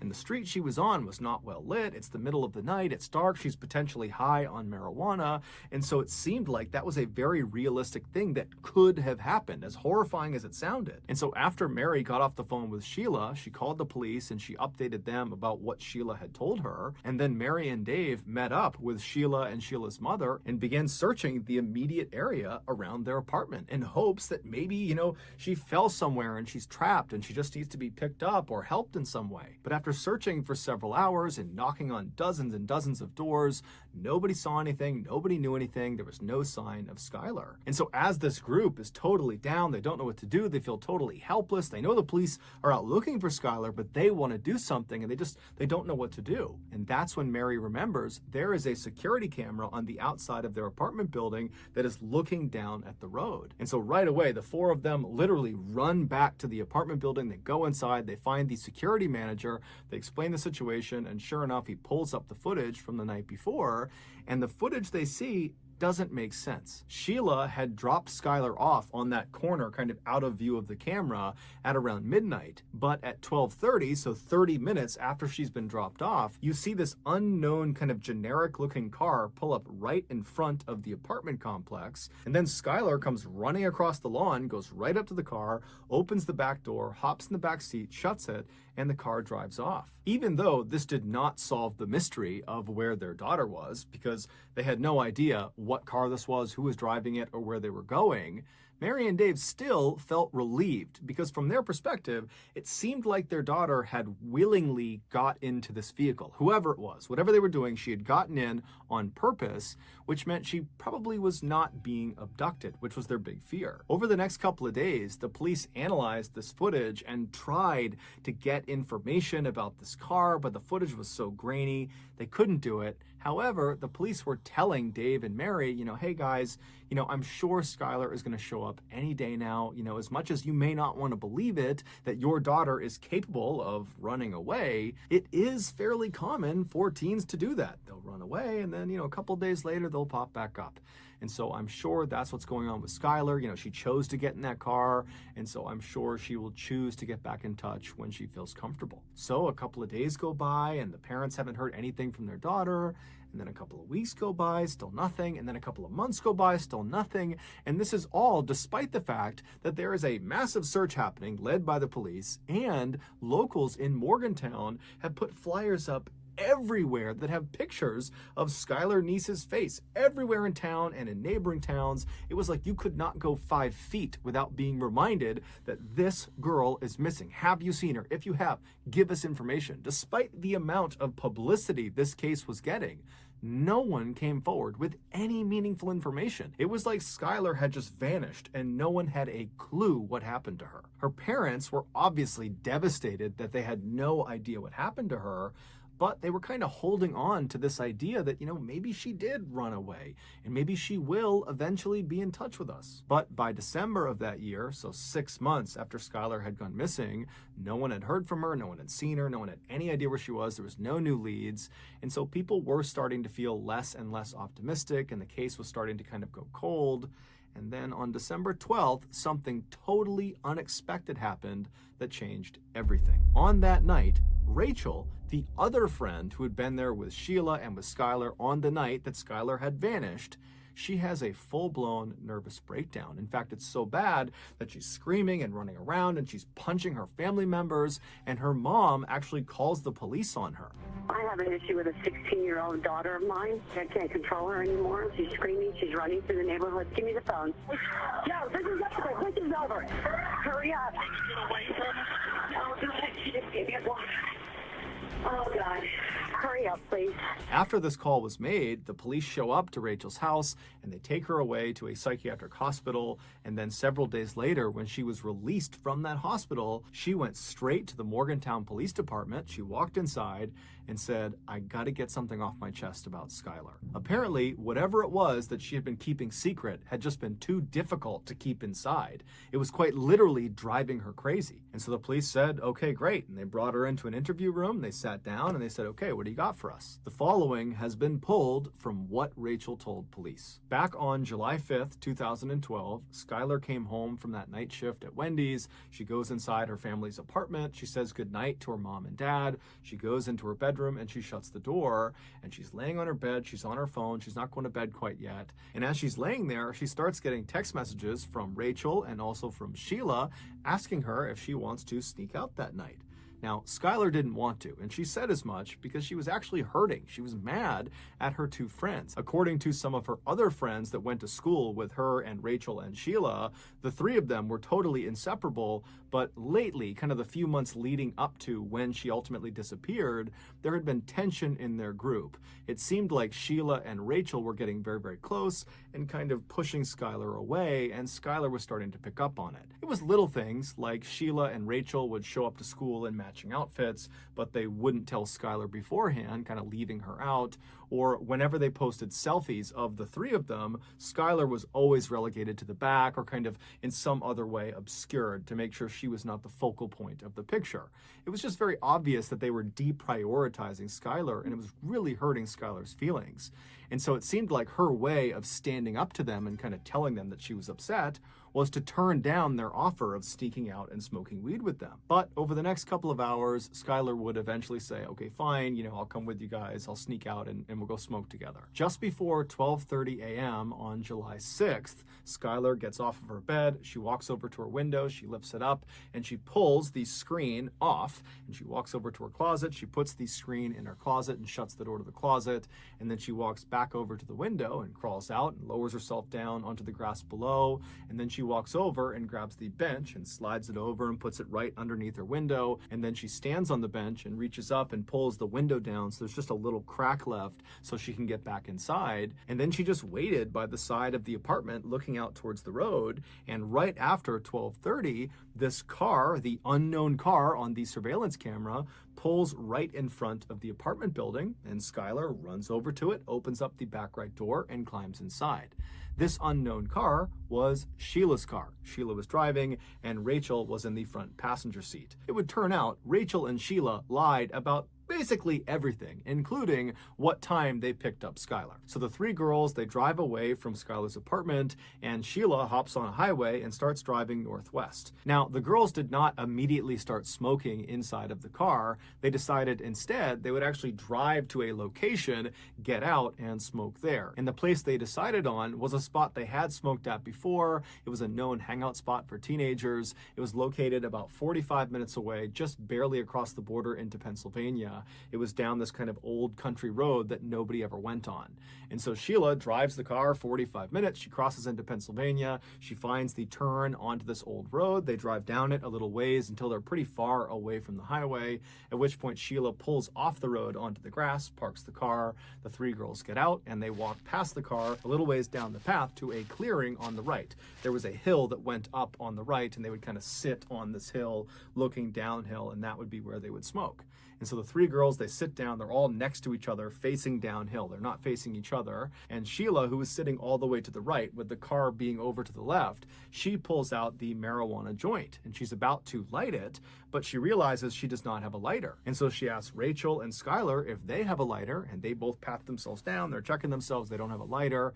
And then Sheila says to Skylar, who's all the way to the left of the way they're sitting, so Skylar is closest to the car, she asks Skylar, hey, can you go in the car and get the lighter that I know is in there? And Skylar said, no problem. So Skylar, she stands up and she turns. Her back is to her two friends. And as soon as she starts walking, what she would have heard is the sound of her two friends standing up as well, and then loudly saying, 1, 2, 3. And on 3, Skylar would have felt two knives being plunged into her back by Rachel and by Sheila. In a panic, Skylar does not even turn around. She just starts taking off running towards the car, and she manages to run away from her attackers. But because of her grievous injuries in her back, she eventually slows down, at which point Sheila tackles her from behind. She gets her on the ground, she pins her on her back, and Sheila is trying to stab Skylar, but Skylar is doing her best to keep the knife off of her. But at some point, Rachel comes running up beside them, and between Rachel and Sheila, they manage to hold Skylar's hands down, at which point Sheila and Rachel began taking turns stabbing her in the chest and in the neck. The whole time, Skylar is trying to defend herself, but it's impossible with these two on top of her. And at some point, she just kind of gives up and she says, "Why are you doing this to me? Why are you doing this to me?" But they don't give her a reason. They just keep on going. And eventually, Rachel stops stabbing Skylar, but Sheila doesn't. Sheila keeps on going until, quote, her neck stopped making gurgling sounds. And then once Skylar went still, Sheila stood up like it was nothing, and she and Rachel just walked away from her body back to the car. They went around to the trunk of the car, they opened it up, and inside was shovels, bleach, trash bags, rags. They had brought along a kill kit because they knew what they were going to do this night. And so they start by cleaning themselves off. They get the blood off of them and off of their weapons, and then they take the shovels and they walk a little ways off of the road, kind of into the woods, and they try to dig a grave, but it would turn out the ground was too hard. And so they abandon the grave idea and just grab Skylar's lifeless body and drag it just about 6 feet off of the road and kind of chuck it against a log. And then they threw boulders and sticks and anything they could on top of her body. They don't know if she's still alive at this point, so they're potentially dealing the fatal blow with these rocks and logs. They cover her up until she's totally obscured. And then the two girls just walk back up. They grab their shovels, they grab their rags, their bleach, they put it back in the trunk, they hop in their car, and they drive away. It would turn out Rachel and Sheila had been planning this for months. The reason? They didn't like Skylar anymore, and apparently it wasn't enough to just be mean to her and not include her in things. They actually needed to kill her. And so the entire night that they went out and snuck out, that was all planned. They knew Skylar did not want to come out and sneak out with them because they knew she was upset with them. And so they said whatever they had to say to convince her to leave her house and sneak out with them. And so she did. She snuck out. And when she got in that car, Sheila and Rachel had their knives already in their front pocket of their sweatshirt, ready to go. And on their ride to this spot in Pennsylvania, Sheila and Rachel acted like, "Oh, let's just go to this spot and smoke," when in reality, this was planned too. They wanted to make sure they were far away from Morgantown when they killed Skylar. And so when they got there and they walked down to their spot to actually begin smoking, Sheila and Rachel had intentionally not brought lighters, and Sheila had left a lighter in the car specifically so she could ask Skylar to go get it. Because the plan was, as soon as Skylar gets up to get that lighter and her back is to us, Sheila and Rachel had promised each other that they would count to 3 and then attack her. Ultimately, Rachel would be sentenced to 30 years in prison, but she'll be eligible for parole in 2023. And Sheila would be sentenced to life in prison, but she would also be eligible for parole in 2028. During their trials, Rachel was very remorseful and even gave an apology to Skylar's parents during the sentencing phase. Sheila, on the other hand, smirked during her trial for most of the time. She was smiling and totally making light of it. She said she didn't do it. She was totally not remorseful, and she did not offer an apology to Skylar's parents. She did, however, leave an unbelievably cruel message on Twitter. In March of 2013, when the police came out and officially said, "We have identified the remains in the forest in Pennsylvania as belonging to Skylar Neese," when that announcement was made, just a couple of days later, Sheila tweeted, "We really did go on 3." Sheila was arrested 1 month later. So that's going to do it, guys. If you got something out of today's episode and you haven't done this already, please tell the like button. You're going to upload 3, 4, even 5 times a week on your YouTube channel, and then drop it down to... What the actual hell is wrong with people? That's crazy. That's just like the Slender Man thing. Do you remember that one? Yeah, I remember that one. Yeah, but the girl lived on that one. You know, she was able to drag herself out to the road, but still. Yep. To say they don't like somebody anymore. If you don't like somebody anymore, ignore them. Don't talk to them. Don't include anything. You know, if you want to, say mean things to them. To kill somebody is not a reason. I'm sorry. No, I agree with you on this one. Shit. No, but still, it's terrifying. What the hell? This psycho inspired scream. Huh? Okay. Alright. We need to end it on a lighter note here. Shit. Okay. Okay, I'm just gonna go ahead and find something.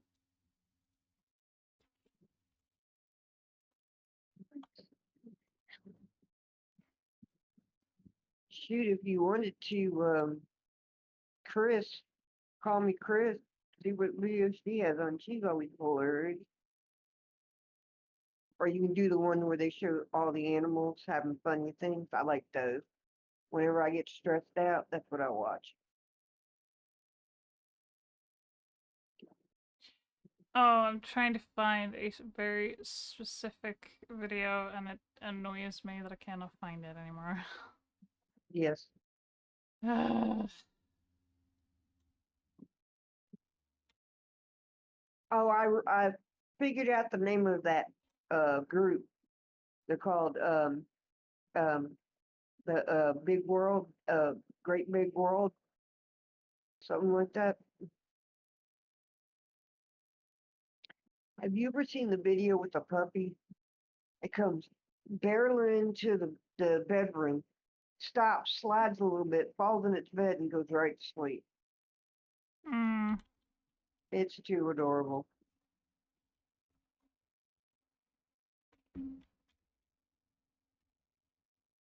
Hey, Max. Hey, baby. Hey, baby boy. I'm so loving.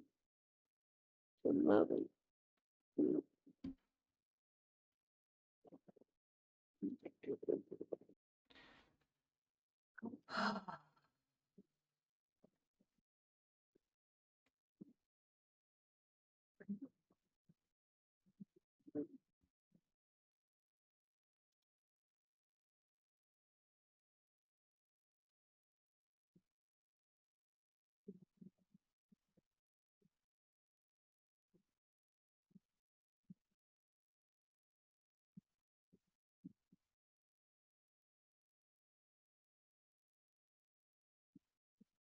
Do your cats ever go under your like blanket and sheet? Nope. My son's cat just went under my blanket. Why can I not find this stupid video? Do you want me to help you look? This video is from 1998. I can't find it. Do you know what it's about? Yeah, it's just a bunch of different cat videos that are just too hilarious. I think cat videos are the best.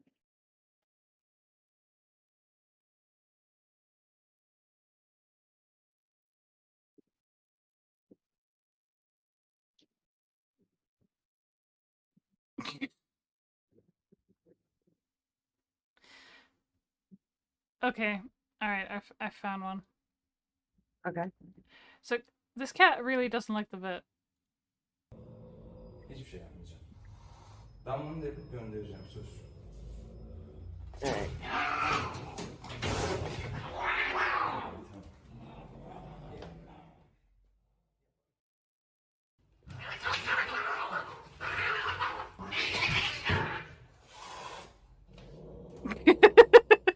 Merhaba arkadaşlar, İnanoğlu kanalından herkese selamlar. Birazdan ekranlarınıza gelecek olan kedinin adı İstanbul. Alright, I can't watch. I'm sorry, man, but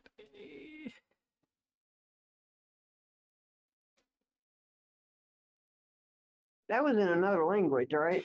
Hang on. This one, yeah.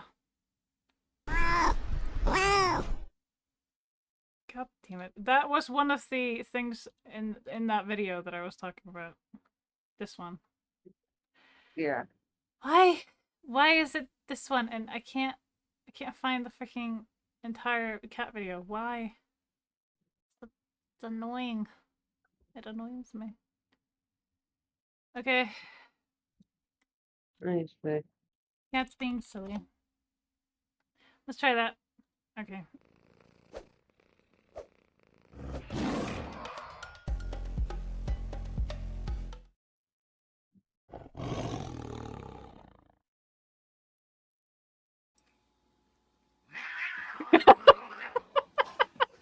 Oh! No!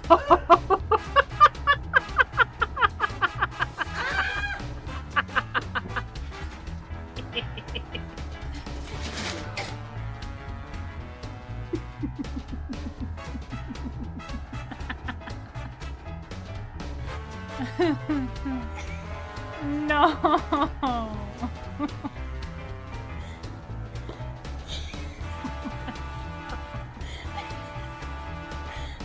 Why?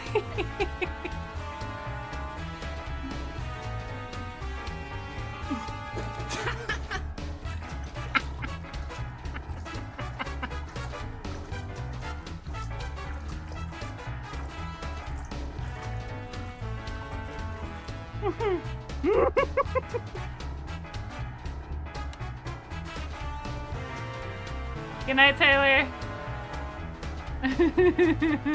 No.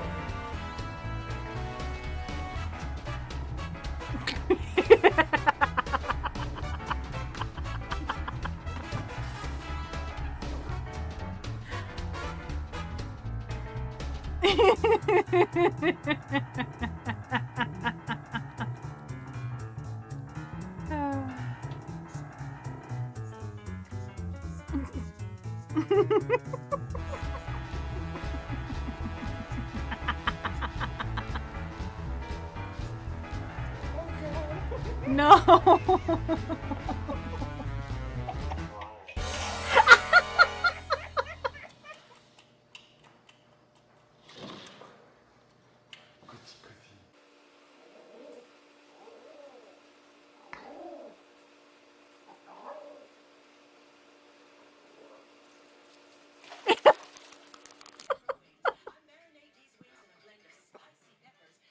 What the?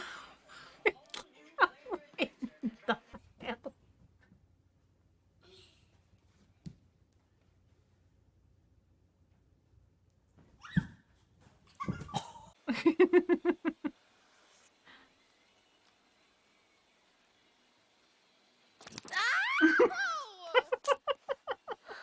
Fucking hurt me! No! Stop! Oh no.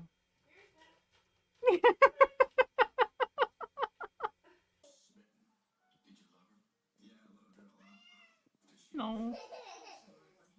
No. Georgie? No kidding!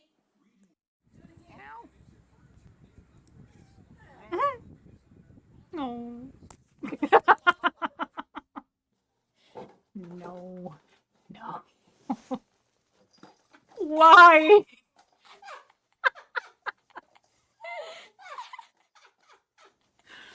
It's so stupid. It's so stupid. And a Kleenex of all things. No. Come on. Did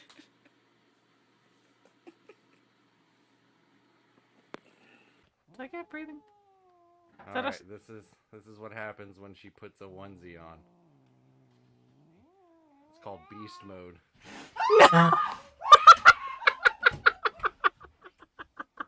Plan something a little more interesting than hanging out at home watching TV.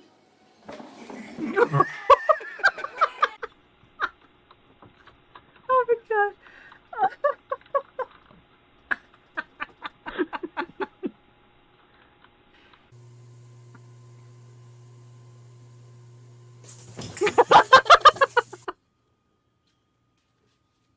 What are you doing? Why? Why?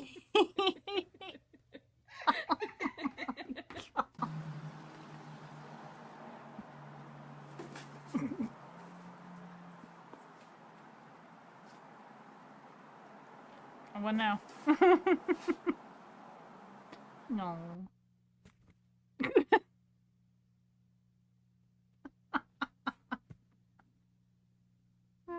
The banana peel. What? Don't get. No.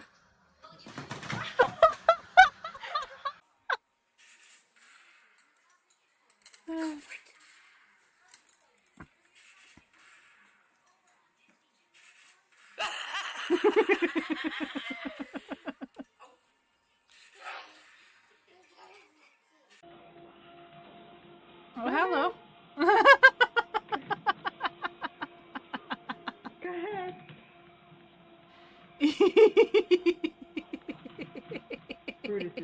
exercises. Alex, come on. Come on. Come on, give me a cat hug. Come on. Okay. Yes. Cat hugs. Okay, you're so hungry.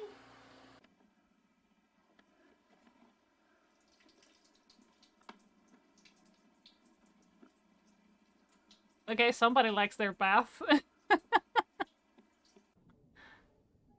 with this. See, it can't hurt you. Can't hurt you, kitty. Oh, it's a vacuum. Kitty, don't be mean. Don't be mean, kitty. How am I gonna get all the fuzz off our sweater? Did you get it?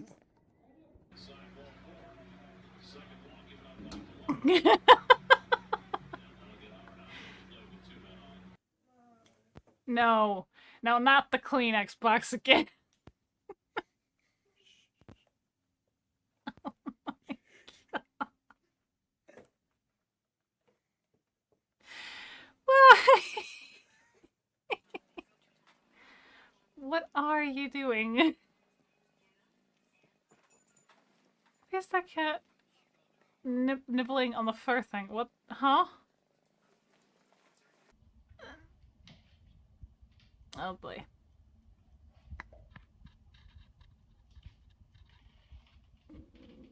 The dog is not amused. Mommy, give me attention. I'm trying to get comfy. I want to play. I'm trying to get comfy. I want to play.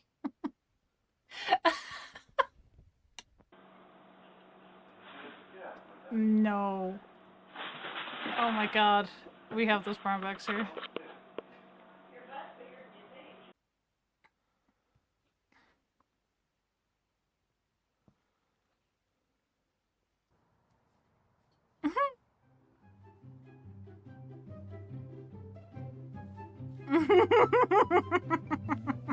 What did you do? Oh no. Jason?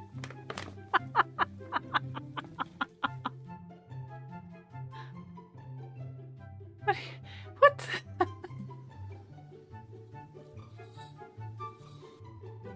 No.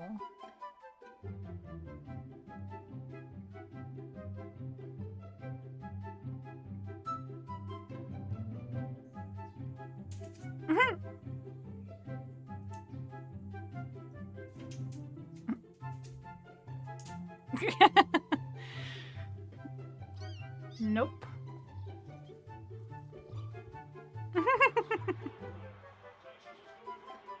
Like, not going in there. No freaking way.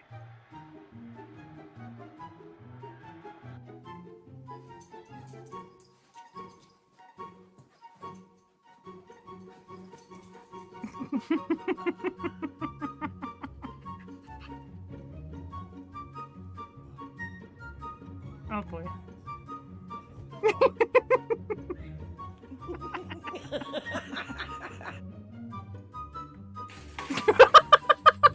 Sugar, get off your brother's leg.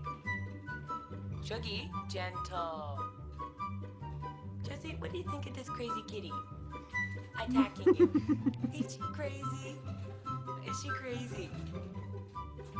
Sugar.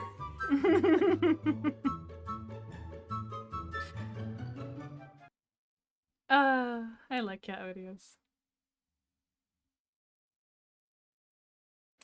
My favorite one was that tall box, and that one cat was on top. Yeah, I and thought it he just was gonna grabbed fall them. in. Nope. Yeah, I Yoink! thought he was gonna fall in. I wasn't expecting the other cat to be like, "Get over here!" I wasn't like expecting. Mortal Kombat. I wasn't expecting anything. I was like, "What's gonna happen?" Just yoink.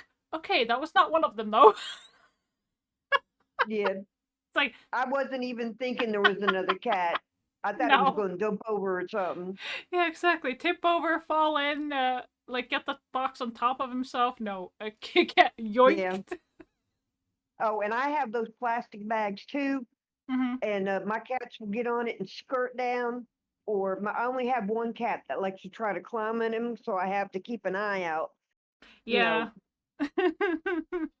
But sometimes I'll hold the bag open and he'll get in, and I'll pick it up and give it a little bitty swing because he likes that.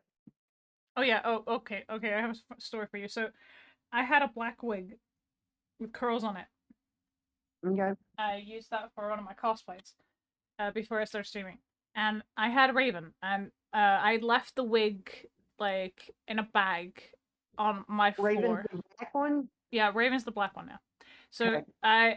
I left it in the bag on my floor. It was on top of the bag. Oh no, I stuffed it in there. And at some point during the day, after the convention, or like after the con itself, on Monday morning, I was like, I was getting frosted inside, and I was doing my routine, and like around 10, 12 p.m., like 10 a.m. or 12 p.m. My black little fur ball of a devil spawn had gotten into the wig and was playing around with it. Oh man. And she had put it on top of her head, and I was like, and then she took it off her head and started attacking it. I'm like, oh, you little shit. And she was dragging it all over the floor, and I had to grab it away from her. And she ruined it. She ruined it, but I was like, I asked my friend Blueberry if she wanted to try and save it, and she's like, I can try, yeah, sure. She managed to save it amazingly enough because that wig was like, so the nice curls on it look like they'd been bundled up together in this horrible fucking ball of entanglement. And Yeah. she managed to save it. I was like, what the hell, man? That was good. Well, have you ever seen the cat video where they have the cat in the tub and he goes, "I'm cold. I'm cold." Yeah, I've seen that. Have you? I love that.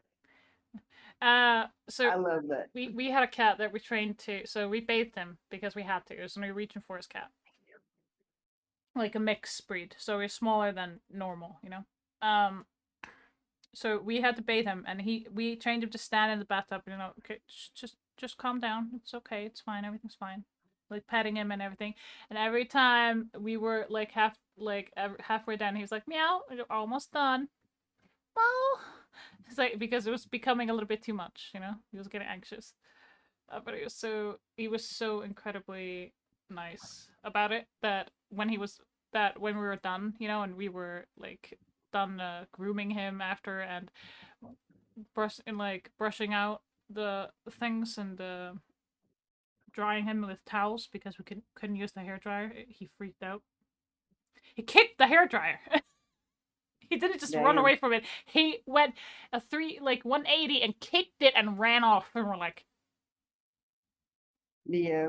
With such force, it went out of my mom's hand, and I was like, damn. Yep. Okay. Parkour. Parkour. Pretty much.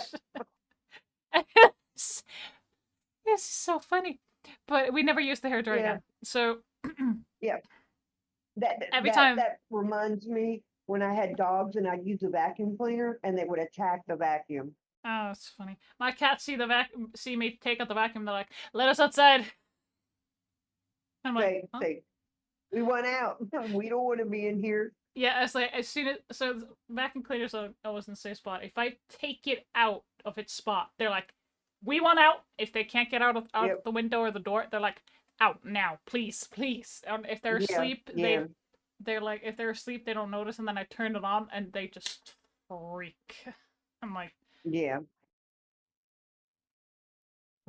I think cats are more entertaining than dogs. I mean, I'm a dog person, but I love cats too because they're just like the picture I showed you of Beefy. He's the one that parkours, and he doesn't do it all the time. Like my son's door was shut, he jumped up, hit my son's door, still in the air, bounced off, hit the closet door, and then landed on the ground, and then walked away like he was a boss. Yeah. So we're gonna copy the raid message, guys. I still need to fix that shit. I need help with that. Okay. And we're gonna go ahead and raid our lovely bear. Our lovely neighborhood bear. Servius the bear. He is currently playing Phasmophobia. Let's see if we can't give him a small little heart attack. So, you know, scare him so we can have some fun and laugh a little bit more. Yeah. He's playing Phasmophobia. Alright, guys. Thank you so much for joining me today. I will see you all on Monday for Genshin Meow Day. If not, I'll probably see you a little bit sooner. But until then, take care of yourselves and have a fantastic weekend. I love you. Alright. And I'll take see care. you on. I'll talk to you on Sunday. Yes, I'll see you on Sunday. Alright, guys. Okay. See you Monday. Mwah! Bye. Bye.